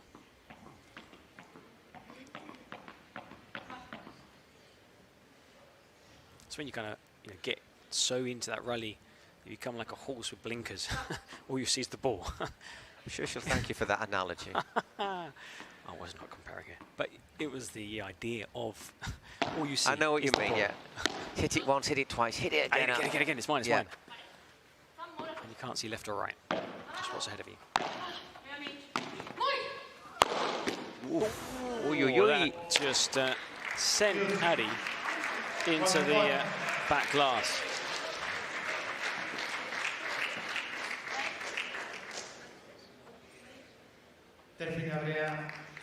So, set point again. We've already seen 3 go away. Set point, or we are heading towards a tiebreak. And it's...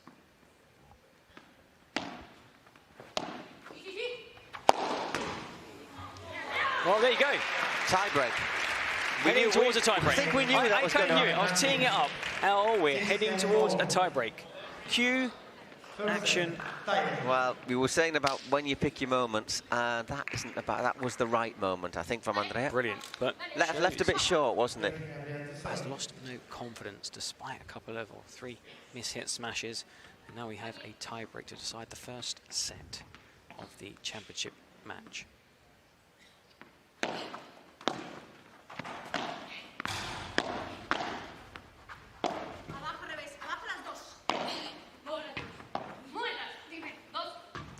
Just out. 1 look. 1-0, Flowrida. Well, remember last night we had a tie-break, and who could forget it? I won't forget it in a hurry. I won't forget it for a while either. 26 points. It was quite amazing. Back and forth. Both teams having match points. And even in the first few points, it was just like 1-1. Yeah, all the way to 2-1. lead 1-2 points. And again, she lets fly. And again, she wins the point outright. Ustero.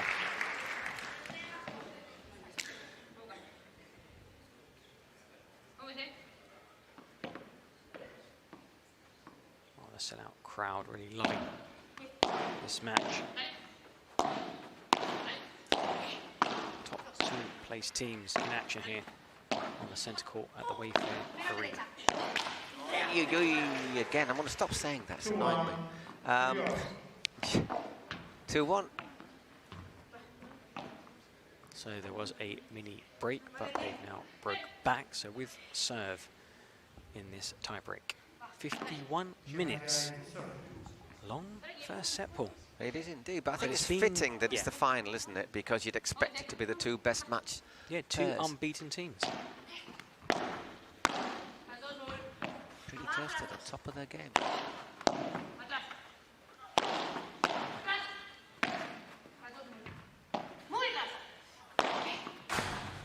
Yeah, that was a tough one because Adi realised that ball couldn't hit the fence and she couldn't get across in time to play it. She did make an effort to get forward. Yeah. Really good shot there. 2-2. Okay. Gemma Triay serving again.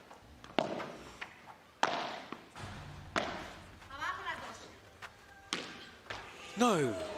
How lucky was that? Could have gone anywhere. Again, this time a little bit more cautious, but a good bandeja. That was driven straight at Delphi by Andrea. Backhand there, Gemma.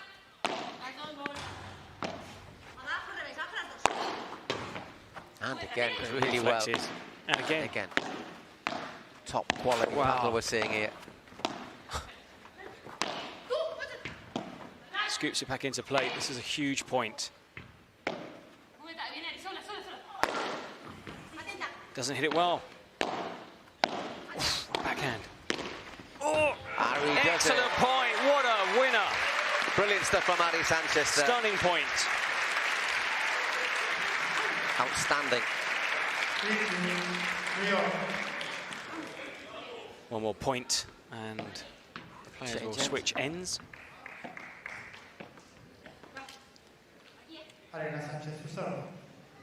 Great shot there. You can see the view from behind. Ari Sanchez now will serve. 3-2 up. She holds these both these serves. She'll be very close to closing out the first set. If, however, it's a very long little word. Second serve.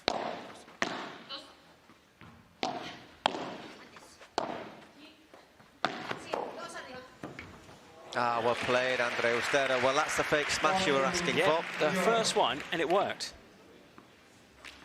So important to mix up those shots. You have to try to be unpredictable, which is difficult in paddle. If you always play a flat smash, use a top spin, give it a side spin. Same with the volleys. Sometimes a couple of drop shots, look for the fence, look for deep.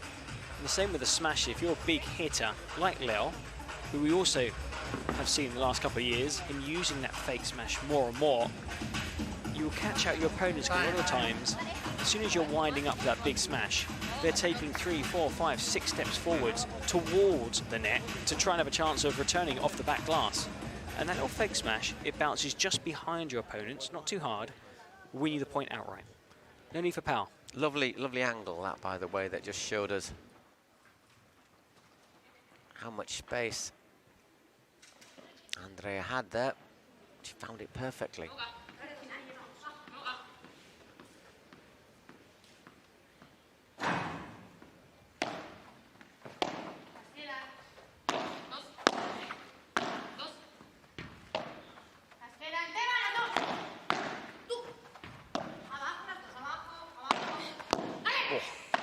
Incredible movement there by Andrea.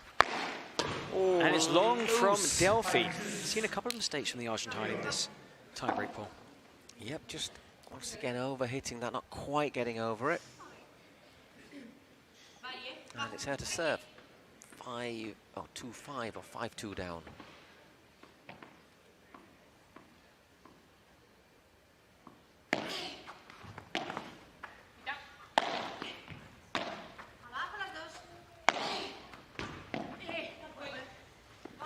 Well played by Ustero.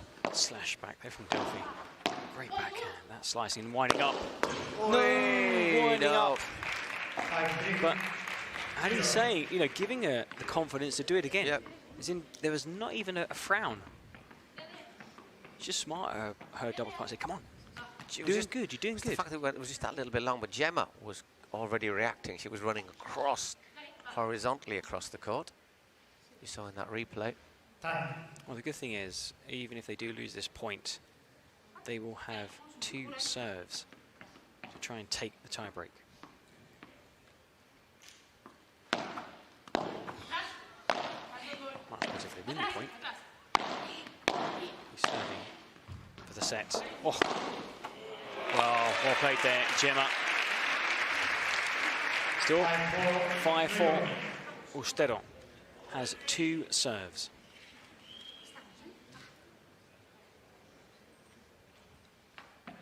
If she wins this first point, it'll be set points. Could have been so different with that golden point we saw at the, I wouldn't say end of the first set, but when it was 5-4. At the end of the game, as opposed to the tiebreak.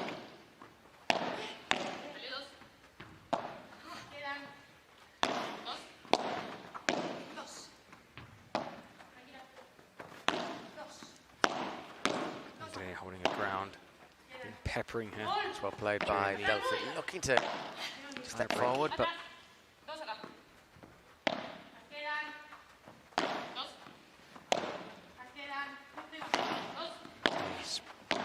gets forward.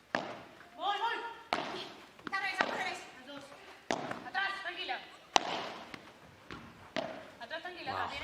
Another massive point. Oh, what happened there?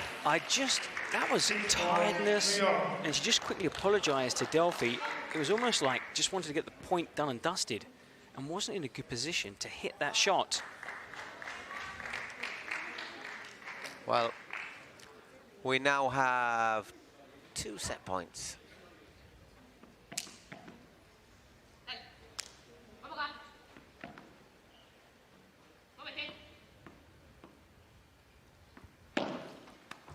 Two set points for Ari and Andrea Ustero, and they take it. They've taken the first set. Incredible. So there you go. The first set goes to Ari Sanchez and Andrea Ustero. Congratulations to New York Atlantics. Adi here talked about the growth of the PPL exclusively to us, the PPL here in Miami. Let's listen to what she has to say.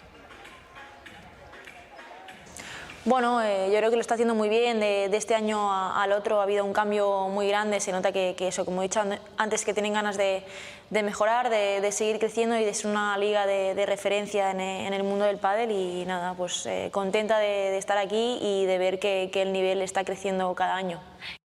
Improving. Well, that was Adi there, highlighting the growth of the PPL. It's gone global. It's gone worldwide. We're going to see an event in Spain, San Sebastian in July, and then of course in Mexico. And there is Adi, world #1, just telling everyone how happy she is to be back here again, and even happier that they've taken the first set. Well, exactly. They had to really work for it, didn't they? But they you know, the thing is, they had the chances. They didn't have as many chances as the Goats, but they took them. They were on the back foot, I think, for much of that first set. But they, you know, sometimes you just need to hang in there and just keep in the point, try and win your service games, and she did exactly that. And when I say she, I'm referring to Ustero, because we know that Adi has won the biggest honours, world #1, but really impressed with Ustero, and also really impressed with Adi, her patience, and how she, at times, we said this, carried Andrea. There was never a bad word, there was never any criticism, even when perhaps we saw Andrea, even in the tiebreak, make a few wrong shots. Now we're seeing the heat map. Ulstero and Sanchez, who I think if you look at this, quite a few of those red areas behind the service line were from early on in the first set. That completely switched in the latter stages of the opening set when they got in front of that service line and they were hitting 55% from inside. Very few shots won right by the net. I was going to say, it's interesting how little they've been able to get right close to the net. But also shows that their control and their patience, their lobs have been excellent. Okay, Delphi Brea to serve a set to love down here and Gemma 3-8. Can they level things up and take us to a super tiebreak? Or will it be Ari Sanchez and Andrea Austera to lift that rather nice winner's plate? In unfamiliar territory though, Delphi and Gemma here at the PPL, losing a set.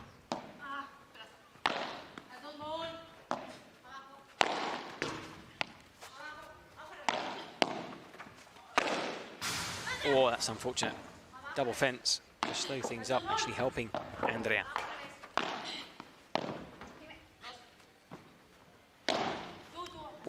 Contra pared.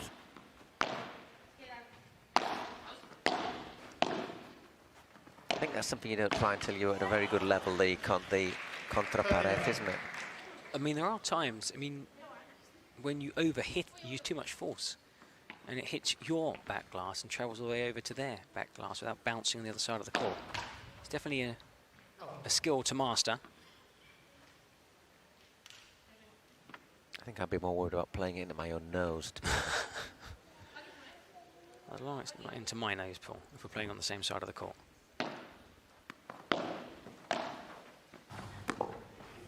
Good start, 40-love. Past the hour mark, 1 hour and 2 minutes. Our best way to bounce back after a disappointing tiebreak loss is by taking a love service game. Statement of intent.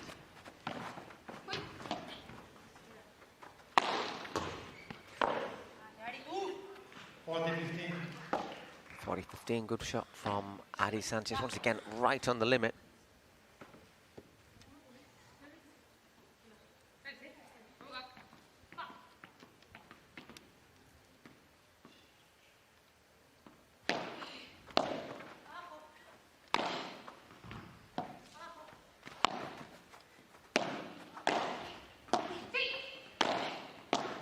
Great defending again from Ari, under a lot of pressure. I'm saying that they're struggling to get close to the net, but withstanding the attacking shots of Delphi and Gemma. Had to scurry across there, Ulstero. And now back to her side of the court. Still keeps the rally alive. Oh, great lob.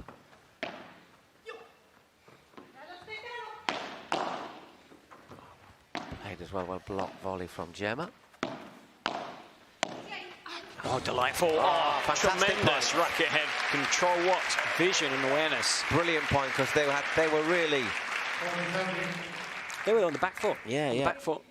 Almost using their rackets as shields, weren't they? Boom, boom, boom. And then bang. Brilliant winner.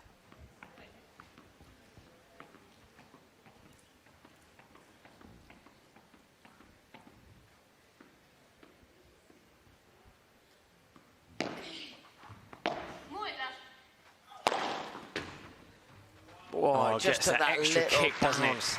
That extra kick just helping. They take the opening game in this second set. Now, this is the first championship game here on this centre court at the Wayfair Arena.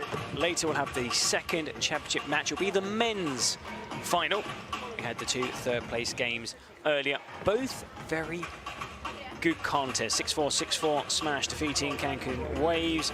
So congratulations, Sofia Rojo, Marta Ortega. And then a 3-set thriller. New York Atlantics defeating Flowrida. I mean, I've thoroughly enjoyed this, Paul. I mean, I have to say, and there's more to come. There's more to come. I'm looking forward to the final. Are you... the men's final, Franco De Bianco and Alex Reith against... Pues... Well, Edu actually, Alonso he's joining, with Franco. And Gus Tapia. Maxi Arce, he played really well watching from the bench. But do you think this one could go the full distance too? To a super tiebreak? Yes. I would stake my reputation on it. There you go. Brave words. Yeah, I fancy this to go to a super tiebreak.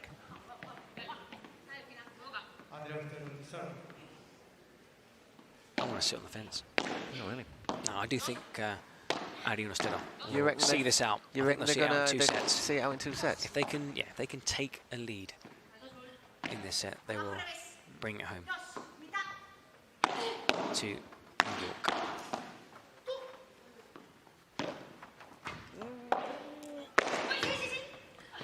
Gets there, and so does Ostella. Brilliant. So it's start again. Back to square one. Oh, unlucky. Now, there was one shot in that rally where Adi said tu, and it should have been really hers, because it was on her forehand side, and she was in a great position to strike finish the point, yes. And she kind of said, you take over, I'll leave it to you. To you, but and no. She wasn't quite ready. In the end, they lost the onus. And the point. Love 15.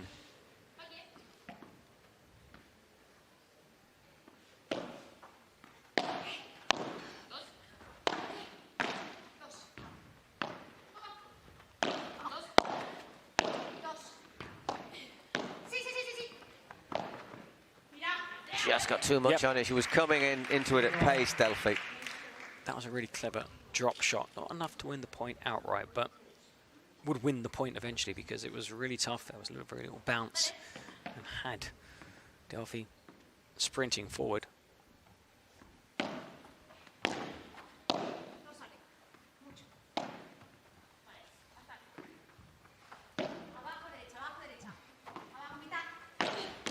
Wow, that was thunderous there from Delphi Brea. I would say thumping bajada.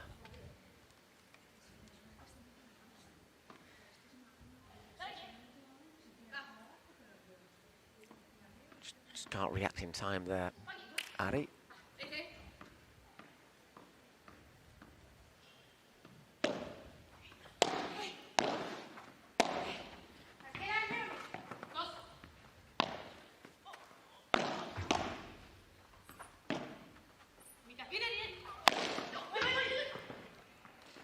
Oh, brilliant. Plays it on the other side of the net. And make sure she doesn't touch the net as well, which is almost as difficult. Let's have a look again. And really good. Like throughout this, Eddie was going, mine, and listened. That is good. Listened, Ostella, because when you're sprinting, you think, I know I can get there. And in the end, it was just nonchalant. Flick.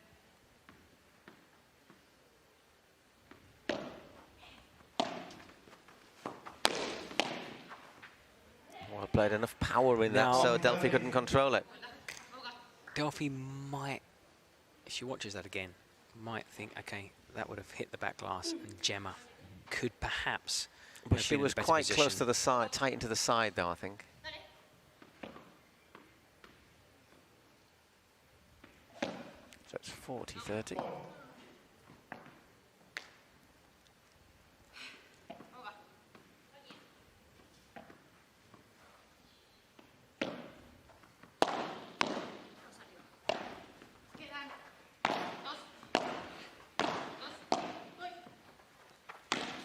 She's asking for those balls, isn't she, Andrea? Really clever. And squeezes it home into the corner.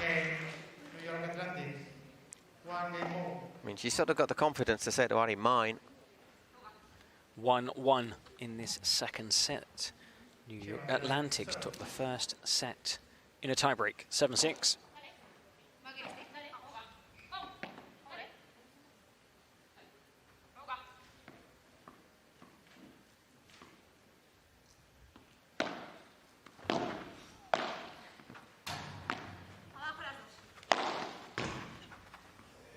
Misreads that one.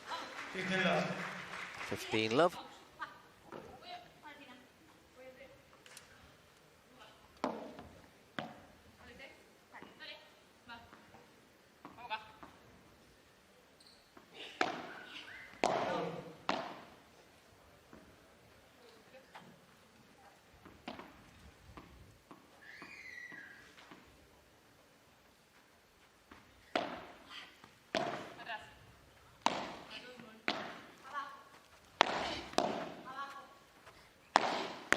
Great vibra from Delphi, but well defended by Andrea Ostera. Change of angle from Gemma.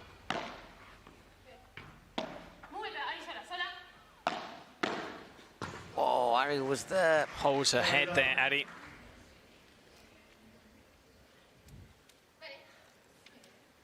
Love.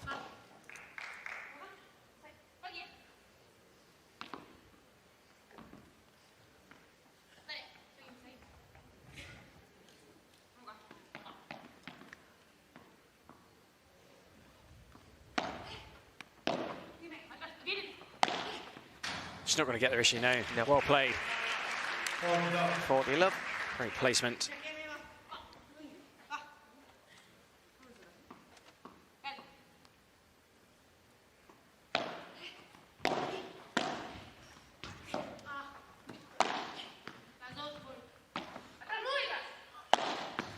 You can see her just aiming that towards the fence.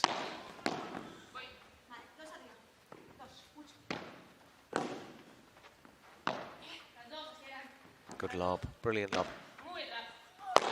Kim was there for that She's one. there and had to watch and does brilliantly, Ari. And that's so clever. Oh, it's gone over. Out from Delphi, it's out. 40-15. Great point.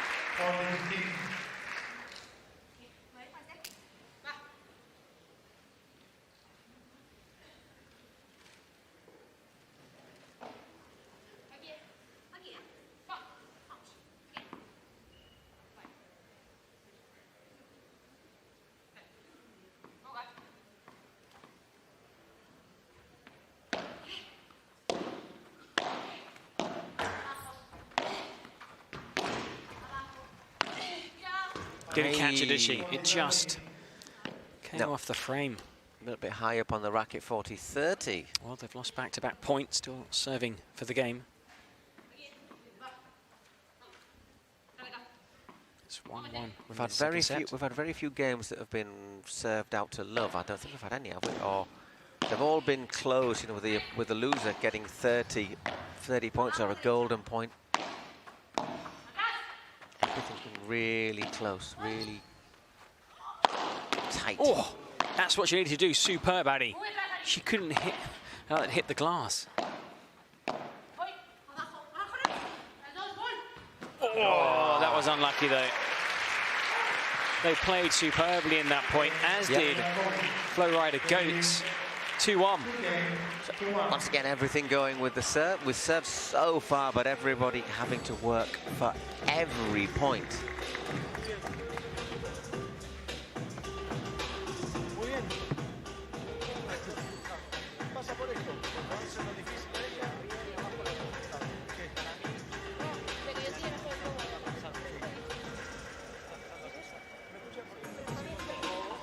Really enjoying the best paddle in the world at the PPL here in Miami on the best court, also the Adidas PPL High Competition Court.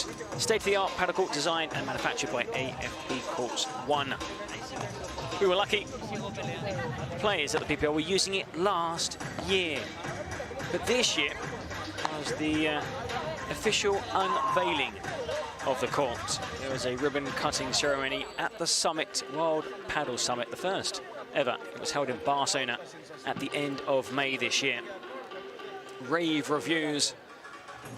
A lot of people were showing interest in the court and also the PPL, which is returning to Spain. San Sebastian, mid-July. 10th to 13th, north coast of Spain. In August, Guadalajara, Mexico. August the 14th to the 17th at the end of August. Great way to end your summer. The 1st of September, the PPL All-Star Festival at the Hamptons. And then do remember, circle this date in your diary in red, 16th and 19th of October. PPL Cities Cup, we were there last year. Do not miss out on this year. New York.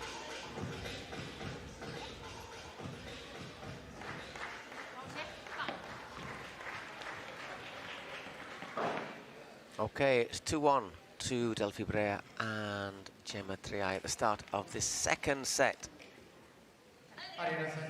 Everything going with serve. The first serve going after a tie-break to Ari Sanchez and Andrea Ustero. It's Ari Sanchez serving, just clipping the net.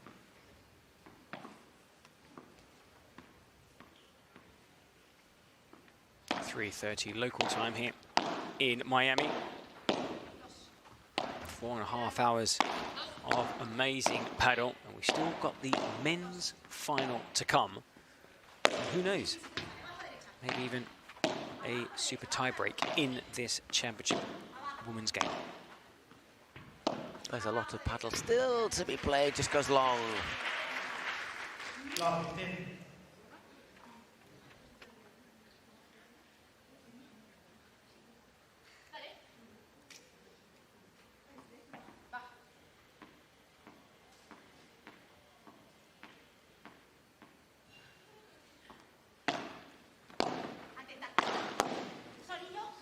Well, one there by Ari, really positive. Driving that down to feet.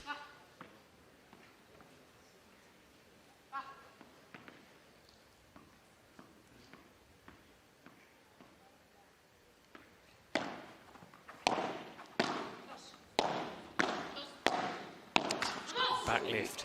There's one-handed backhands, Delphi.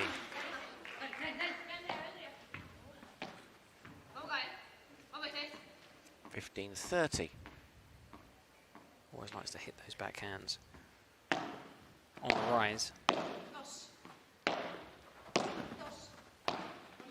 time for the lob, but it's short. 30 all. Little a frustration after that shot, the Argentine.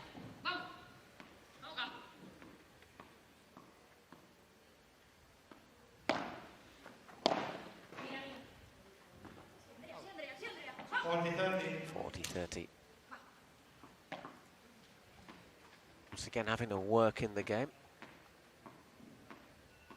I can see in the corner there are players from other teams not taking part in this game. Why? Because I can see the tracksuit tops. And they're here watching this final. Any Stingrays top? Yeah, we'll go, just walk past them if they're draped over a chair. I have one of those. No, I mean, the outfits this year are, I mean, much better than last year. They were good last year, but they're even better this year. And you can get them online. The details, you can get them here as well. Being paid to everything is just another level, isn't it, really? You can, if you pop out here, you can go to the stand and snap them up. And if not, if you're listening to us from around the world, which is probably the vast majority, rather than here, online. Go get them online. Unique to the PPL. Of course, each team has its own colours. Andrea. Love 15, brilliant shot there from Andrea. Pulling out all the shots in this match. Look at this. Whip that forehand down the line. Not too much pace needed, but caught Gemma unawares. 15 all.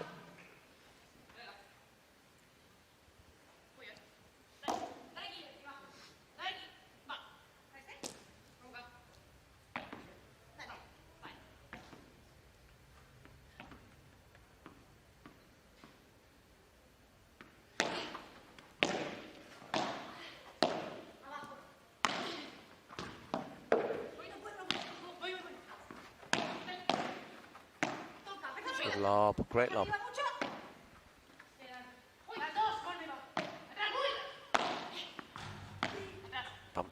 Bounces up nasty there for Ari Sanchez.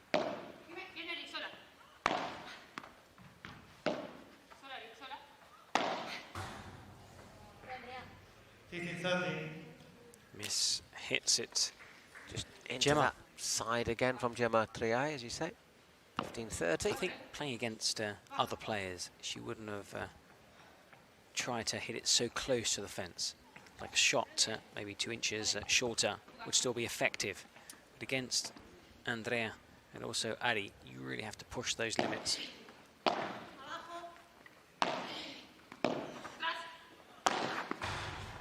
.30 all, well played, that's better. Well, that's what she was trying to do in the previous point.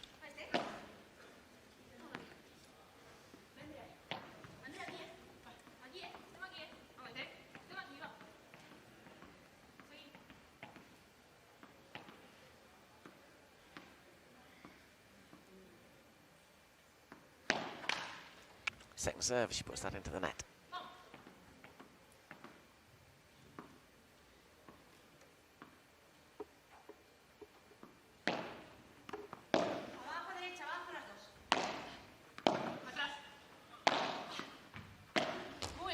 Does really well to control that area as the left foot comes off the side. So important to track the ball. You can see how they spin around in a full circle as they watch the ball. Keeping it pinned in the corner, aren't they, though, Delphi and Gemma? They all also, if you watch closely, Great they lob. use the side glass and back glass sometimes to get momentum, to get back into position.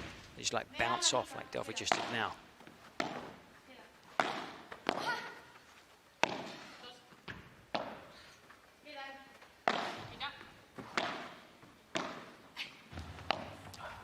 It's another really, really long rally. Oh, And what a brilliant, return. brilliant back So out. well disguised.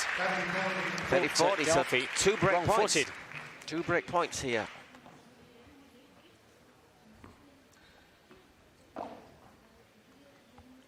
Chance to move 3-2 ahead, a break to the good. They'll be heading back to that bench. Delighted if they can. One set up and they'll be serving for 4-2.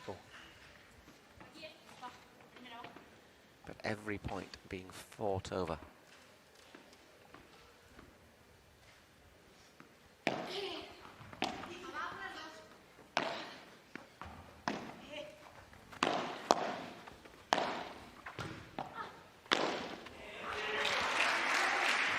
Golden point. They salvage 1 break point. Still have to face another. Arina Sanchez to receive.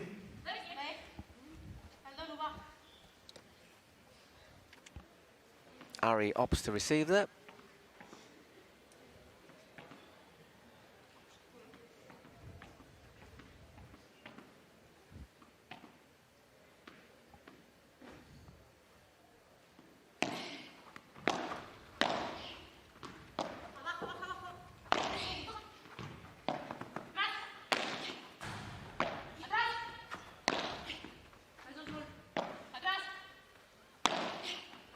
Staying deep once again, defending. That might be a little bit short. Little dinked volley, just allows them to get both into the net. Great back glass. And again defended. Lob. Ooh, that was so close. That was so unlucky. So unlucky. That drive down the line crashes into the tape. So 3-2, and they just cling on there. 3-2. They hold on to their serve with serve in this set.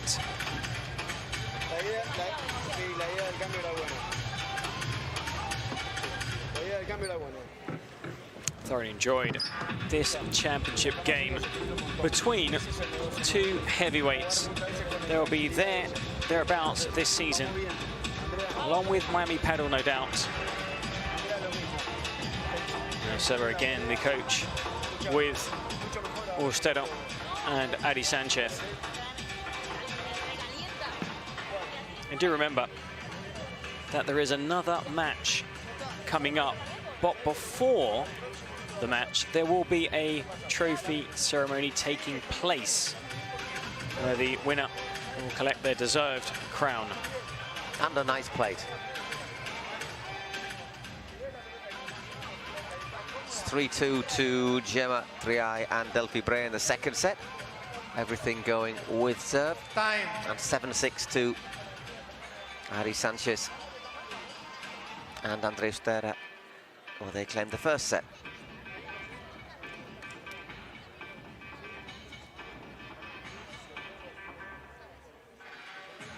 Players to court, please.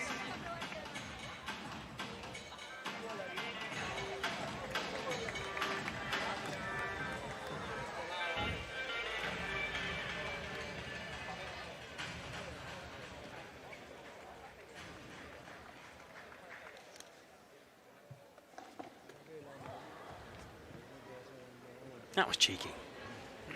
Oh, the I don't know what Snapchat face changer. Mm-hmm.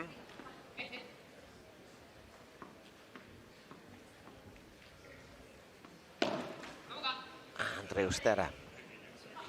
Serving 3-2 down. But as I said, to make it 3-all.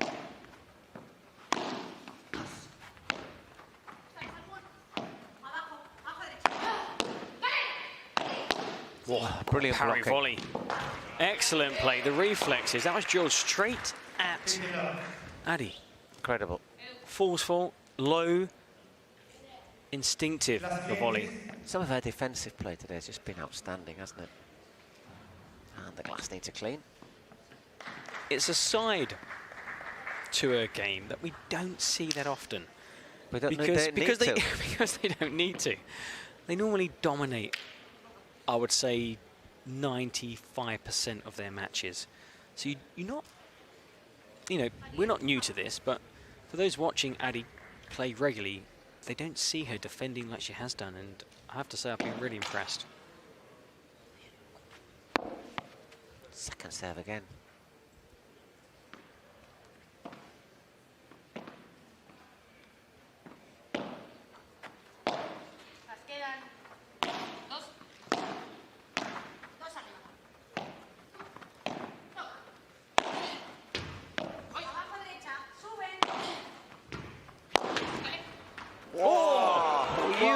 Deserved a bit of luck. They deserved a bit of luck. They've had 3 of those that have not gone their way. But look at this for a drive off the back glass. And then just clipping the net. 30 love. Law of averages. They've had 3 go against them. 1 fall their way. Probably had another 2.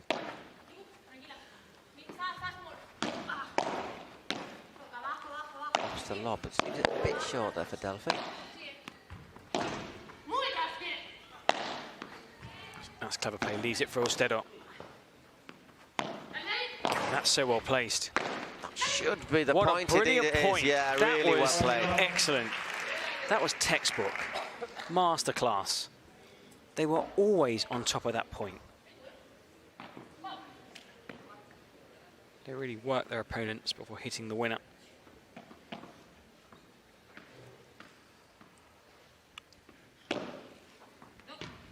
Yeah, went long.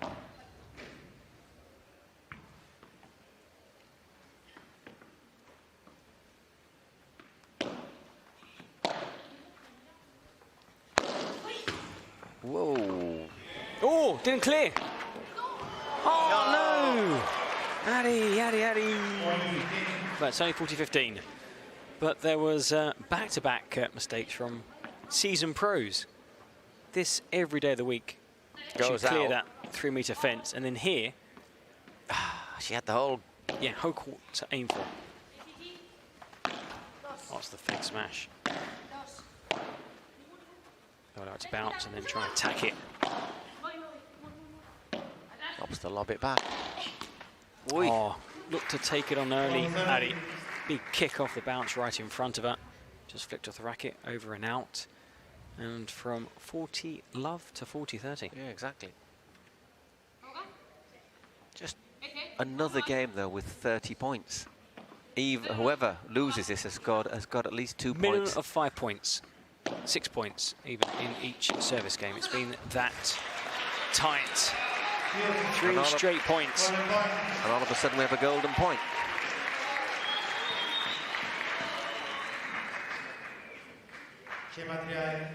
To receive.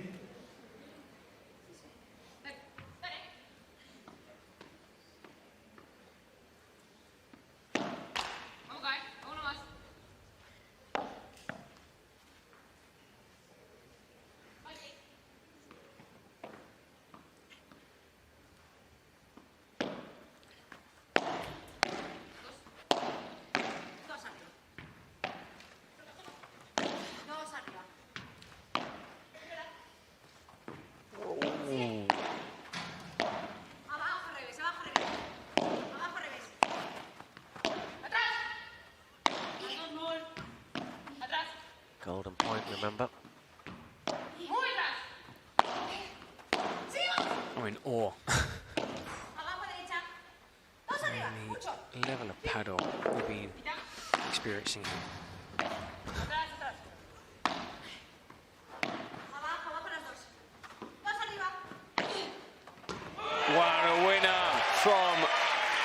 Delphi. And they're the owners of the goats celebrating as well.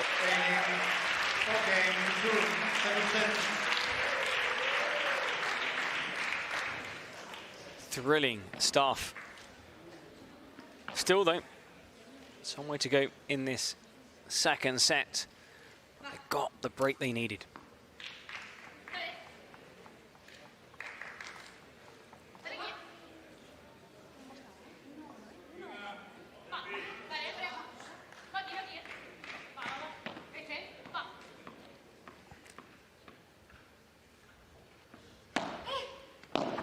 Okay, it's Gemma serving to go 5-2 up and consolidate that break.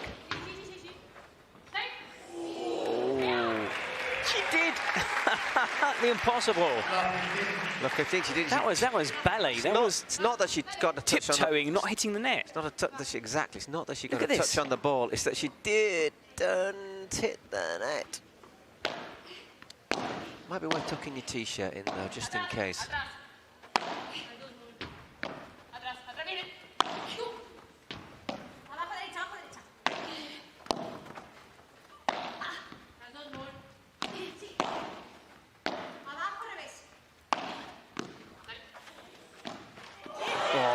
Bit of a slash there, and love 30 in a bit of trouble. Another game where you might be bored of hearing us say this, but when you break, you are vulnerable to be broken in your next service game. Happens time and time again. Looking for the counter break, New York Atlantics. Still need 2 more points,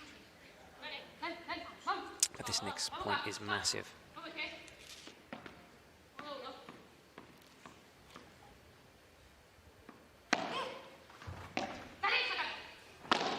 she takes that one, no problems. Andrea goes back against the glass. I think we've been playing for about an hour and a half now, if not a bit more.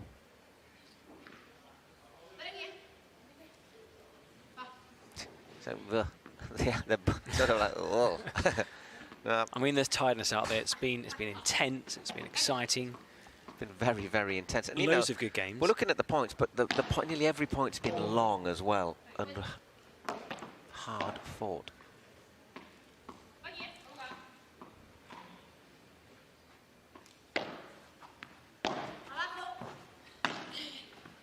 I mean, all 4 matches promised to deliver.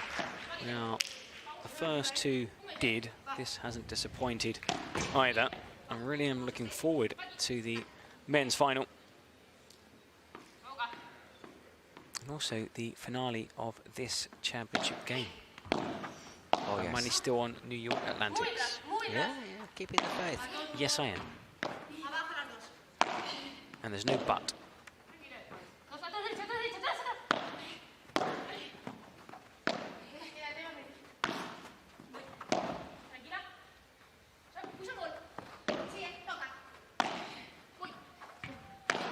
Whoa, what a winner there from Harris. Fantastic shot. For a second. 30-40, 2 break points now for the Atlantics. Stepped across as if, and then out of nowhere, bang, passing shot past Gemma. Break point opportunity. If they miss this one, they will get another.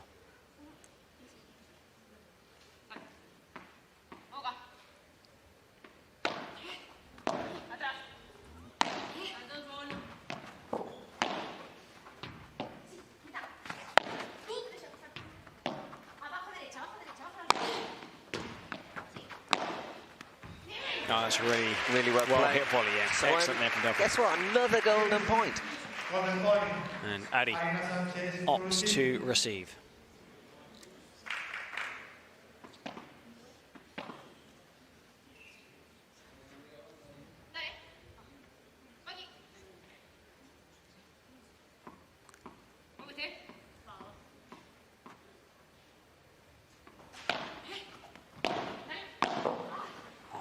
Brilliant return. Great volley also from Gemma.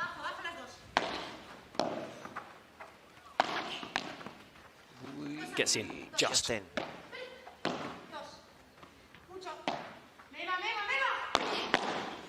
Brett defending again.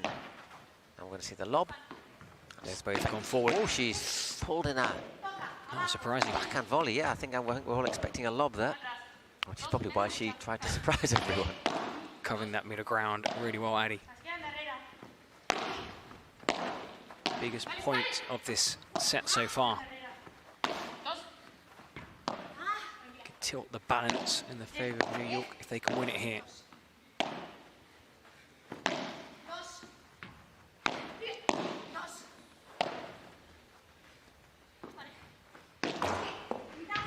Clever. Once again, we're over the net. Can't hit the winner though. Gemma. Superb defensive play. The fake smash, not falling, Delphi. Whoa! Well, excellent play. And now it's the New York Atlantic's bench on their feet. Breaking straight back. Andres went across the bench and just with her arms going, I'm dead. I mean, it's over. Well, it's not over yet. 4-3 down in the second set, but they will serve to tie the second set. Saying, come on, you're playing brilliantly. What are you worried about?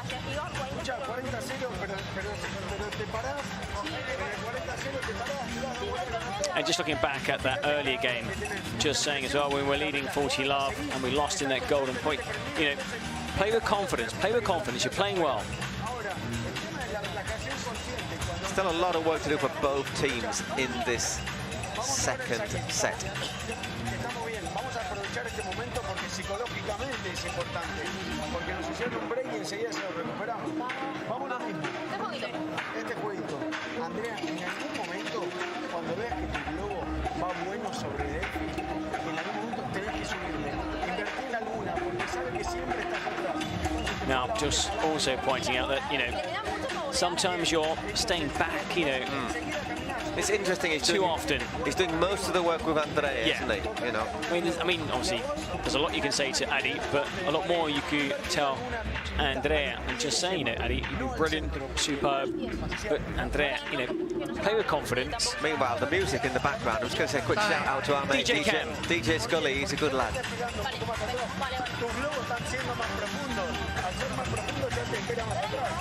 He has done a good job actually working the music really well, building atmosphere when he needs it. And he's a good lad as well, I have to say.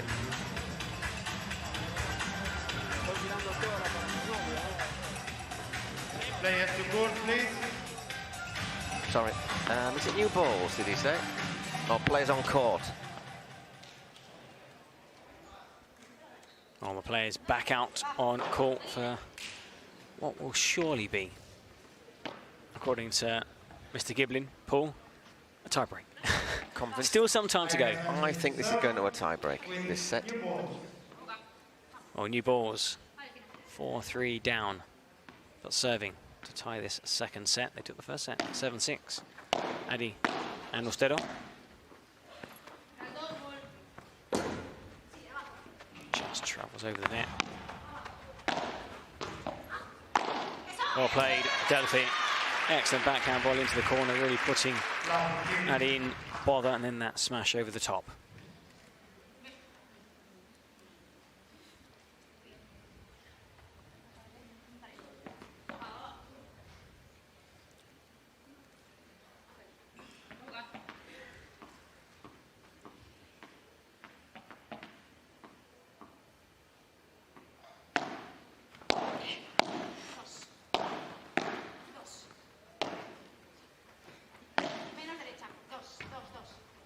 Well, again, that spin off the back glass, and Mr. Cleaner Man jogs over. He's I think straight out. Doesn't even need asking this time, I think. Oh, no. Oh, no, Delphi just said no, no need. Don't need him.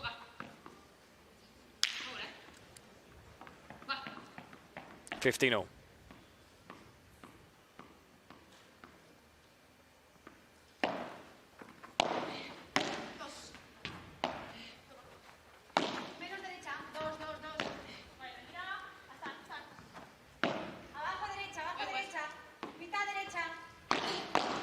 Well blocked again. Just stays in. Oh, scooped up by Addy. Oh, she got a touch. She did. But I'll have to see it over the net to the other side of the court. 15-30. So a little bit of pressure.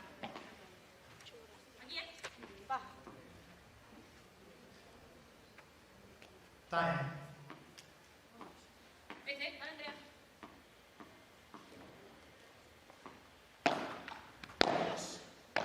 First serve.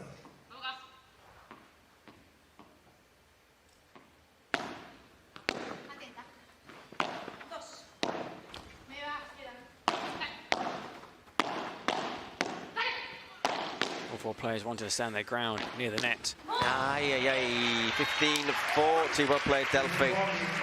Well played, So Goats.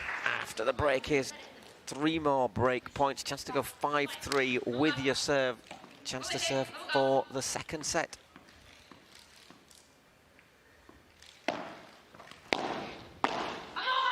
There it is, 5-3. And they will get that opportunity. Addy sending that volley crashing into the net. Delphi serving for this second set and to send this championship game into a super tiebreak. Love 15.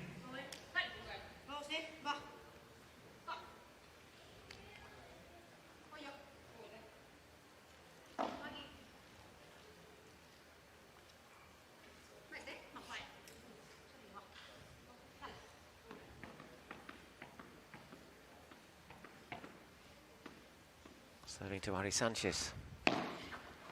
Serve as well.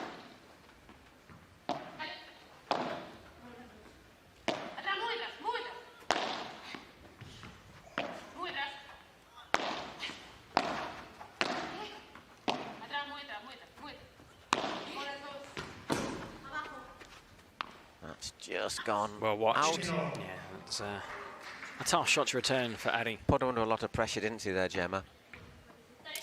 1, 2, 3. Weber has aimed at it, 15 all. Wow. That was a wicked serve. It just cleared the net. And then it was so much side spin. And scurried along the floor. Like that lizard. Faster than the lizard, in fact. I was thinking about that as well. It did move quickly. No, it doesn't. Oh, it does. Oh, no, outrageous. Unbelievable. Has a mind of its own, that ball. Tips the net, but Ari's able to recover. Oof, she likes that backhand like that, doesn't she?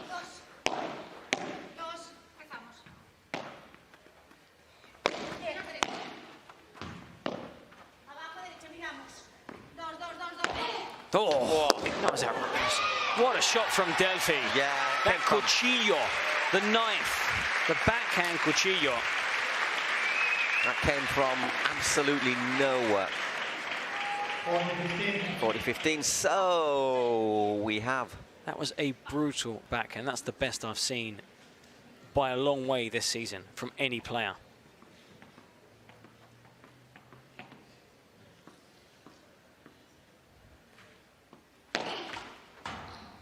40-15 to 3 set points.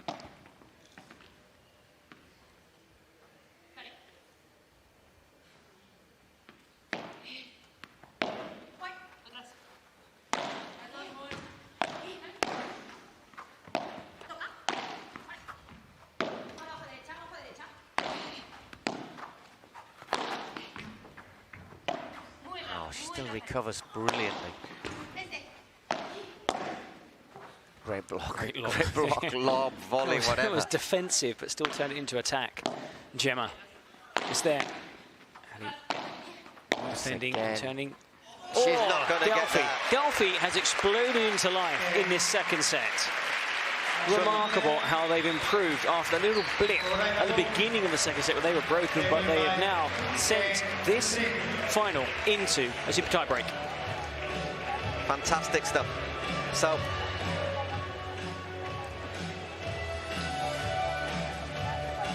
I'll tell you what, Gemma is in fantastic shape, isn't she? Keeps on going, keeps on working. She told us how she keeps herself fit after all these years. Pues mira, intento vivir siempre muchísimo en el presente, a nivel mental, contestando a esta pregunta, y después a nivel técnico trato de evolucionarme. Es verdad que es un deporte que va creciendo muchísimo, que bueno, que creo que antes venían más jugadoras del tenis, ahora ya vienen de base jóvenes promesas pisando muy fuerte, entonces intento estar pues muy focalizada para intentar mejorarme e intentar, pues eso, en cuanto a golpes, exacto. Or focus to improve. I mean, there's not much more she can do to improve. I mean, she's been outstanding, and in the first set, I think she was the better of the two players for Flowrida, but in that second set, I mean, Delphi has really upped her game to new heights. I think it's the best Delphi we've seen, and she saved her best for business time. Exactly, just closing out that set very quickly when it just looked as if there could be a danger of that drifting away from them. And who knows, that could have been another lottery of a tiebreak. Now, okay, it's a super tiebreak, but it's 1-1, so they're right in it. Saw both sides also of Delphi's game. That Cuchillo, that backhand, vicious slice. And then the deftest of touches, that delicate drop shot. So now the first championship game, the first final of the PPL season will be decided between the New York Atlantics and the Flowrida Goats via a super tiebreak. First to 10 points, remember, with a 2-point advantage, so 10-8, 11-9. Andrea Ustero to serve, super tiebreak.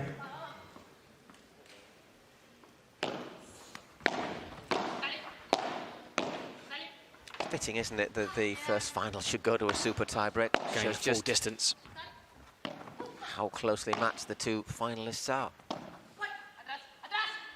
And we are approaching the 2-hour mark. 1 hour 48. In a game that's had just one tiebreak.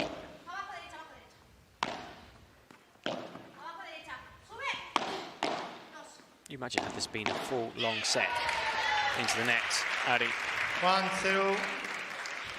Flowrida. Every point has been really tightly contested. In every game. And every game it's been 30 golden point. Very little to choose between these two teams here in this final.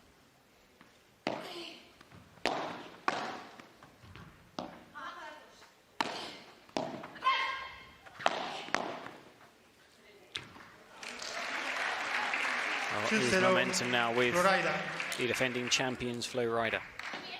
It's a long way to go in a super tiebreak, though. And especially, I think, with these two pairs, we've seen they've all taken points off each other's serves. There's not been many breaks, but everyone in nearly every game, as we said, have taken either 2 or 3 points off the serves.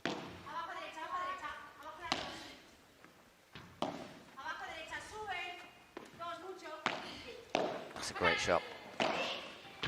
And it hasn't gone. It does. It hits, yeah. How did that get It was out? the spin. It hit one fence, the other, and the spin took it over the fence. 3-0. Did a bit of climbing. Let's have a look at this. I can't quite see that from the angle we're at. Watch here. And then just climbs. You see, I thought it had gone in straight into the side as opposed to the back. Ariana Sanchez to serve. Okay, 3-love down. Adi Sanchez.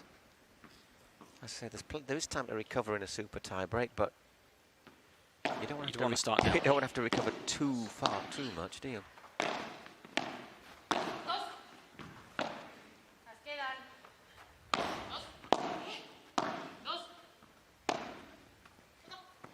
Nice lob.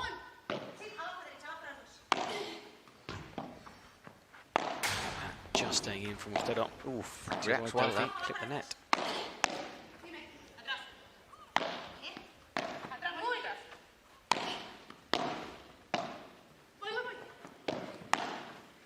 Brilliant. It was open. There was a gap, wasn't there?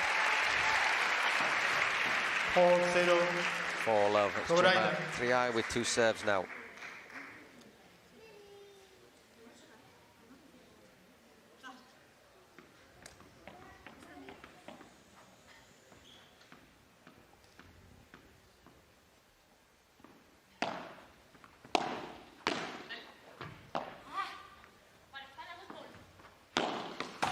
the power there from Ustero. Unleashed. Flowrida. Ali Sanchez to serve now. To serve.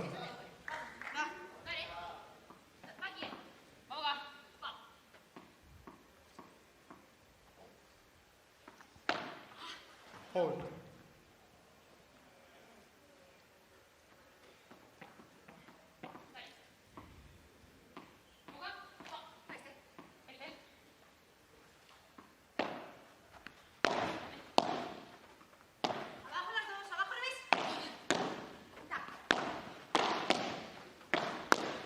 Ping, pang, ping. Wow.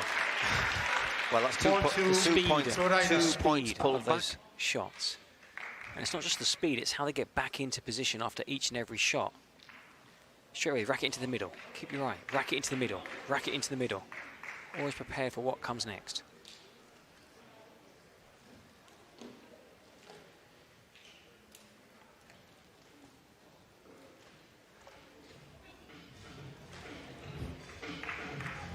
It's almost a John Sands-like gesture there. Wow.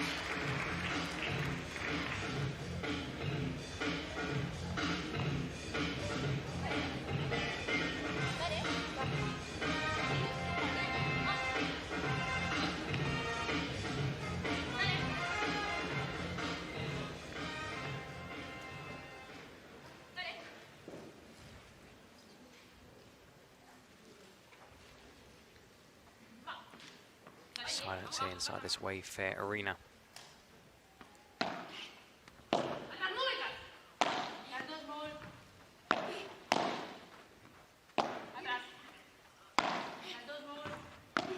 Ooh, whips that one over the net, just over as well.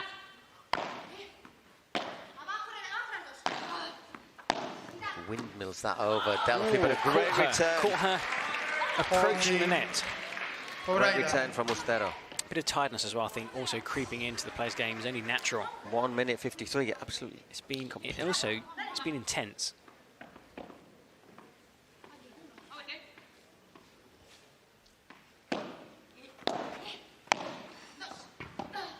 Whoa, well, the They are back. They are back. We said, didn't we, that you do have time to recover in a super tiebreak.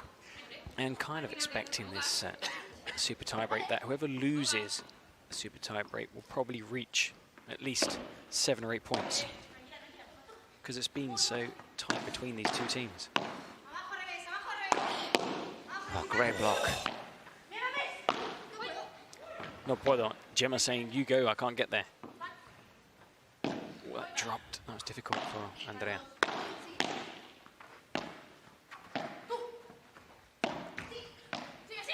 Oh, it did get over. I wasn't sure it was going to. Incredible drop shot. 5-4. Now, Andrea wasn't too sure if it was in or out. Oh, did it bounce? Let's have a look. Now, this is a real big call.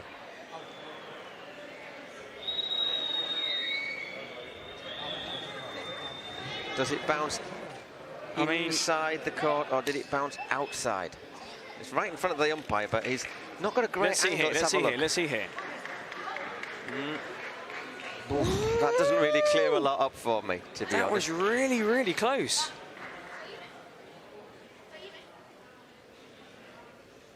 Given as out. It's been given as out, Paul.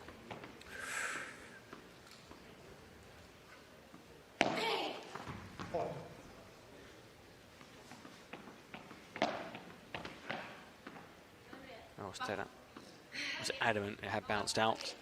Still incredible racket head control. It's still a great shot, even though it looked like 5-4. It's 4-5. Ooh, 5-all. 5-4.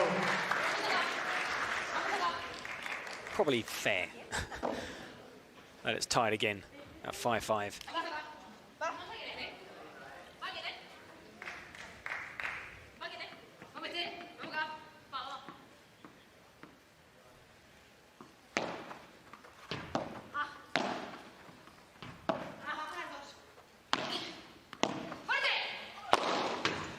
Fuerte. Yeah. And that's exactly what you got. strength and power. 6-5, Flowrida.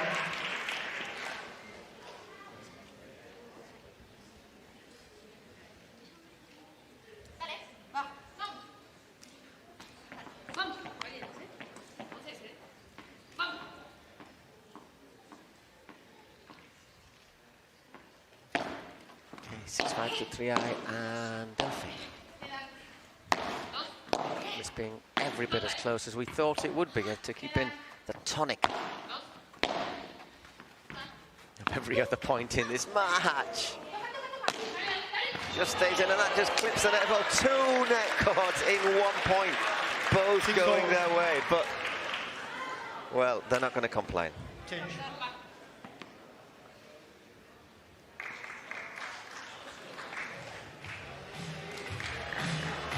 Oh. Regain your breath. I mean, Paul and I are breathless here watching this match. We have been throughout this 4-day event, PPL inaugural event of the PPL here in Miami. It's where it started last year. Hugely successful. Back again this year at the Wayfair Arena. Really looking forward to next year's event here also. And also looking ahead to the rest of the events this season. Bigger and better, and also we're going to see the PPL travel across the pond.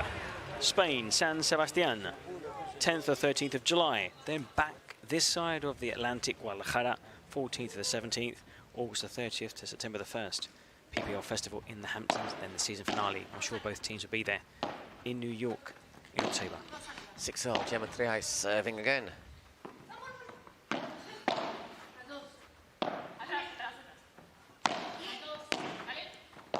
I suppose they can't just share the title, can they? Nope. Half a plate's no good to you. 7-6. Nope. Ari Sanchez serving now. We a mini break to the good. Micro break. So many points I've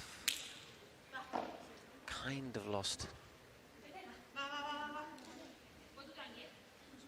I mean, it's been, I think, with every, I'd say all but one of these super tie breaks, they've been up and down, back and forth. Actually, it's not Harry serving, is it? It's a mistake on the scoreboard. That it's Gemma still. That's gone long. Oh,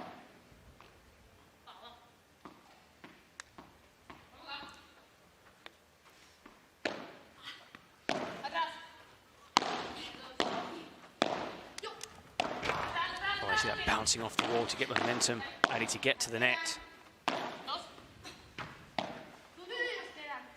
And that shot down the middle to the veteran. Oh, that was close. That was as close can get there from Gemma. Lower lob on this occasion. Gets the call from Adi. There's the option in the middle.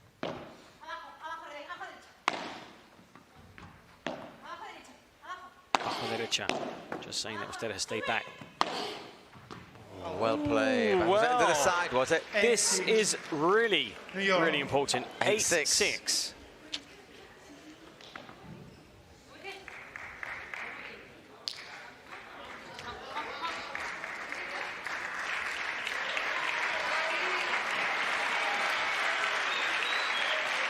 And look at Ari punching the air, looking at Andrea. Come on, we can do this. Slightly more serious look on the faces of Gemma and Delphi. The pressure really on. Flowrida Goats battle back from losing that first set. Took the second set 6-3, but down in the tiebreak 8-6.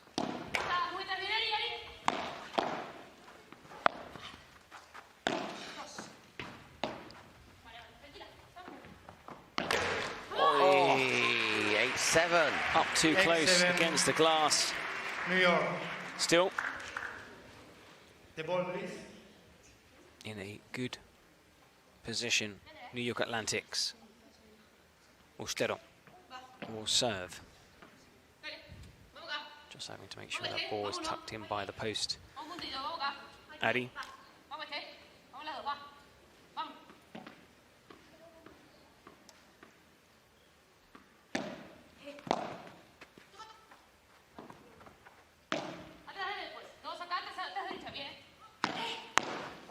just clears the net. Had to scramble. Gemma.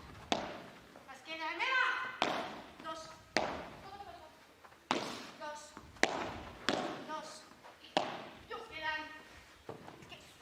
tap the net. Having that rid of ground. Gemma in again.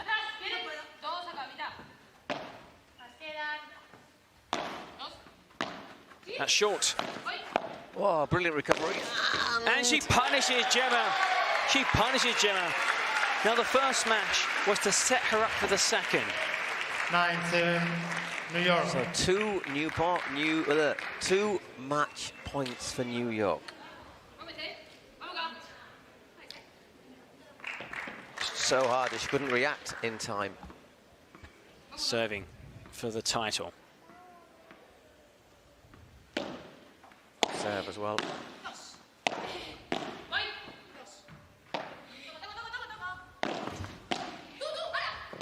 Oh, had to scramble. Dead on. Gemma. What a point. It's there. It's Surely there. it is. Ari The title. Sanchez. New York Atlantics. Second match. Ari Sanchez killed it. New York Atlantic. They win by Again. What an advert for the game also. PPL. Tremendous final between these two teams. New York Atlantics defeating Flowrida Goats in, as Paul predicted, the super tiebreak. I did indeed. So 7-6, 3-6, 10-7. But the thing is, they had one match point and they took it the first time. They didn't allow the tension to build this time. So New York Atlantics claiming the scalp of the Goats. They have singed the beard of the Goats. Well, there they are celebrating the team. Well, they're celebrating because this has been a very good opening event for New York.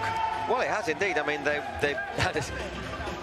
beat the Goats in the third and fourth playoff for the men, and now they've claimed the first title of this year with Bustero and Ari Sanchez beating Gemma Triay and Delphi Brea. Coming in the women's very, very final. close ball to maximum points from men and women. So New York Atlantics. I think we'll be seeing them on home turf come October. They'll be in their own backyard looking to go a bit further than last season when they fell at the semi-final stage, beaten by Miami Padel Club, who then lost to Flowrida Goats in the final. Now, we do have another final coming up. It's been a long, entertaining session here, the final session, Podium Day here at the Wayfair Arena. Cancun Waves, Franco Dal Bianco, Alex Ruiz against Edu Alonso and Gus Tapia. Cancun Waves, Miami Padel Club up first. After the celebrations, we will have the trophy ceremony here courtside. Do stay with us. We have one trophy for the ladies, and then the men's match, and then the men's trophy. Wow, I mean, it's intense. Even, I mean, I feel tired. I feel like I've played a game. I feel like I've been out there on a court and played a three-setter. Puts you through the ringer, doesn't it? We've been on. Luckily, Paul and I, we're in a back row, so we actually spend a lot of the time on our feet, like almost like playing the point, taking a step forward, taking a step back. I mean, it's been hugely enjoyable to watch and to be commentating this PPL event. And remember, it's the first one. It's the first one of the season. I know this season started a bit later than last season, but it's definitely been worth the wait. Okay, we're going to hear from, in a few moments, we'll be hearing from Arantxa and Javi, who's strolling nonchalantly down, dressed all in white. And he's not wearing slippers or pink flip-flops or sandals. And he's there with... He's made an effort for the occasion. Courtside reporter Arantxa, who is from Mexico, has done a great job also as the host here. Along with Javi, and also big shout to Pete Consuegra, the other Spanish commentator and pro paddle player, who gives us all the inside information that we can't sometimes obtain. We go to Pete, and Pete gives us the lowdown on how players are in that final training session of the morning before their game. So great job, Pete. It's our man on the inside. And also Javi, Arantxa, and also the guys back in the studio. Danny our director, the camera people here.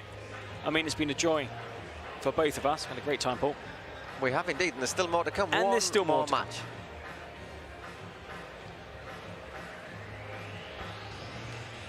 Everything set for the throw, and you can see there is a stage. Now, if you see the player introductions, they come out, bit of smoke, and they pose in front of that PPL Pro Padel League logo with the colours of the PPL, that black and gold.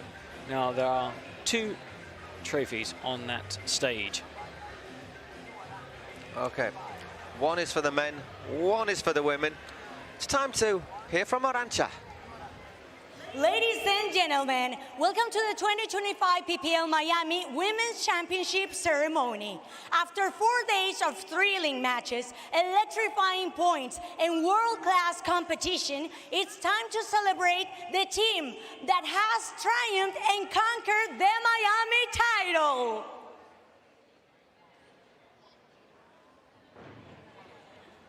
Please join us in welcoming Ariana Sanchez and Andrea Austero from the New York Atlantics. These are your 2025 PPL Miami champions.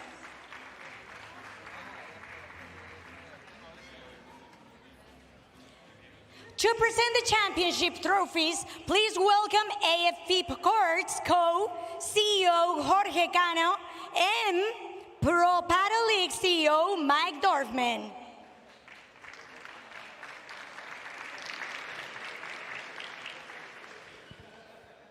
Wow, what a match. Incredible playing. First off, congrats to Gemma and Delphi and the Florida Goats. Amazing match out there. And a huge thank you to AFP Courts and Adidas for your early support, continued support. This is one of the most beautiful paddle courts I've ever seen. I think everyone here agrees.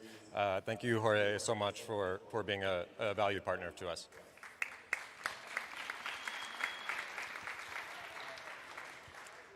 And finally, Ari, Andrea, New York, amazing match. Congratulations on winning the first event. Jorge, please present the trophies. Thanks.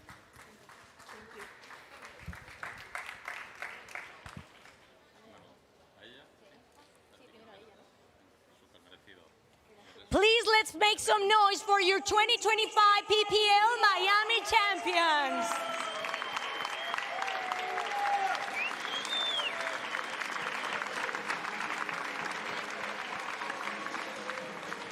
Give it up for Ariana Sanchez and Andrea Austero.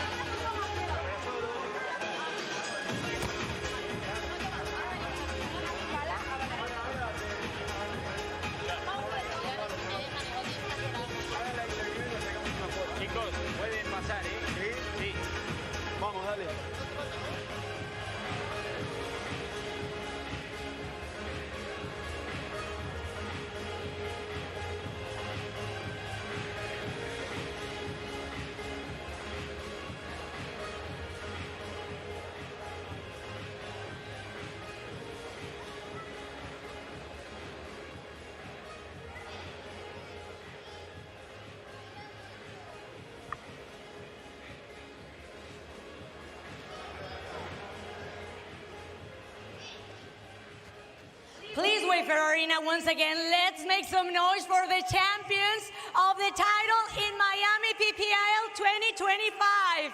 Enhorabuena, enhorabuena Andrea Austero, Ariana Sánchez, que se han hecho con el título en este primer evento de Miami 2025.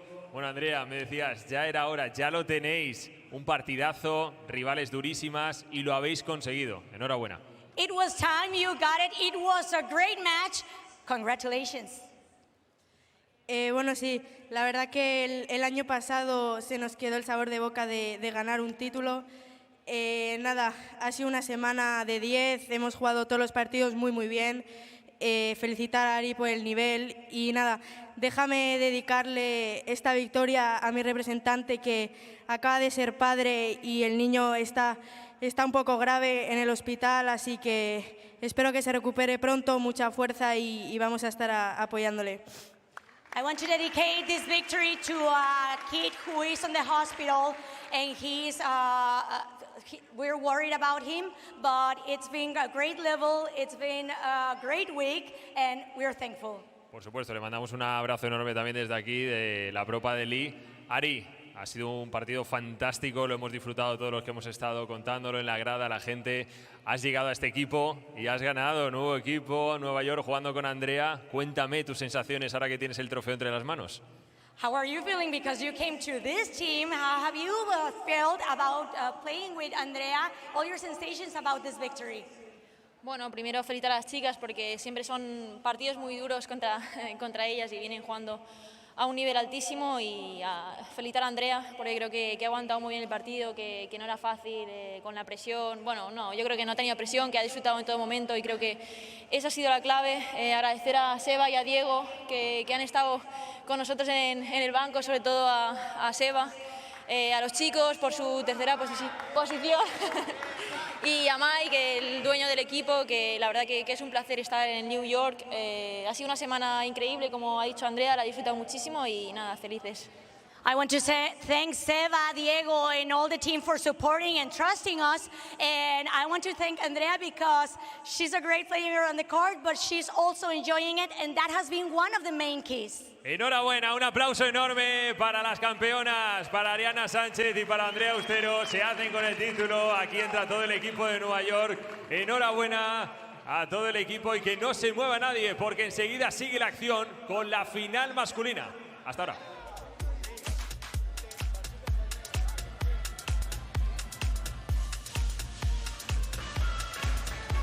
Well, great to see those celebrations. There we see the coach, Seba, with his daughter, one of his two daughters, and the winners. Brilliant. They came close last year. They fell at the semi-final hurdle. As a team, New York Atlantics, of course, Addy was playing for Miami and lost the final. So a first title for New York Atlantics. And what a dramatic final it was. We were impressed by the two earlier games in the earlier session. The women's and the men's, this was even better. New York Atlantics, Austero and Ari Sanchez beating Gemma Trai and Delphi Vidal in 3 sets. Exactly. Was doing it the hard way, wasn't it? 7-6, 3-6, 10-7. Really, really close. Every single point game was contested. Every game, every point. Longest game we had. The longest game of the 4-day event here at the Wayfair Arena in Miami was fittingly the women's final, which could have dropped either way because there was a moment in that tiebreak when Flowrida Goats took the lead after a shaky start to that second set. They came back from that disappointment in the first set when they lost a tiebreak to win that second set 6-3 and set up a super tiebreak. And I mean, the fans were up and down in their seats. There were oohs and ahs from the crowd because we were thoroughly entertained, and that is the winning shot. Addy with the smash. Congratulations to New York Atlantics, the first winners of the 2025 Pro Padel League. Okay, so that is who gets how many points after the final and the third and fourth place. We knew the places 5 to 10 beforehand, but it's New York with 25 points, Flowrida take 19, the Las Vegas Smash take 15, and Cancun think they'll be reasonably happy with 12 Definitely. from their debut here this season. After missing out last year, they've already given themselves a bit of a flying start on the race to New York. Just and one the team Cities Cup. on no points. I'm sure they'll bounce back the boats. They will bounce back. Okay, we're just going to take a short break and we'll be back for the men.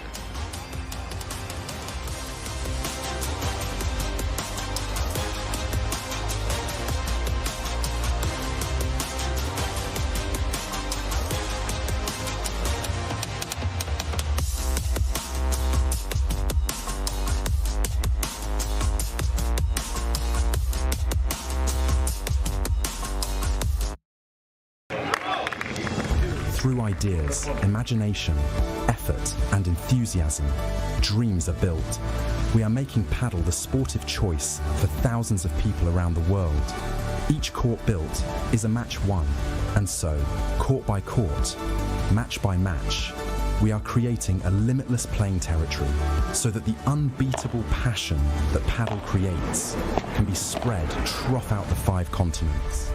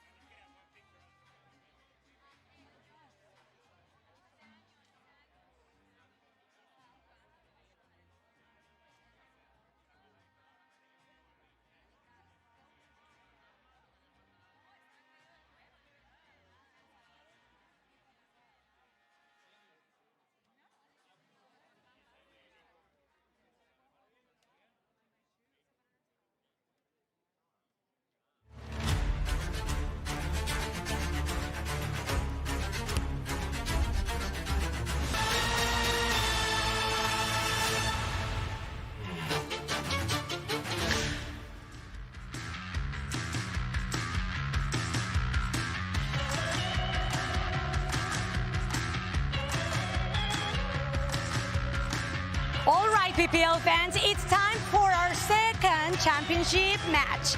So let's find out who will be the next one to be crowned on this PPL 2025 Miami on the men's division.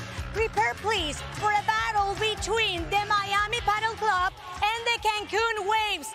And let's give it up to receive the Miami Padel Club. Let's welcome Eduardo Alonso.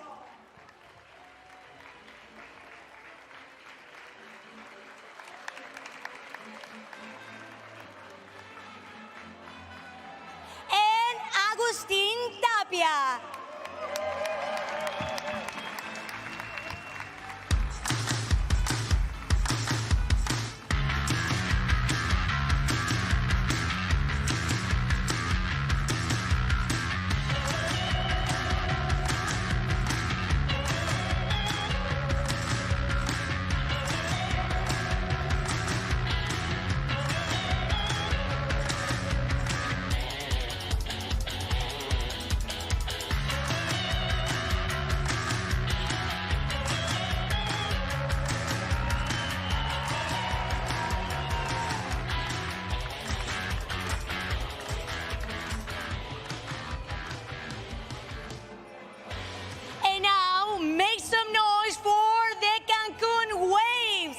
Let's welcome Franco Dal Bianco.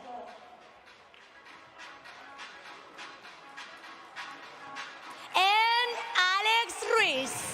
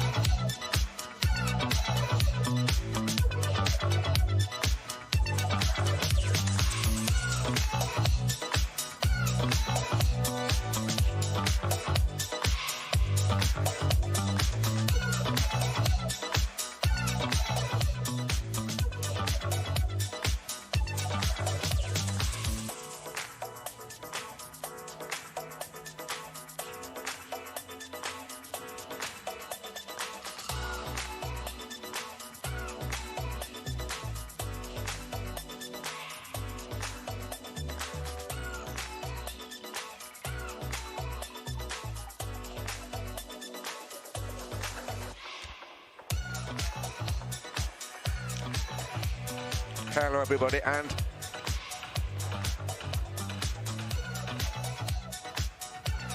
hello everyone, welcome back for our last match of the week here in Miami in the Pro Padel League, the men's final. The Miami Padel Club against the Cancun Waves, the very much a surprise package in this opening tournament. Franco Dal Bianco and Alex Ruiz, the Cancun Waves captain, stepping back into the team against Edu Alonso and Gus Tapia.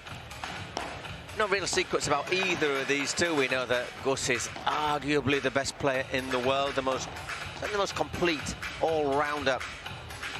And Edu, another up-and-coming star, who's shown that, well, rather than up and coming, he's probably already over the horizon.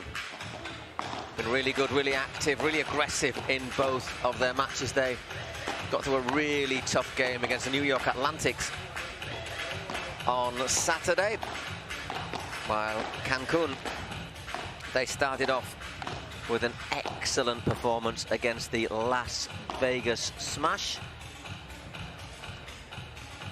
And they followed it up against the Toronto Polar Bears. So we've been looking forward to seeing how Franco Del Bianco, who doesn't always play at this same level perhaps as some of the other players, but has been outstanding.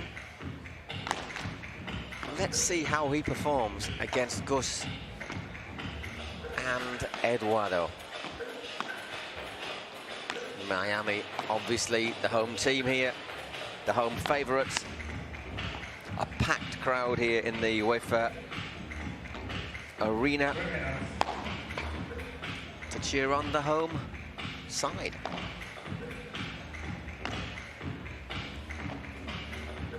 Had a fantastic week of paddle here in Miami. It's been intense, there's been some long days, it's fair to say. We saw just now New York Atlantics take the first title of 2025, winning against the Flowrida Goats. It is a super tiebreak for Ari Sanchez and Andreu Stero to get past Gemma Triay and Delphi Brea. Lasted 2 hours, just about. But we're all ready to go. Just a couple of minutes left on the countdown. And we will see who wins the second title and takes 25 points in the race to assure a place in the Cities Cup in New York. It's the opening event of the 2025 season. Hugely successful, as Paul was saying. Sold out each and every one of the 4 days. Of course, goes without saying, the podium day, also a massive sellout, and it didn't disappoint. With that third place women's game, that victory for Las Vegas Smash, 6-4, 6-4. And in the men's third place, it was hugely entertaining also. Really good to see Flowrida Goats and New York Atlantics in action. I'm sure they will be in another final later on this campaign. As for the women's, as Paul said, brilliant New York Atlantics. They won the first set, dropped the second set, won the super tiebreak 10-7. And now we are here for the final game from Miami 2025. Cancun Waves, the surprise package this season as a club. They missed out on the PPL Cities Cup in New York, but some new signings. Still, Alex Reith stayed on, the captain. He's teaming up with Franco Del Bianco against probably the favourites, at least on paper, Miami Paddle Club, with Edu Alonso and Gus Tapia, the world #1. He was outstanding in their last game, which they needed to win to qualify for the final. They were always going to be on podium day, but the question was, would they be playing Cancun Waves, the first team that qualified for the final, or would they be playing for that third, fourth playoff? Of course, no title and less points. 15 for the winner of the third place game, 12 the team finishing fourth. The two teams in action here in the final. The winner will take 25 and the runners-up 19, but of course the winner. Bragging rights in the locker room, bit of banter also. We've seen it throughout the week, and on the stage there are 2 silver plates for the winners, for the winning doubles team. Cancun Waves got here using their roster wisely. Maxi Arce was outstanding the game he played. Plays regularly with Del Bianco, but it's true, Alex Reith is the more veteran player, the big game experience, the big point experience, and he's teaming up with Franco Del Bianco, who Paul and I were both saying is probably the revelation here on the tour. Ustero isn't quite a revelation because she's been around winning events for a while, but also I think they deserve a special mention. Marina Lobo and Sophia Scythe. Although they lost that third, fourth playoff to Las Vegas Smash, they defend the colours of Cancun Waves. They have been excellent and will be a force to be reckoned with going forward. There is a DJ, there are the players, the umpire. The stage is set.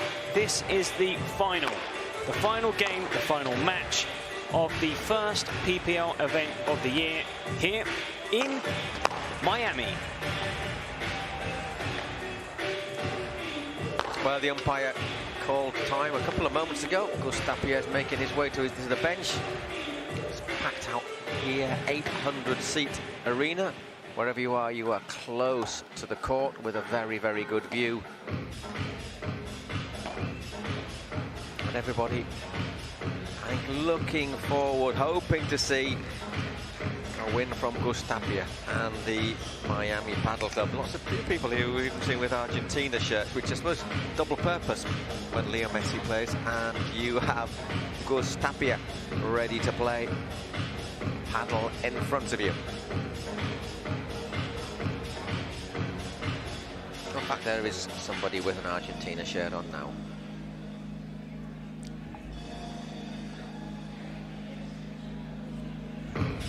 One long drawn out low note there from our DJ Scully to add to the drama.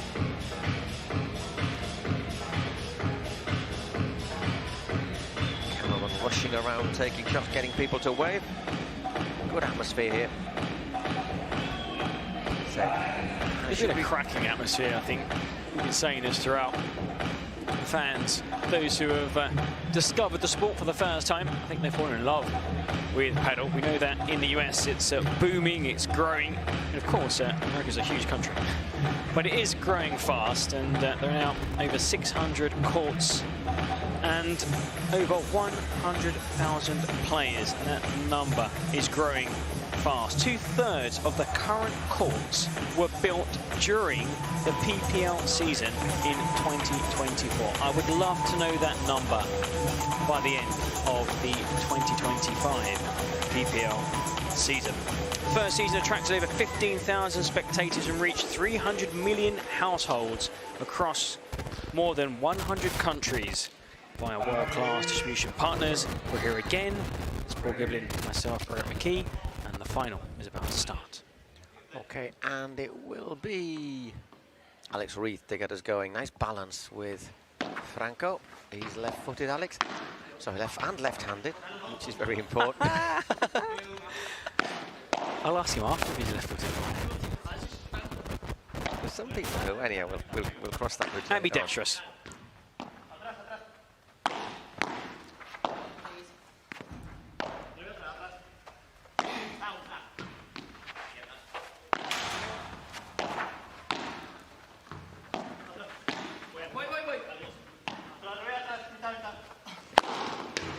Well, there is travels far, travels high.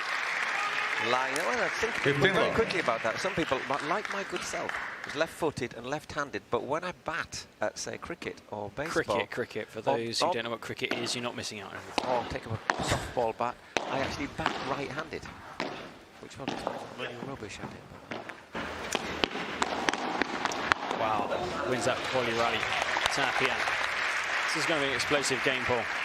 Yeah, I think we expected that. We've seen Tapia and, well, last night, their match against John Sanz and Lucas Campagnolo was 2 sets, super tiebreak, and I don't think it broke 1 hour and a quarter, did it? No, it flew by, 6-3, 3-6, taking that super tiebreak 10-6. It's there, Edu Alonso, because Tapia comes across and wins the point. 15-30. 15-30.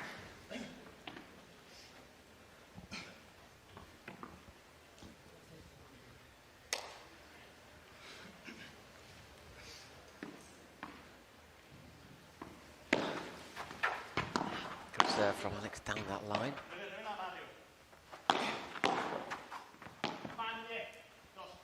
Doesn't come down. 15-40. So we're starting off with 3 break points. Now, Alex, the more experienced player in that tandem. This is the biggest stage Del Bianco has ever played on. So perhaps a big ask, taking on Tapia and Alonso. He's not overawed, though, is he? No, he's not. As he flew into that one. He's been ever present in every game. I think you were saying a revelation of the tournament. It would definitely be. Yeah, definitely. I think he's going to take that accolade, and well deserved.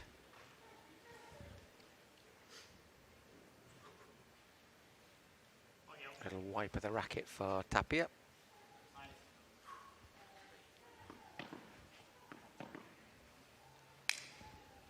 Two more break points though to defend.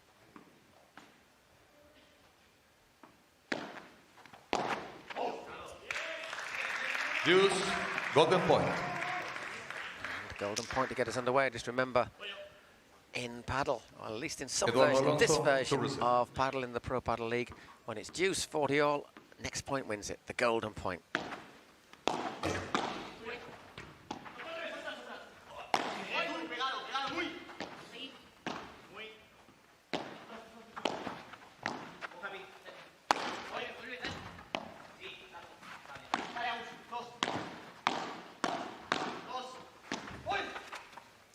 Gonna fancy Alex there.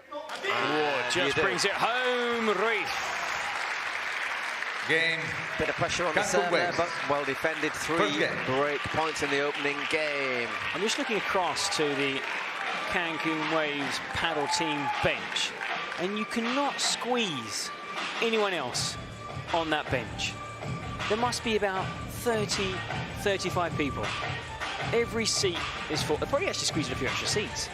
I mean, they've been so successful, and like we've been saying throughout the tournament, well, they are here on merit, but they are the underdogs. And after what happened last season, what a turnaround. Well, I think the thing is as well, they've clearly made a big effort as well, haven't they? Because before the women's final, we saw a wonderful video, promotional video for the team, for the area. So they're clearly paying a lot of attention. And what they've done is made a clear vocational choice to look at younger players Eduardo with the Alonso, experience of Alex, just to help steady the ship. But most of the players, for example, Marina Lobo, Sofia Sainz, Franco, Maxi Arce, they're all young, and it's just a good image to have, I think. Oh, an image to match Cancun. I mean, just quickly going back to that promotional video, really impressed. I've been fortunate enough to visit Cancun, also, you know, Ramaya nearby. I mean, amazing turquoise waters, sprawling beachfronts, endless entertainment, culture, cuisine, has it all. So the only thing I wasn't sure about was the tarantula in the video. No. It didn't sell it to me. You still, honestly, I don't like creepy you're crawlies. not going to get bitten by a mosquito or eaten by a lizard here. If you missed out the lizard story, there was a tiny lizard. Like a horse. I've never seen it move so fast. It's going to appear in wins the point. It's going to appear in the new Jurassic Park film, mate, I tell you. Well played. 15 all.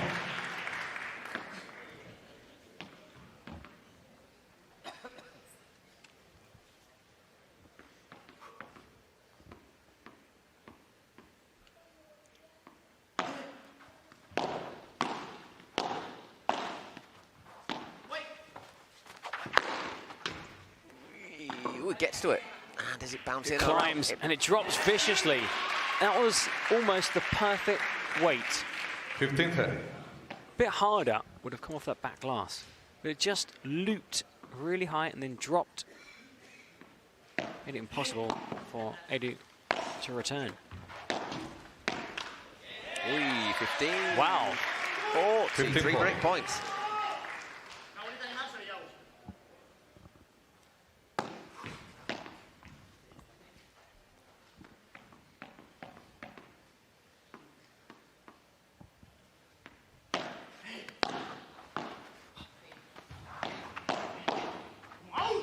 That was good though. I mean, more anticipated. Slightly long.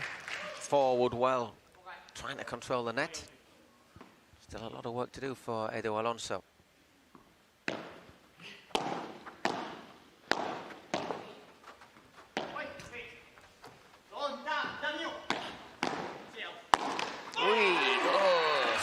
Game.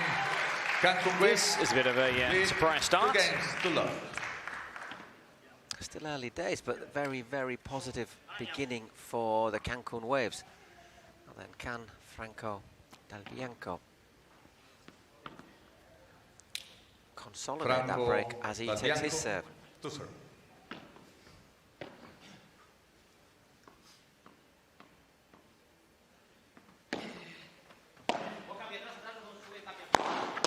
Oh, just couldn't quite keep it down, Ruiz. Low 15.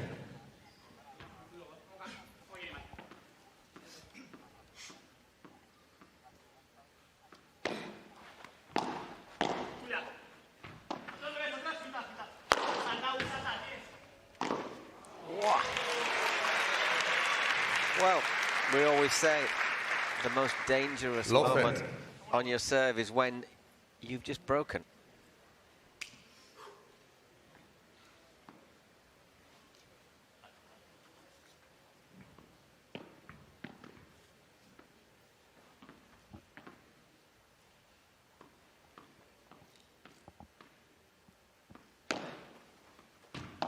Good deep serve.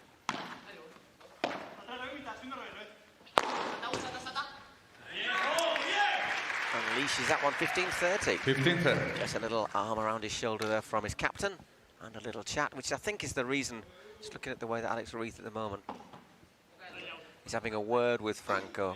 I think that's one of the reasons he played rather than Maxi Arce, just that experience. Those wise words. Pass on all that experience that Alex has accumulated over many years of playing at the highest level. Great block volley there from Tapia. In there really quickly, wasn't he? 15-40.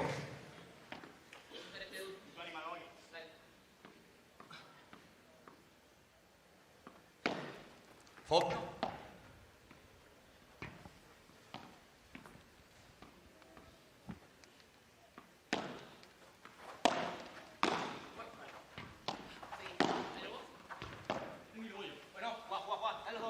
Deep, going to hit that hard, isn't he? And that's a good block as well from Edu, looking to send them scurrying backwards. What? Just little back flick there from Tapia. Putting out all the tricks, all the stops. Miami, the winners of the inaugural title. That was a bit cruel, the bounce there for... In 2024. Bit cruel the bounce there for Gus Tapia. 30-40. Still, you've got so much time to think. I mean, luckily... To be fair, he timed it really well. Because when it comes down that far... We've seen mistakes, haven't we? We saw one with Sophia as well, one that came down slowly, mistimed it. It's like she was swatting a fly. But they've been very good in this title match so far. Cancun now looking to force a golden point.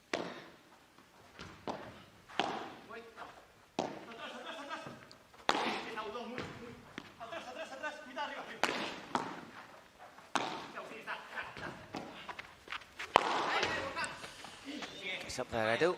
Picks it over. Edu drops like a dead weight. Game. And Ruiz Miami Padel Club. Cancun Waves lead 2-1.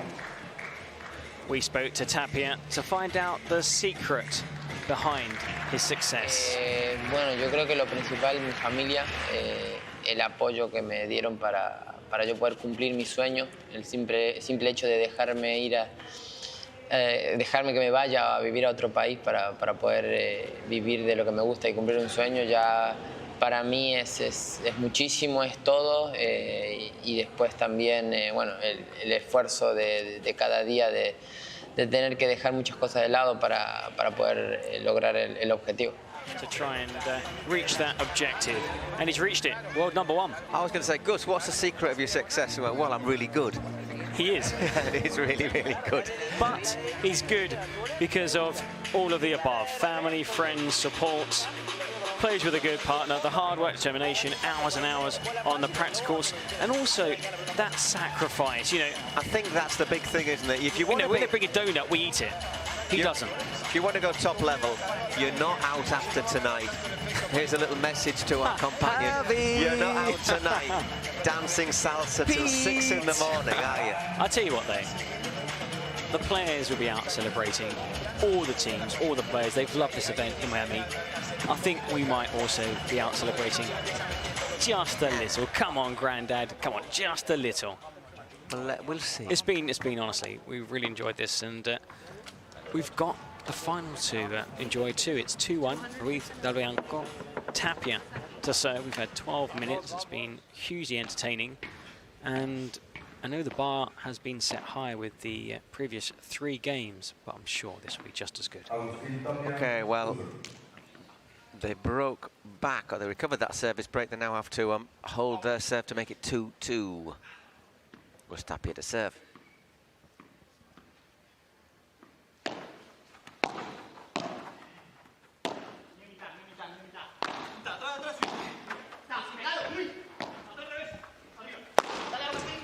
Wow.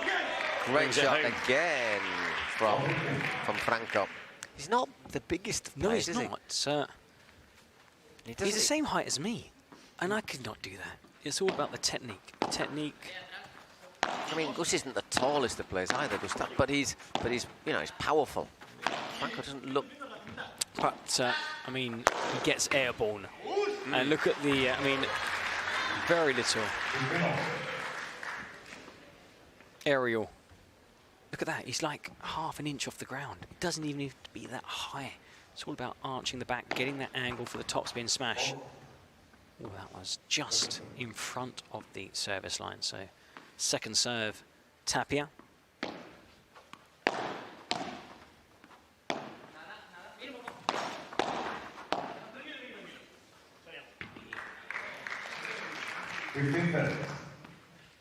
Well, struggling again. Now, Reith has the added advantage of having rested.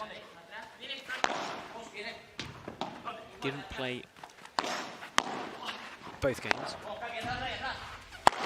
Not played since. Wow, brilliant stuff. The opening, since Thursday. day. Since Thursday, yeah. So Friday, Saturday, unlike his opponents. But to be fair, Cancun played on Friday, didn't they? Whereas Miami played Saturday. Franco's played every game, or will have played every game. But they played on the Friday night as opposed to Saturday. Okay, once again, 3 more break points. It was wide of the line in the middle.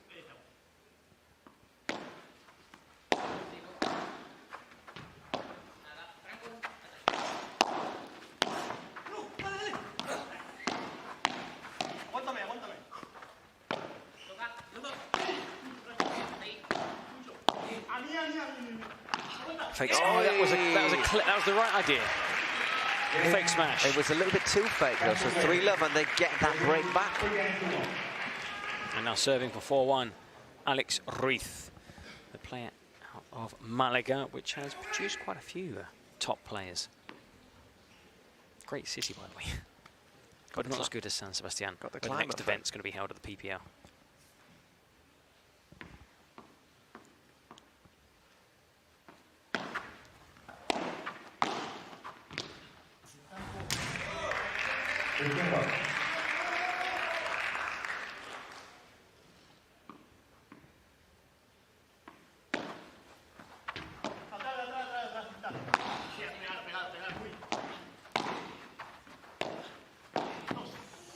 Ooh, unlucky, 15-all.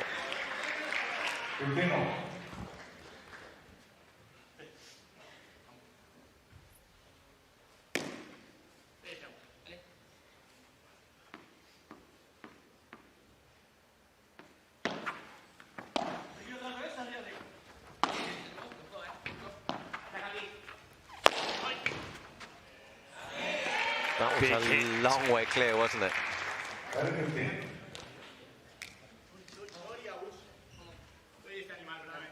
I mean, we're thinking that Cancun have been the revelation for getting for the final. Can you imagine if they win it?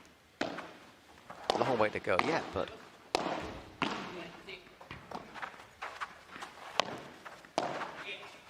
Alex Reith is playing a blinder as well at the moment.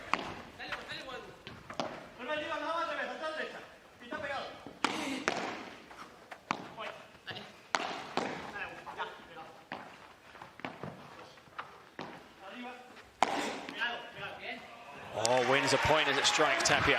I really need to speak to the sporting director of Cancun Waves, Franco Renato Bianco. Until about 2 months ago, was ranked 2,500 in the world.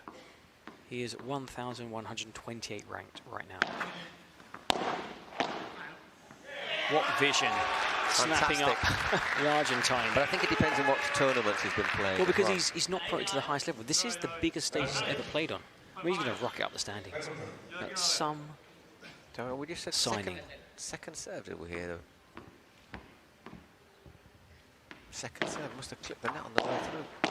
He's working with a very experienced coach. Wallaby. Well, it doesn't make any difference, that really. 4-1 in just 18 minutes. Okay, it's just one break to the good. But closing in on that first set.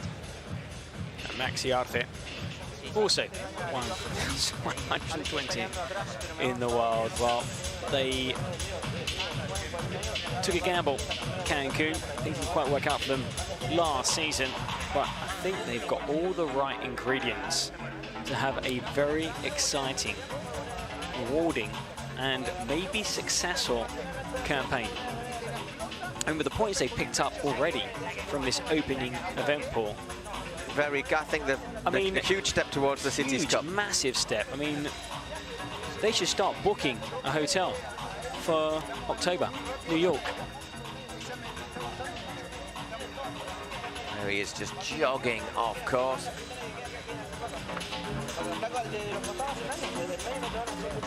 (4-1) in this opening set. Tapia and Alonso. Marina Lobo and Sofia Said sat behind. The last final Miami played at a PPL event was the Cities Cup, where they lost to Flowrida Goats. They're hoping to bounce back from that defeat, claim some silverware here in Miami, their backyard. At the moment, it's not the start that many thought. Absolutely not. We'll be seeing here Absolutely at the Wayfair Arena.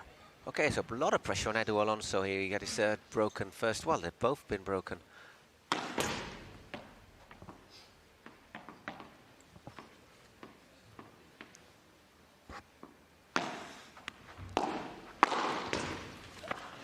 better from Tapia.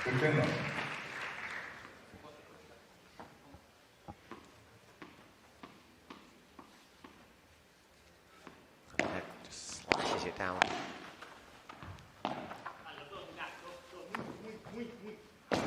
Very close to the net. Getting instructions from Alonso Tapia. Right, just kicked up a little instead of dropping dead. It rose after hitting the fence. They couldn't scoop it back into play action. 30 love. Yeah, I didn't quite get that backspin.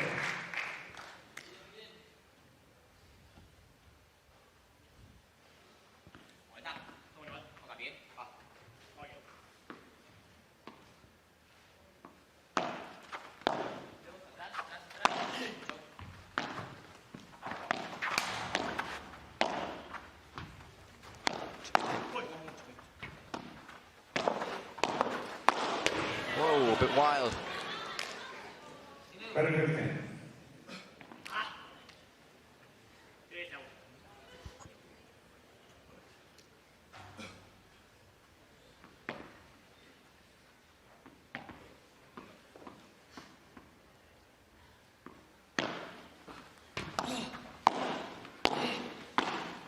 Oi, 30 all suddenly. Just flitting away from them very fast.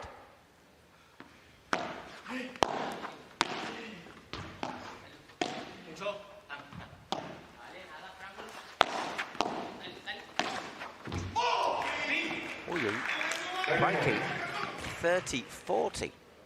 So suddenly, from 30 love, it's 30-40 and 2 break points again, which they have to hold, otherwise it's 5-4.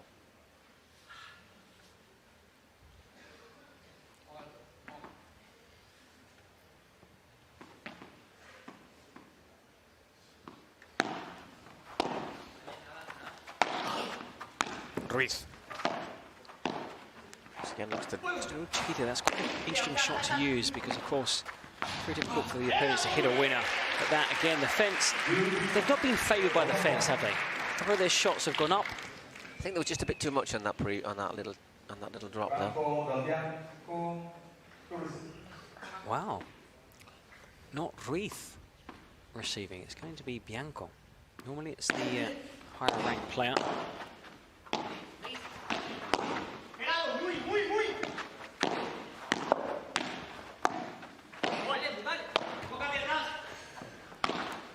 Opts for a positional smash. Oh, that wasn't unbelievable. That wasn't positional. That was just powerful. They were out of position in that point on 2 occasions. But that volley saw them regain control. And then very clever here, Alex Ruiz, because he didn't go for the winner. He set his partner up for this smash. Still a long way back, no, still. Though, but we've seen him do it already. Yep, once again. So 5-1, serving for the first set. And a great call from the captain, ceding what would normally be I receive the golden point and handing it to his doubles partner. And he was 30 love up there in that match, in that game, Edu Alonso.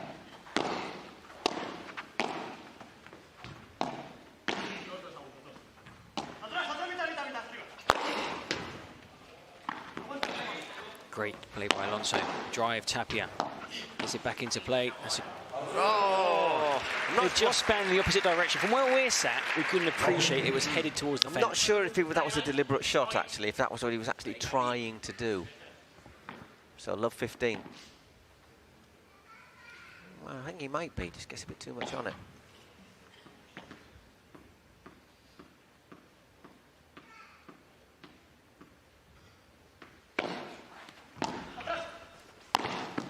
Whoa.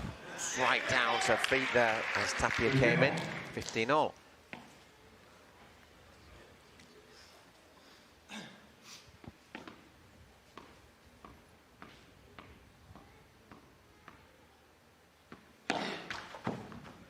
Second serve.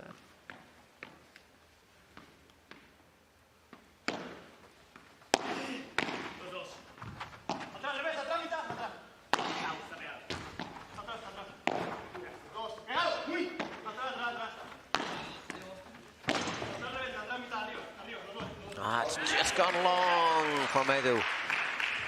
Not quite at his best today, Edu, is he? But neither of them are. I mean, I'm just looking at some stats from the match, but all the credit has to go to the Cancun Waves. Oh. They bossed their opponents throughout this opening set.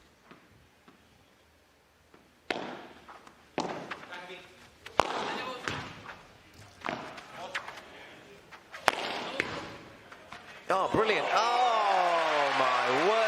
That was brilliant. They've just raised the roof, the supporters inside the Wayfair Arena.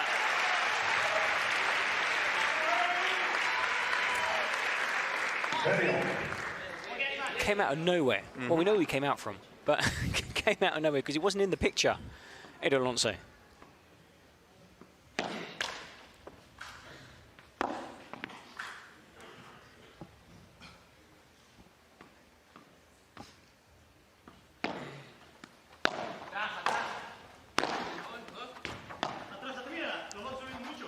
Goes long again.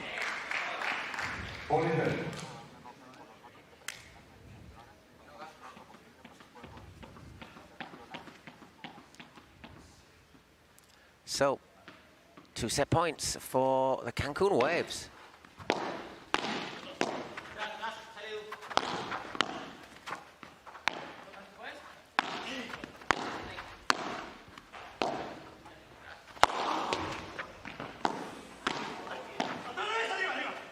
Go for it. Oh, yeah, that's what Ruiz told his doubles partner. Go for it. First set for the Waves.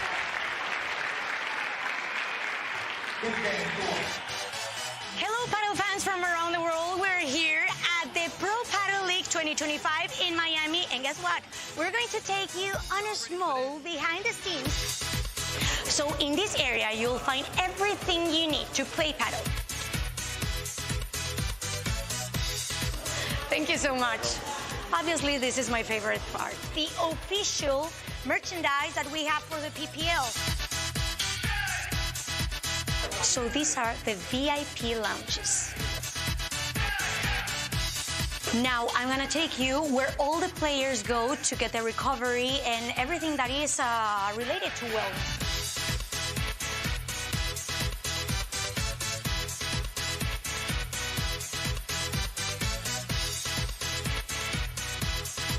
And this is the Players' Lounge, where they'll find food, drinks, everything they need.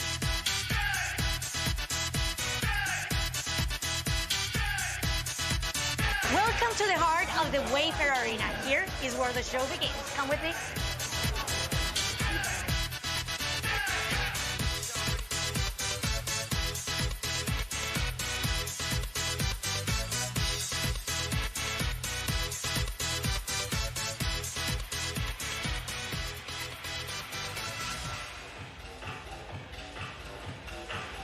Well, plenty to think about for Gustapia Just quickly, and do you Edu see Alonso. everything? No, there's an amazing gym here. I mean, of course we did, but it's incredible, the facilities here at the Wayfair Arena. Great venue, great paddle, and I think we've just seen what could be a great upset. It's on the cards. They've taken that first set They've in the blink of an eye.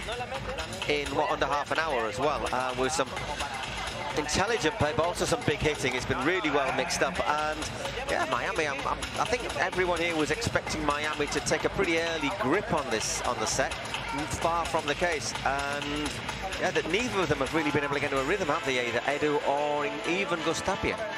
They both. I mean, they're not playing with overconfidence. They even said there was a pre-game interview that, yes, if they're here, and not only here, they were the first team to qualify mathematically for the grand final. They're here on merit, and they were top of the group as well. So let's see what's in store now. I mean, they've got to only one option. They've got to win this set and then the super tiebreak. 6-1. I'm just surprised by the scoreline, but let's see if Tapia can start this second set holding a serve. Didn't think I'd be saying that. Well, he drops his first point, love 15.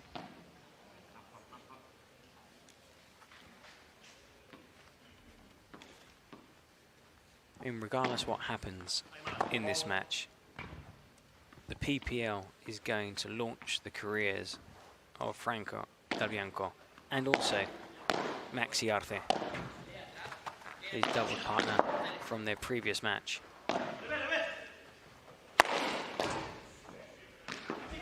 That's not going to go out, no. Ooh! And again! Well played by Edu Alonso, though. In the end, as you were saying, sometimes you can get that tunnel vision, can't you? You just want to hit and hit and hit. But this one, when the ball was arrowed straight at him after this shot here, look at the reflexes. Boom. And there, Edu Alonso is very clever, though. With it, he just angles it as opposed to like, oh, I'm going to hit it again. When you play soccer, sometimes you're told to head the ball back the way the cross comes. It's the same in paddle. If a player hits the ball and he's out of position, he's going to naturally want to regain his natural position. So hit it to where he's just moving from. And that's what happened here.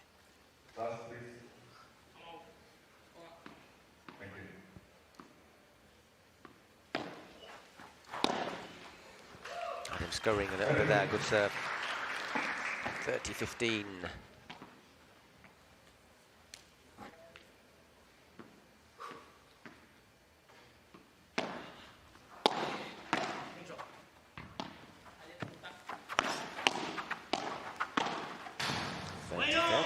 Clever from Alex Ruiz, very quickly into the net.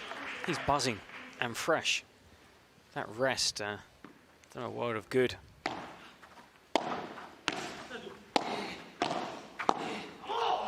That was a tough one to pick up.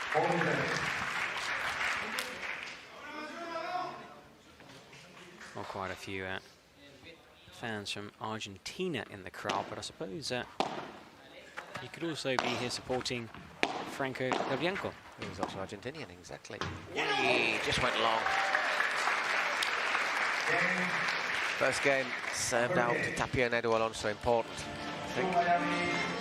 Let's have a very quick turnaround again.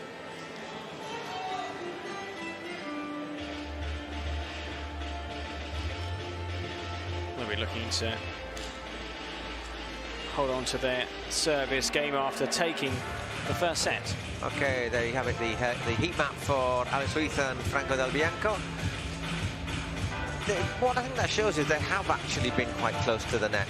We've seen sometimes when players have struggled to get up tight to the net, and there Only 15%, it looked a bit more to me. 58 in the middle and just 27% deep. So they've been able to push forward and get into winning positions on a regular basis is what that graphic shows us. 58% just in front of the service line. 27% more shots from behind the service line winners than right in front of the nets. Okay, it's Alex Ruiz to serve.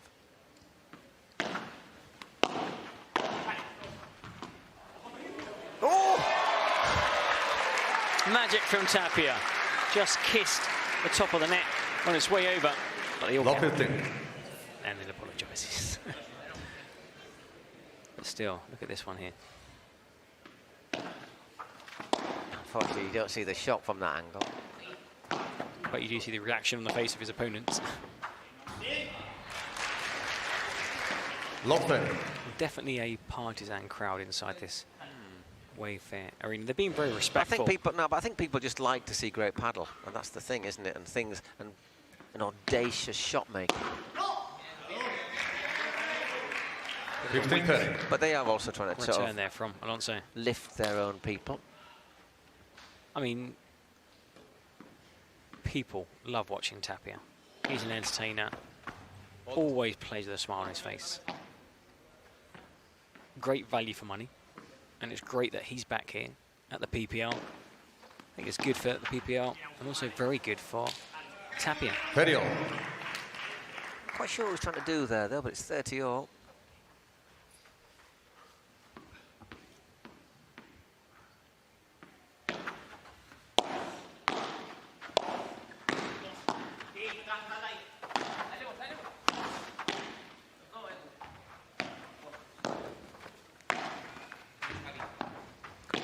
A little bit there, Edu, rather than going for all-out smashing Juan in, but there's too much on that one from Franco. 34.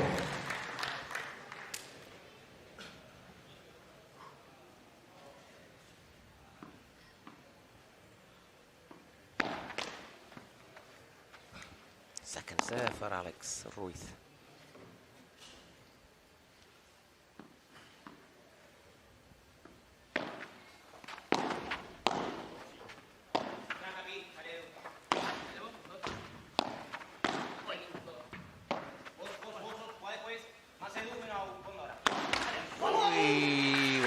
Is a break.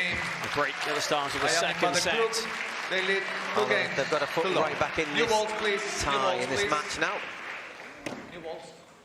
Here's the Tapia shot. Had the racket the other way around as he hit that ball. Look at that. Sharing the old balls with some of the supporters, Tapia. Well done. That's what people love him. Well Not done. just because he's handing out old balls, but that gesture with the supporters. Never says no to posing for a photograph or signing an autograph. Just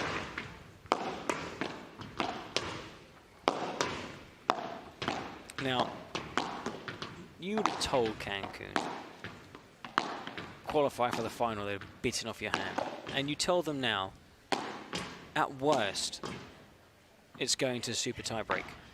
You'd still be pretty happy, although after winning that first set 6-1. With new balls.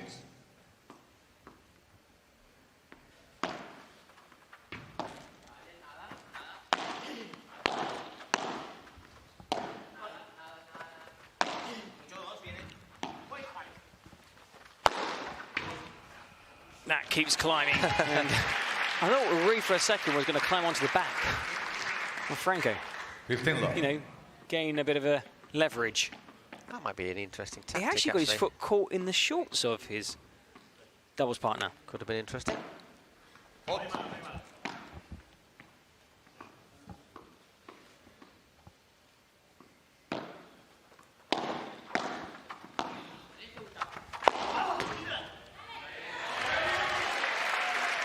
they mean business in this second set. Certainly do. 30 love. Wouldn't be the first time we've seen one team lose the first set badly and then storm back and take the second to love. Pati Yaguno.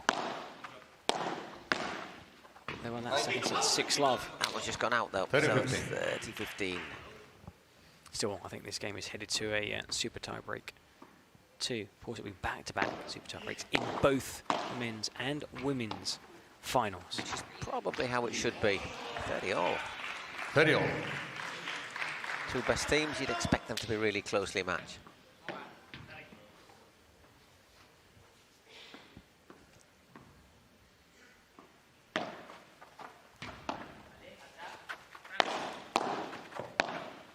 Reps well there, but suddenly... Well played. Really good shot. 30-40. Del Bianco gives his side 2 break points.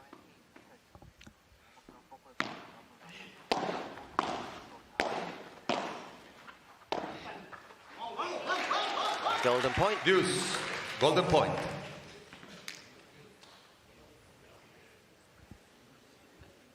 Franco Del Bianco to receive.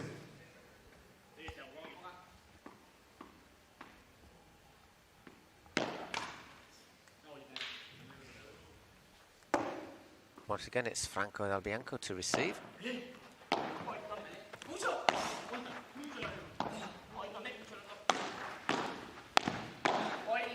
Great stuff, well defended, well blocked. Out. He went for it, but just got too much on it. Edu managed to get out of the way. So 3-love to Tapia and Alonso at the start of this second set as they look to fight back after losing the first.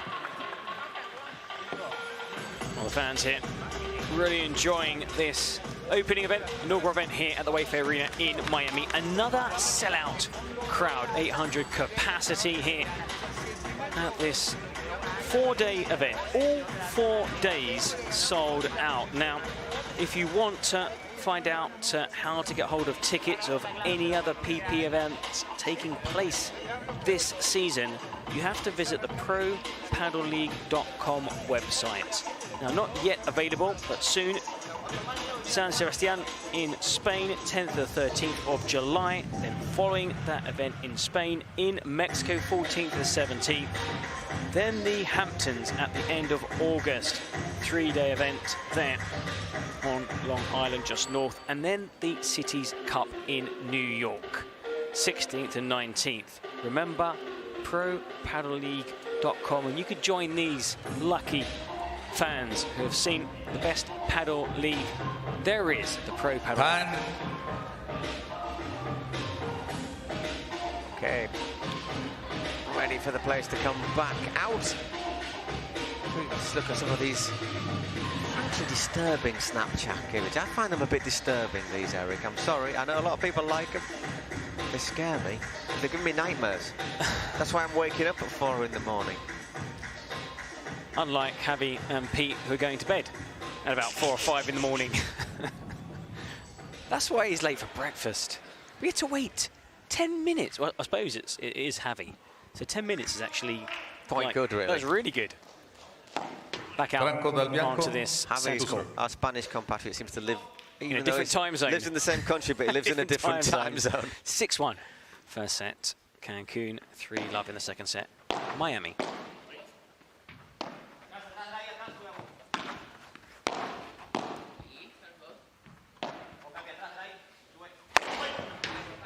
Nah, he's not going to get there, is he? 15-love. 15-love.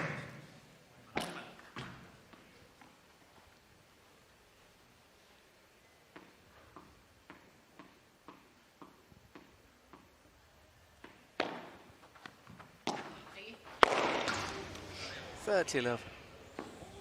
30-love. I think that gave Alonso a bit of a shave. Only one of these. But I wouldn't want to stand in front of one of those smashes. I'll just use a big razor.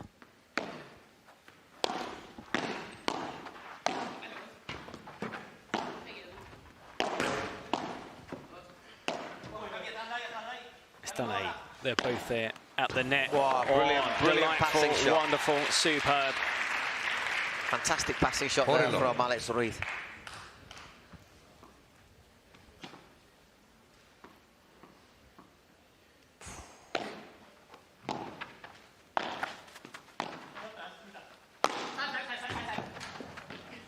Oh, didn't catch it cleanly. Game. Alonso. Cancun Waves. So, Miami Padel Club. Point for the game for the Waves in about, what, minute and 20 seconds, something like that. Gustapia to serve now. Chance to go 4-1 ahead in this second set. Edges a bit closer to a super tiebreak.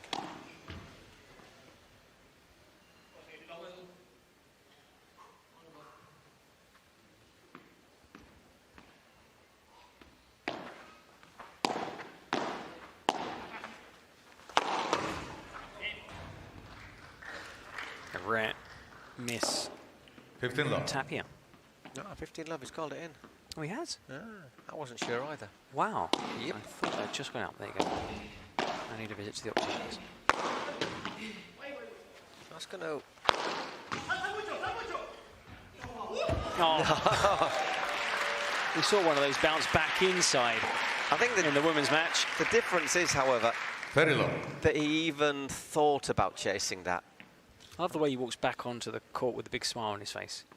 Franco Davienko. He's savouring every point here at the PPL.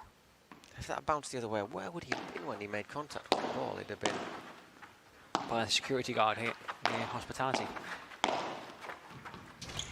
We're played 4-1. That's a really tough one, but it's going lower and lower, hits the wall, going low. And you can see, but you can't do anything about it. Really good shot.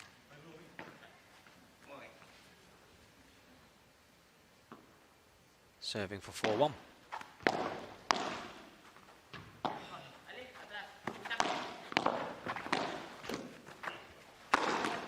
Ouch. Ouch, ouch, ouch. Which will hurt most? Game. The points? Miami Padel Club. Both. 4-1. The lead. Change of ends. 4 games to 1. 4-1. Well, those two games took us approximately very little time.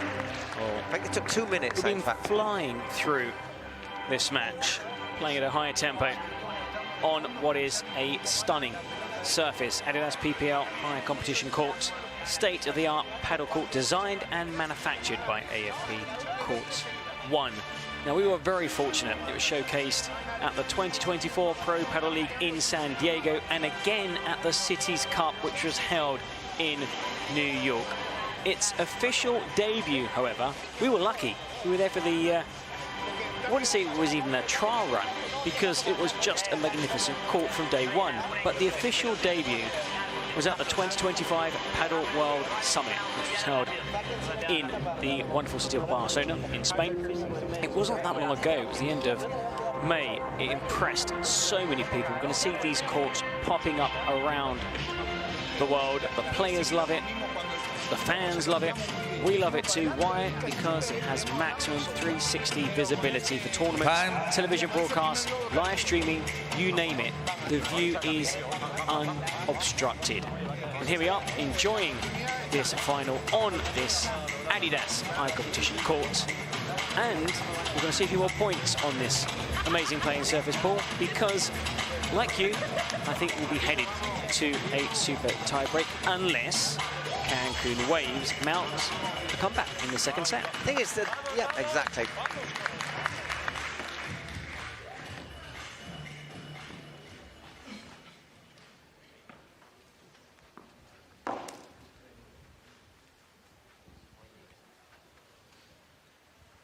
It is Alex Ruiz serving again. My word, that's come around quickly, hasn't it?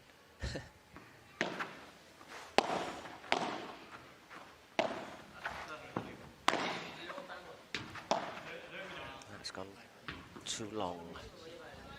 15 long.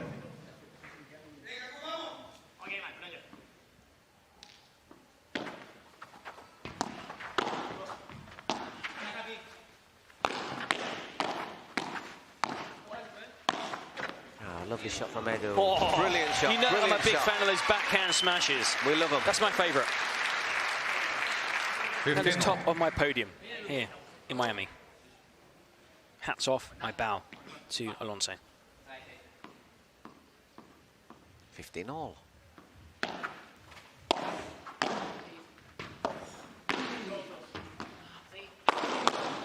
Oh, no! He had no right. Oh, that's...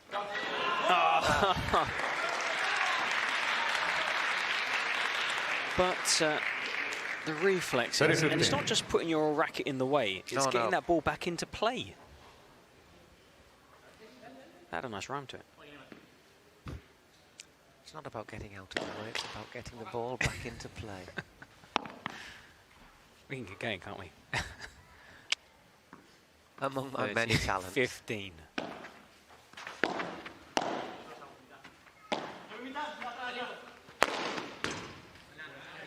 Boom!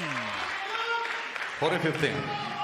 We have seen some big hitting, haven't we, in this game? We've seen some big hitting today in general, especially in the men's. But I think in the women's final, ouch! There was a lot. There was some pretty big. Cancun Waves. Big shots too. Well, they're doing what they need to do, which is hold on to the service games. In fact, they're not even holding on; they're winning their service games comfortably, and just hope they can break their opponents. Now, they've only got 2 opportunities. It's only 1 breakdown, though. Yeah, but they need to win one of these here, or break the next service game. Only 2 chances.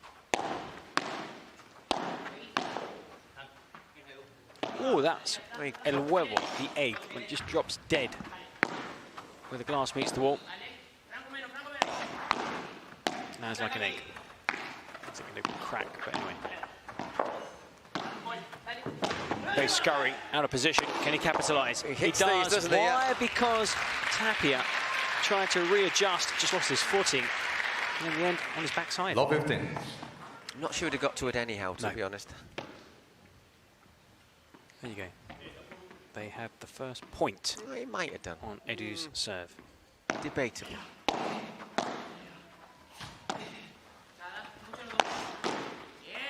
No, there was leaning back, slightly off balance. It was a good shot. 15 more.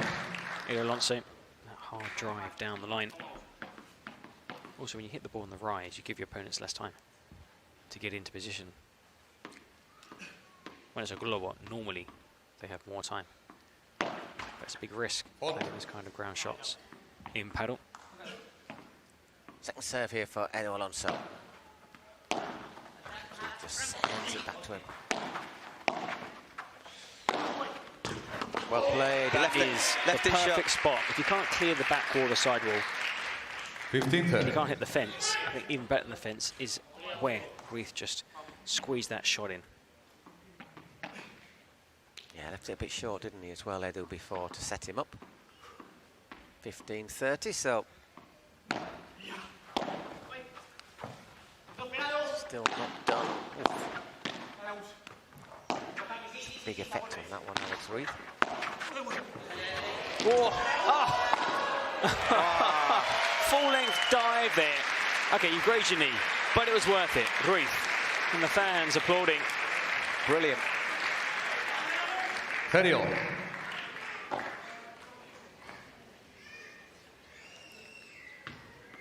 He does go for that's a brilliant shot. But Tapia is in the right place.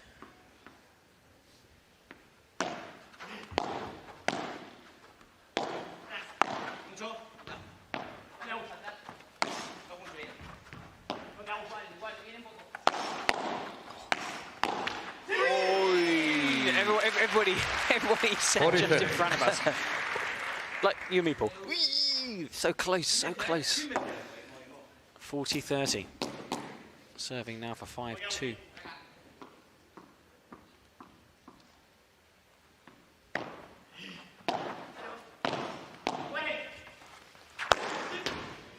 Well played. Well. Game, Miami Padel Club. They lead 5 games to 2. Edging forward, aren't they? Towards forcing that super tiebreak. Well, there was a moment in that service game. I was thinking to myself, could they? Tapia and Alonso drawing on all their experience to hang on, head back to the team bench, leading 5-2, and well, you do get that super tie break. I mean, had you asked me at the beginning of the game, I said 2-set win. Yeah, I would have said something like 6-3, 6-2. Yeah, 6-2, 6-3. But now, I still think Miami are favourites. They still need to get to that super tie break. But Cancun have shown that, if, you know, that they can not just challenge your Miamis, Flowrida, and New York, they can beat them. Yeah, it'll be fascinating to see how they continue, if they're able to build on this or keep it going in our next few competitions. But there won't be a surprise package anymore. Why? Because, you know, people will be prepared. They would have seen how the likes of Maxi play, Franco play. And also, we can't, you know, forget the women's doubles team, who were also superb. Marina Lobo and Sophia Scythe. They also made podium day. They picked up 12 points in that fourth playoff, and to add to those 12 points, they're going to pick up a minimum of 19 if they lose the final, or 25 if they come on top. After this final, we will give you the full standings and points, etc., from the opening Pro Padel League event here in Miami.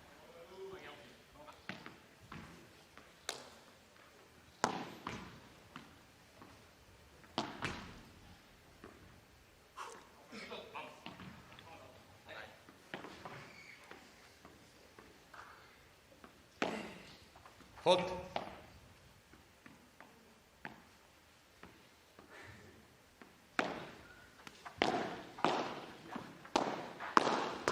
Out. Low 15. The 15. So serving here to stay in this second set and avoid us going directly to a super tie break.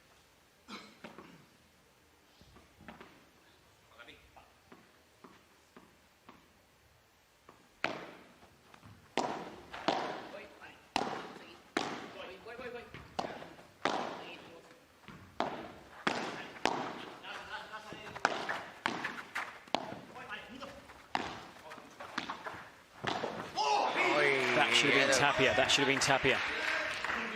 15 all. I think Edu knows it as well.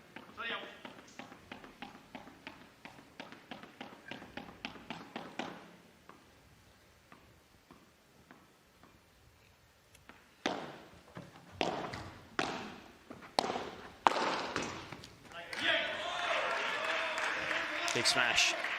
30-15.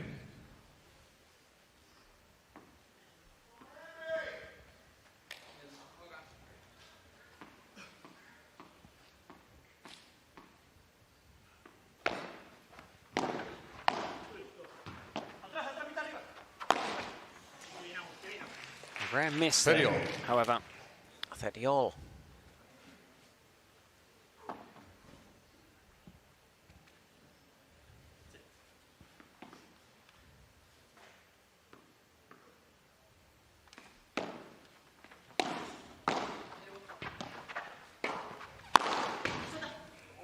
He didn't quite get to it. Flies over Tapia.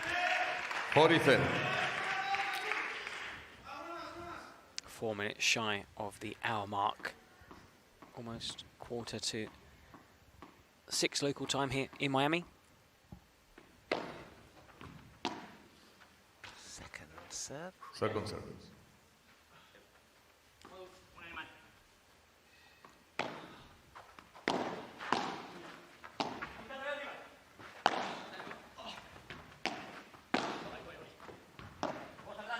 We might unleash that one.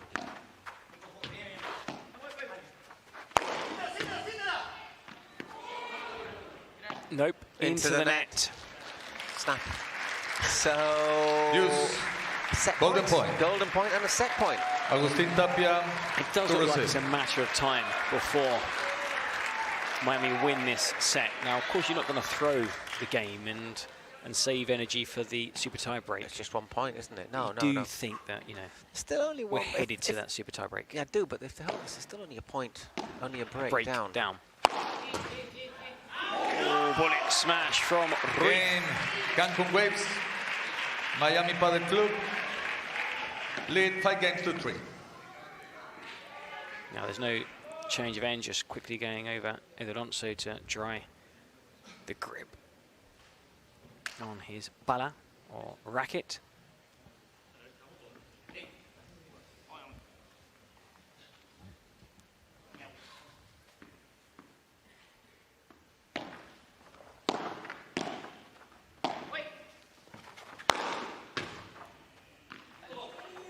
stretch, gets it back, but Ruiz wasn't able to keep that rally alive. He holds his head in his hands, but the way the angle was and where he hit the ball, it was very... He also had his body weight on his right foot, was behind him. Couldn't get the angle on his racket. Backhand side.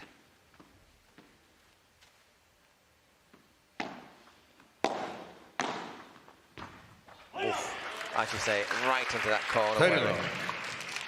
Virtually impossible. Just drops dead.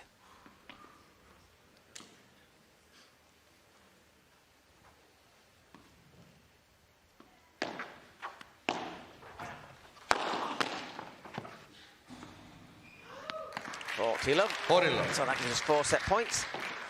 And then we will almost certainly see a super tiebreak.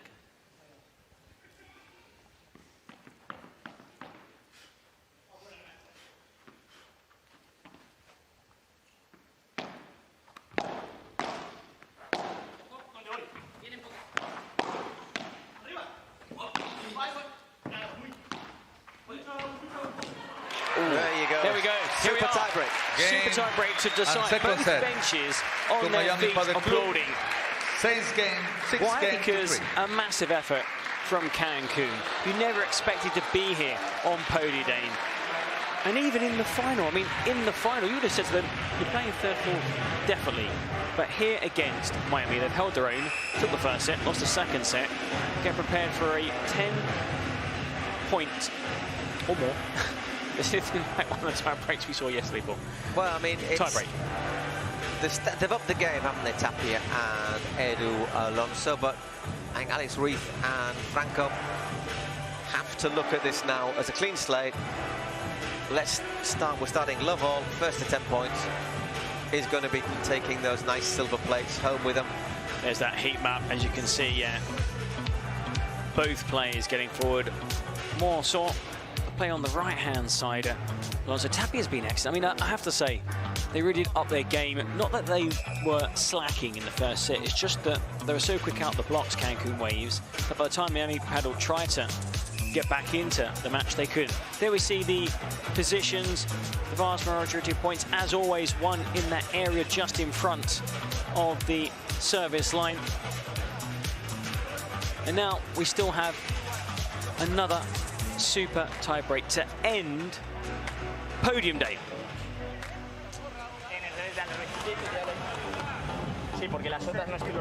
So apart from the first third place women's match, which ended 6-4, 6-4, we had a super tiebreak in the third place men's game, in the women's final, and now in the men's final. Which tells you really how close all of this is, especially considering how, once again, how tight the race for the men's final was. Except for Cancun. It went down to a couple of games. Yeah. I mean, they'd won the same number of sets, went down to games one. Had that have been level, it would have gone down to points. And then the dreaded coin toss. Listen to the noise here inside this Wayfair Arena. Capacity crowd, 800 people who have been thoroughly entertained since 11 o'clock. If they were watching our show, since 11, what is it, quarter to 11, 20, half 10. But it's been so much fun. It's been non-stop action, and we're going to end on a high. Miami Padel Club, Cancun Waves, a super tiebreak to decide the first winner of the first PPL event here in Miami of 2025. Okay, it's Franco Del Bianco to get us underway. One serve for him, then two for whoever it is, Augusto Tapia and Edu Alonso. First to 10 with a 2-point advantage, so 10-8 would do it. 10-7's been quite a popular result in the super tiebreaks, actually, up to now. So has 14-12 in a normal tiebreak pool. That wasn't a popular result. That has amazing depth on it. Amazing depth. That's why it kicked up so high. Agustín Tapia to serve. I'll tell you what, we're on our feet watching this ball.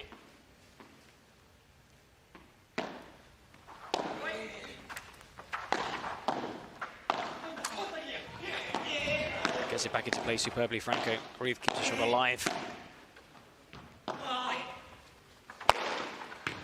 Reeve anticipates, it gets a little touch. And it's in.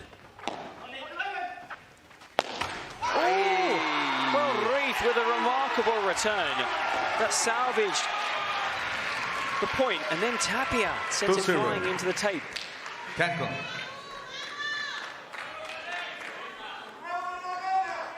Thing is, he backs right into Edu Alonso as well, who might have been better placed to, or probably was better placed to hit it.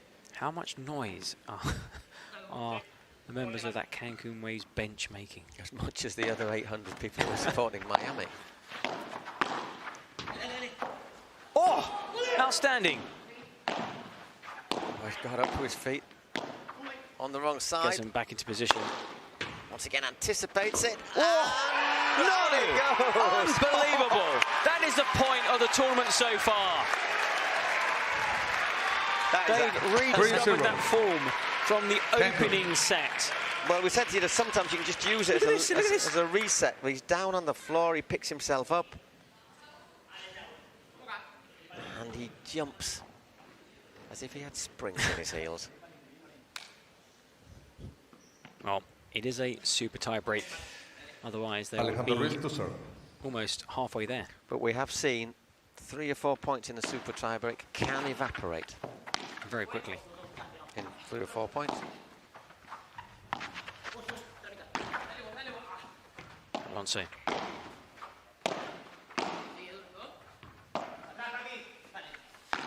Opting for the safe smash. It's a good and lob. a pretty clever lob. Let it bounce. Again, well played by Edu Alonso there. And What a shame. But still, 3-1. what a point. Every single rally. I was just about to say, giving 100%. I was just about to say, what a really good shot that is, and it went into the side. Just drifted. Angles can be deceptive.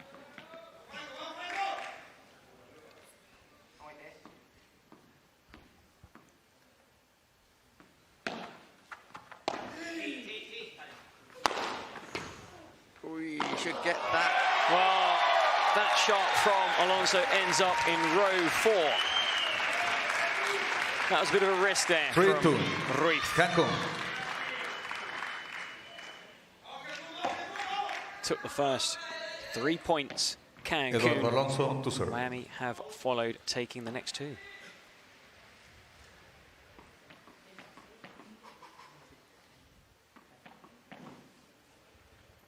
Edu Alonso to serve. 3-2 down in the super tie break. Up to 10.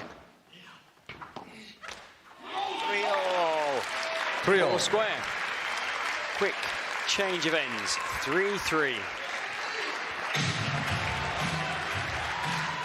Now, it's 3-3, but the momentum is very different. Because you were leading 3-0, you've been pegged back. So guess who are the first 2 players out on the centre court here at the Wayfair Arena? Miami.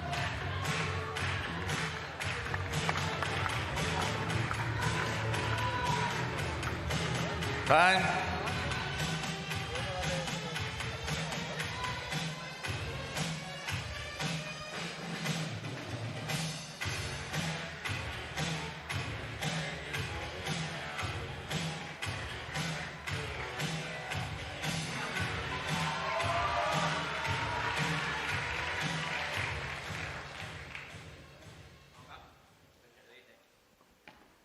Okay, Edu Alonso to continue serving. 3-all in this super tie break, up to 10 or more.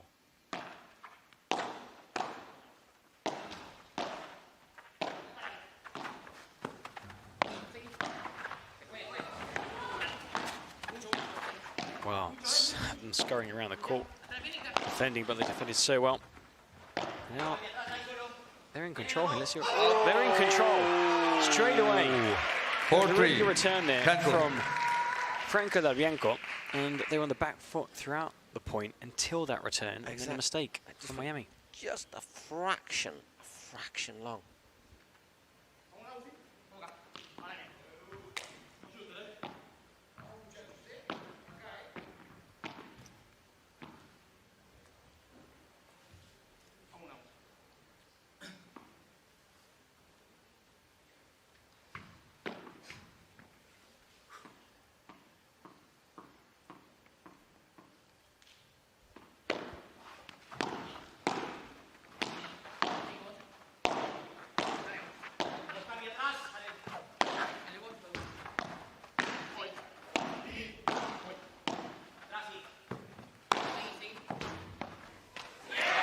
Couldn't scoop it back over into play.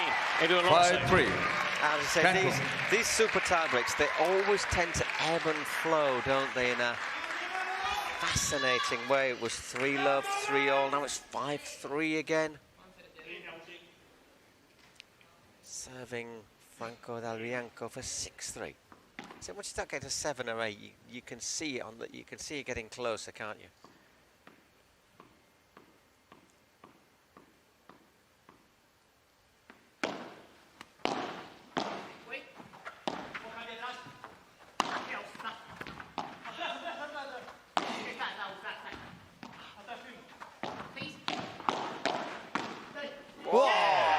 Tremendous point. That was like your ping pong. And you should, I mean,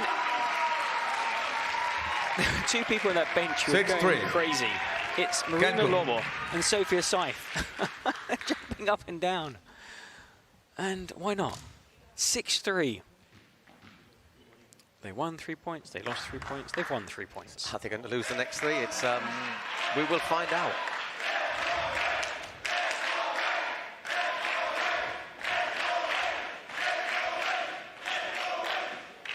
Let's go Waves. Ah, right. Took a while for me to work out what they were saying there. And here's the Miami faithful making even more noise. Yes, a little bit long.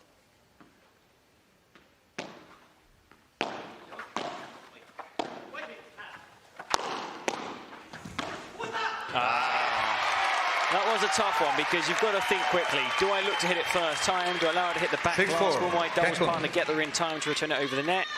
You've got to choose, and he chose to return it, and there on hand was El Alonso to completely fool both Cancun Waves players. So 6-4.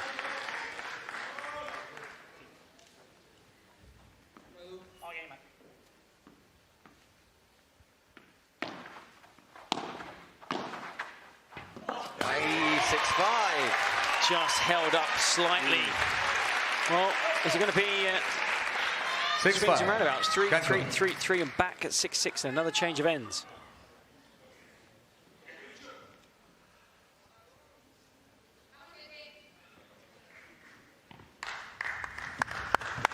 Alex Ruiz to serve for us.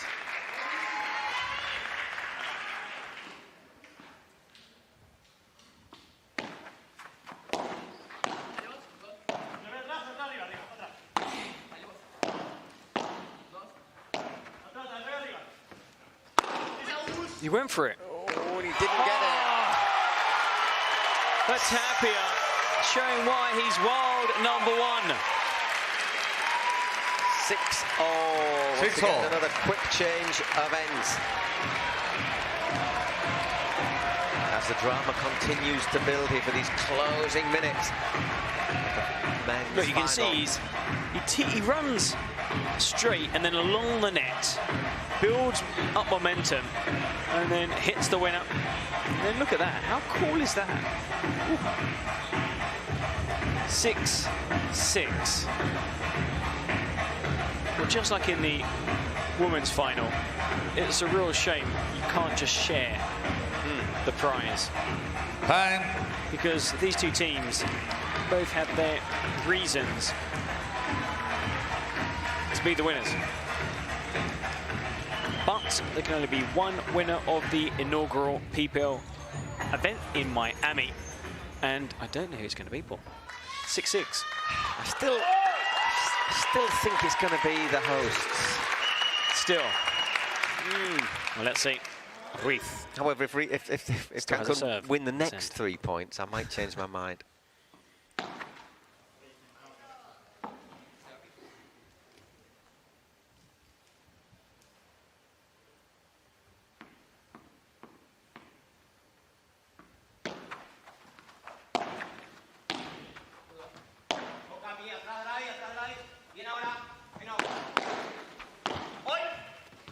Excellent. That was a perfect shot. 7-6. No power needed. Cancun. The effect. Just watch this again. Look at that. Punch. Edu Alonso will now serve. We're with serve in the super tie break.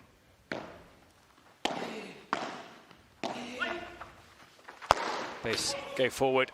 But yeah, there's no way either of the two players could have got that high. If he catches it right, if he catches it right, you're not going to get there from that distance. Maybe if he's a couple of paces further back, but not from there. He's been hitting his smashes really cleanly. Agustin Tapia now serving for the lead in the super tie break. They've never led. And they're still not going to lead. I was going to say, all of a sudden, though, it's 8-7. If they hold this serve, it's a match point. It's a match point.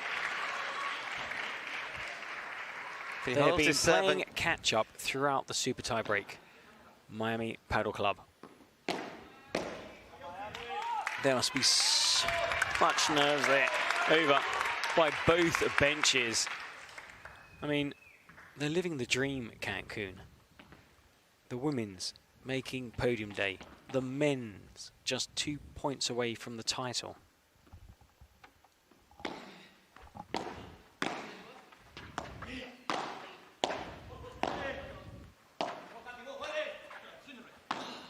Goes for the placement smash.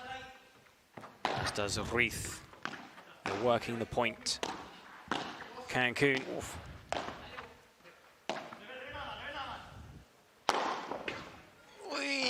Gets it. Does it travel? Oh! It could have dropped anywhere. That dropped on the other side. Who knows? And Tapia just goes across as if to say, wow. I mean, it just dropped on the top of that 4-meter fence. Could have fallen either side. Lady Luck smiling on Miami. It's 8-8. That was such a vital point as well. Such a vital point. This is as well. Whoever wins this point will have a match point. A championship point, in fact. And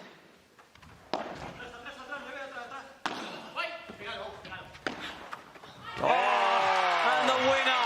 He caught Franco darting towards the net, and he sent the passing shot wide of Franco, but in.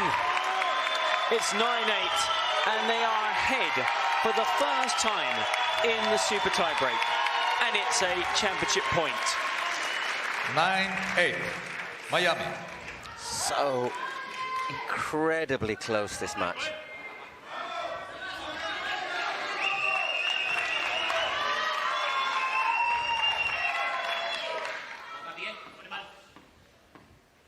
Silence. And there it is. Miami wins the men's title here in Miami Padel Club. Miami. What a final. What a remarkable finale to a remarkable PPL inaugural event 2025. Outstanding paddle from day one. And the final podium day did not disappoint. Third place women's. Las Vegas. The third place men's was a cracking game, also super tie break. Also the final of the women's with the New York Atlantics taking the prize. And now in the men's final, Cancun Waves came so close. They took the first set 6-1. They lost the second set. They were ahead throughout the super tie break. They were pegged back time and time again, but just when it mattered. And there was that one shot in the rally that hit the top of the fence that changed the game. The first time they took the lead, Miami led 9-8, and they take the honor. They are the first winners of the inaugural event of the PPL season. Just to confirm the score, it was 1-6, 6-3, 10-8 in the super tiebreak. Well, despite the defeat, I'm sure the Cancun team, everyone over on that bench, will be proud of what the club has achieved in this opening tournament of the campaign. I can't wait to see them in action in Spain. That is next. That is the next tournament, by the way. San Sebastian, the 10th to 13th of July. Then it's Guadalajara in Mexico. That'll be like home for the only team from Mexico taking part. There's a team from Canada, 8 from the US. and then we're back in the US for the PPL All-Star Festival, the Hamptons, and then the Cities Cup. Now, they've picked up so many points here, Cancun, with the women's team picking up 12, the men's team 19. They've already taken a huge step towards qualifying for an event they missed out on last season, Paul. Yeah, just having a look at some of the highlights. As you say, the Cancun Waves absolutely outstanding in the opening set. They came out, we weren't sure how they'd approach it, but they approached it as they've approached their other games, obviously without 1 ounce of fear. Alex Ruiz and Franco Dal Bianco taking the first set by the scruff of the neck and winning it 6-1 in 27 minutes. I was thinking during that first set, I wonder when Miami, I wonder when Miami, and then it was, I wonder if Miami. And they didn't. It was all about Cancun Waves, who dominated that first set. Though Miami bounced back, took the second set, and we kind of thought it could go that way after the break, and then sad it ended that fashion. But you can see the players, all of them are laughing, smiling. It was an amazing, amazing final, and soon we'll have the trophy ceremony on this Wayfair Center Court in Miami. We will indeed. Our companion Arantxa is down there on the court, just as you're seeing the highlights.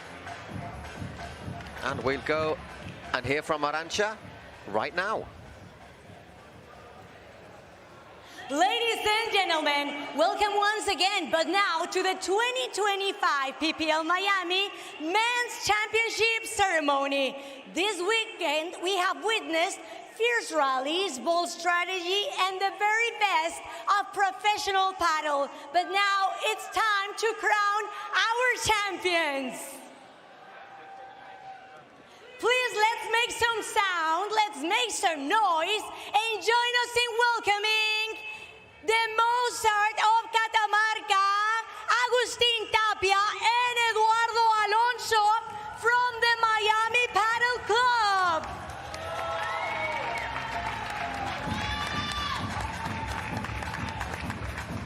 These are your 2025 PPL Miami champions.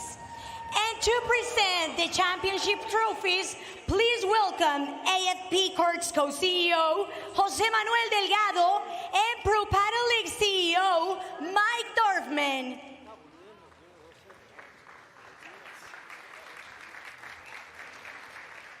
Well, first of all, amazing tournament, another amazing final. Congratulations to the Cancun Waves.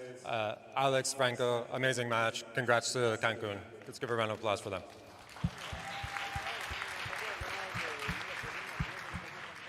Jose, thank you so much for joining us. AFP Adidas being an amazing partner to us. Again, we have a beautiful venue, beautiful court here today. Thanks to Jose and his team.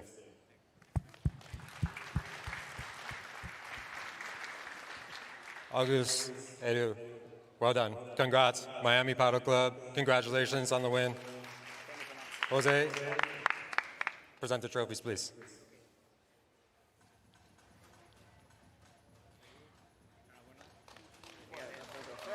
Paddle fans, these are your 2025 PPL Miami champions. Let's make some noise.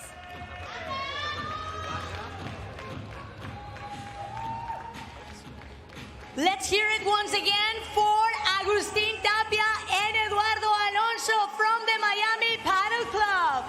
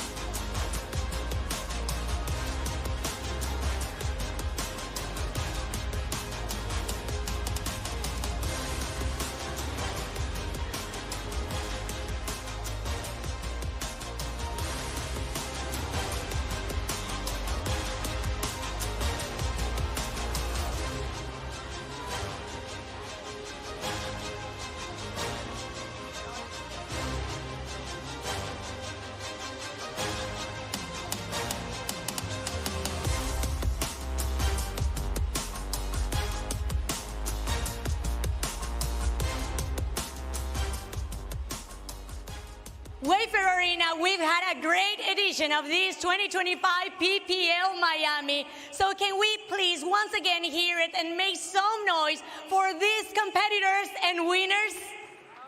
Enhorabuena a los chicos de Miami, Agustín Tapia y Edu Alonso. Enhorabuena, chicos. Agus, ya ganaste el año pasado aquí en Miami con toda la hinchada local, las gradas abarrotadas. Es una pasada. Otro año más y otro año más aquí en Miami. Volvéis a coronar. Enhorabuena.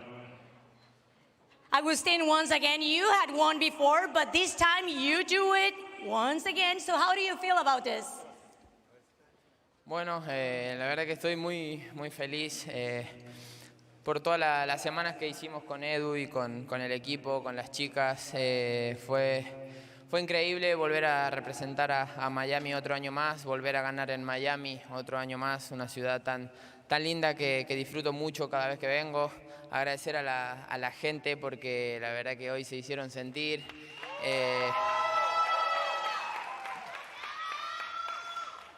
Me llena de orgullo que cada vez que venimos a Miami hay más gente que le guste nuestro deporte, más aficionados, más gente que juega. Así que nada, esperemos que siga creciendo mucho y por otro lado también a la organización, a todos los que forman parte para que esto salga adelante, para que este torneo se juegue. Y nada, agradecerles a todos, un saludo a mi familia que están en casa, espero que estén despiertos, que es muy tarde en España, así que nada, un placer, gracias Edu, lo disfruté mucho. Thanking his family who are awake in Spain, watching him during this game. And also he wants to thank all the people that are here supporting them, supporting the team, and that are actually making this sport grow. And thanking because this has been a pretty great addition with the team, with the PPL. Bueno, Edu, llegado al equipo de Miami, has coronado nada más llegar, no está nada mal, jugando con Agus. ¿Cómo ha sido la semana con el equipo? Cuéntame y enhorabuena por este título. How has your weekend been here in Miami with all the competition you've been through? Sí, bueno, muchísimas gracias. Creo que ha sido una semana inolvidable. He disfrutado mucho al lado de Agus y de este gran equipo y, bueno, por supuesto, es todo un orgullo haber podido ganar aquí delante de este gran público que se ha portado de 10.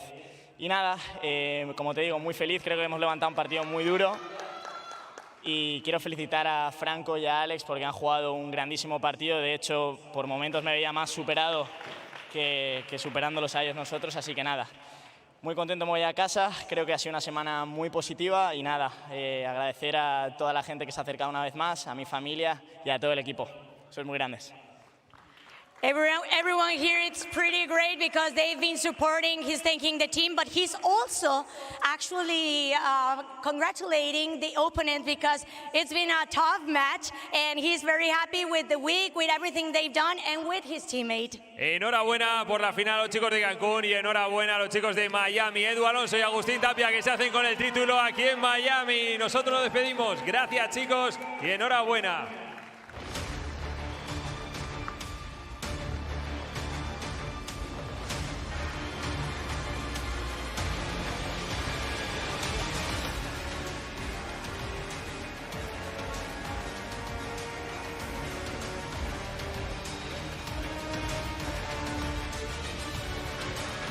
Okay, so here is how everything ended up. Third place was won by the New York Atlantics. Great win over the Flowrida Goats, and you've just seen it here.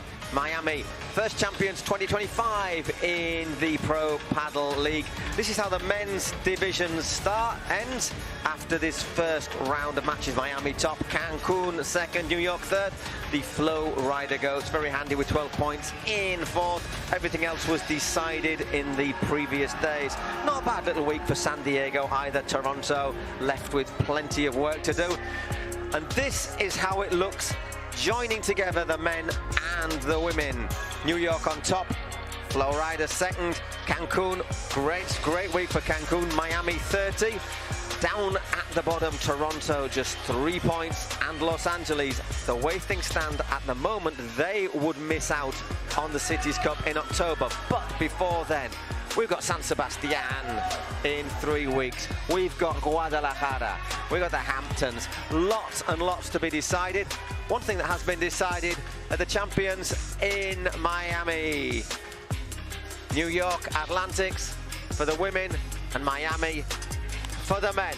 It's been great fun. There's been lots of paddle. From myself, Paul Giblin, and Mr. Eric McKee. It's been a pleasure. Looking forward to seeing you, PPL, the players, everyone, again in San Sebastian, 10th, 13th of July. We'll be crossing the Atlantic. Until then, hasta luego. Take care, stay safe, and follow the best league, the PPL Pro Padel League.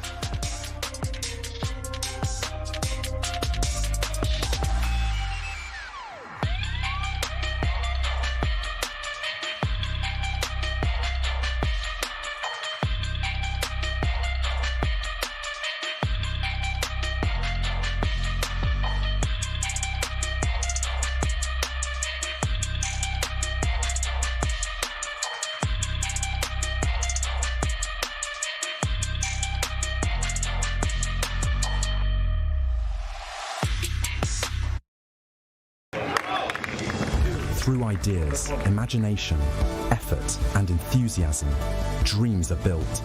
We are making paddle the sportive choice for thousands of people around the world. Each court built is a match won, and so, court by court, match by match, we are creating a limitless playing territory so that the unbeatable passion that paddle creates can be spread trough out the 5 continents.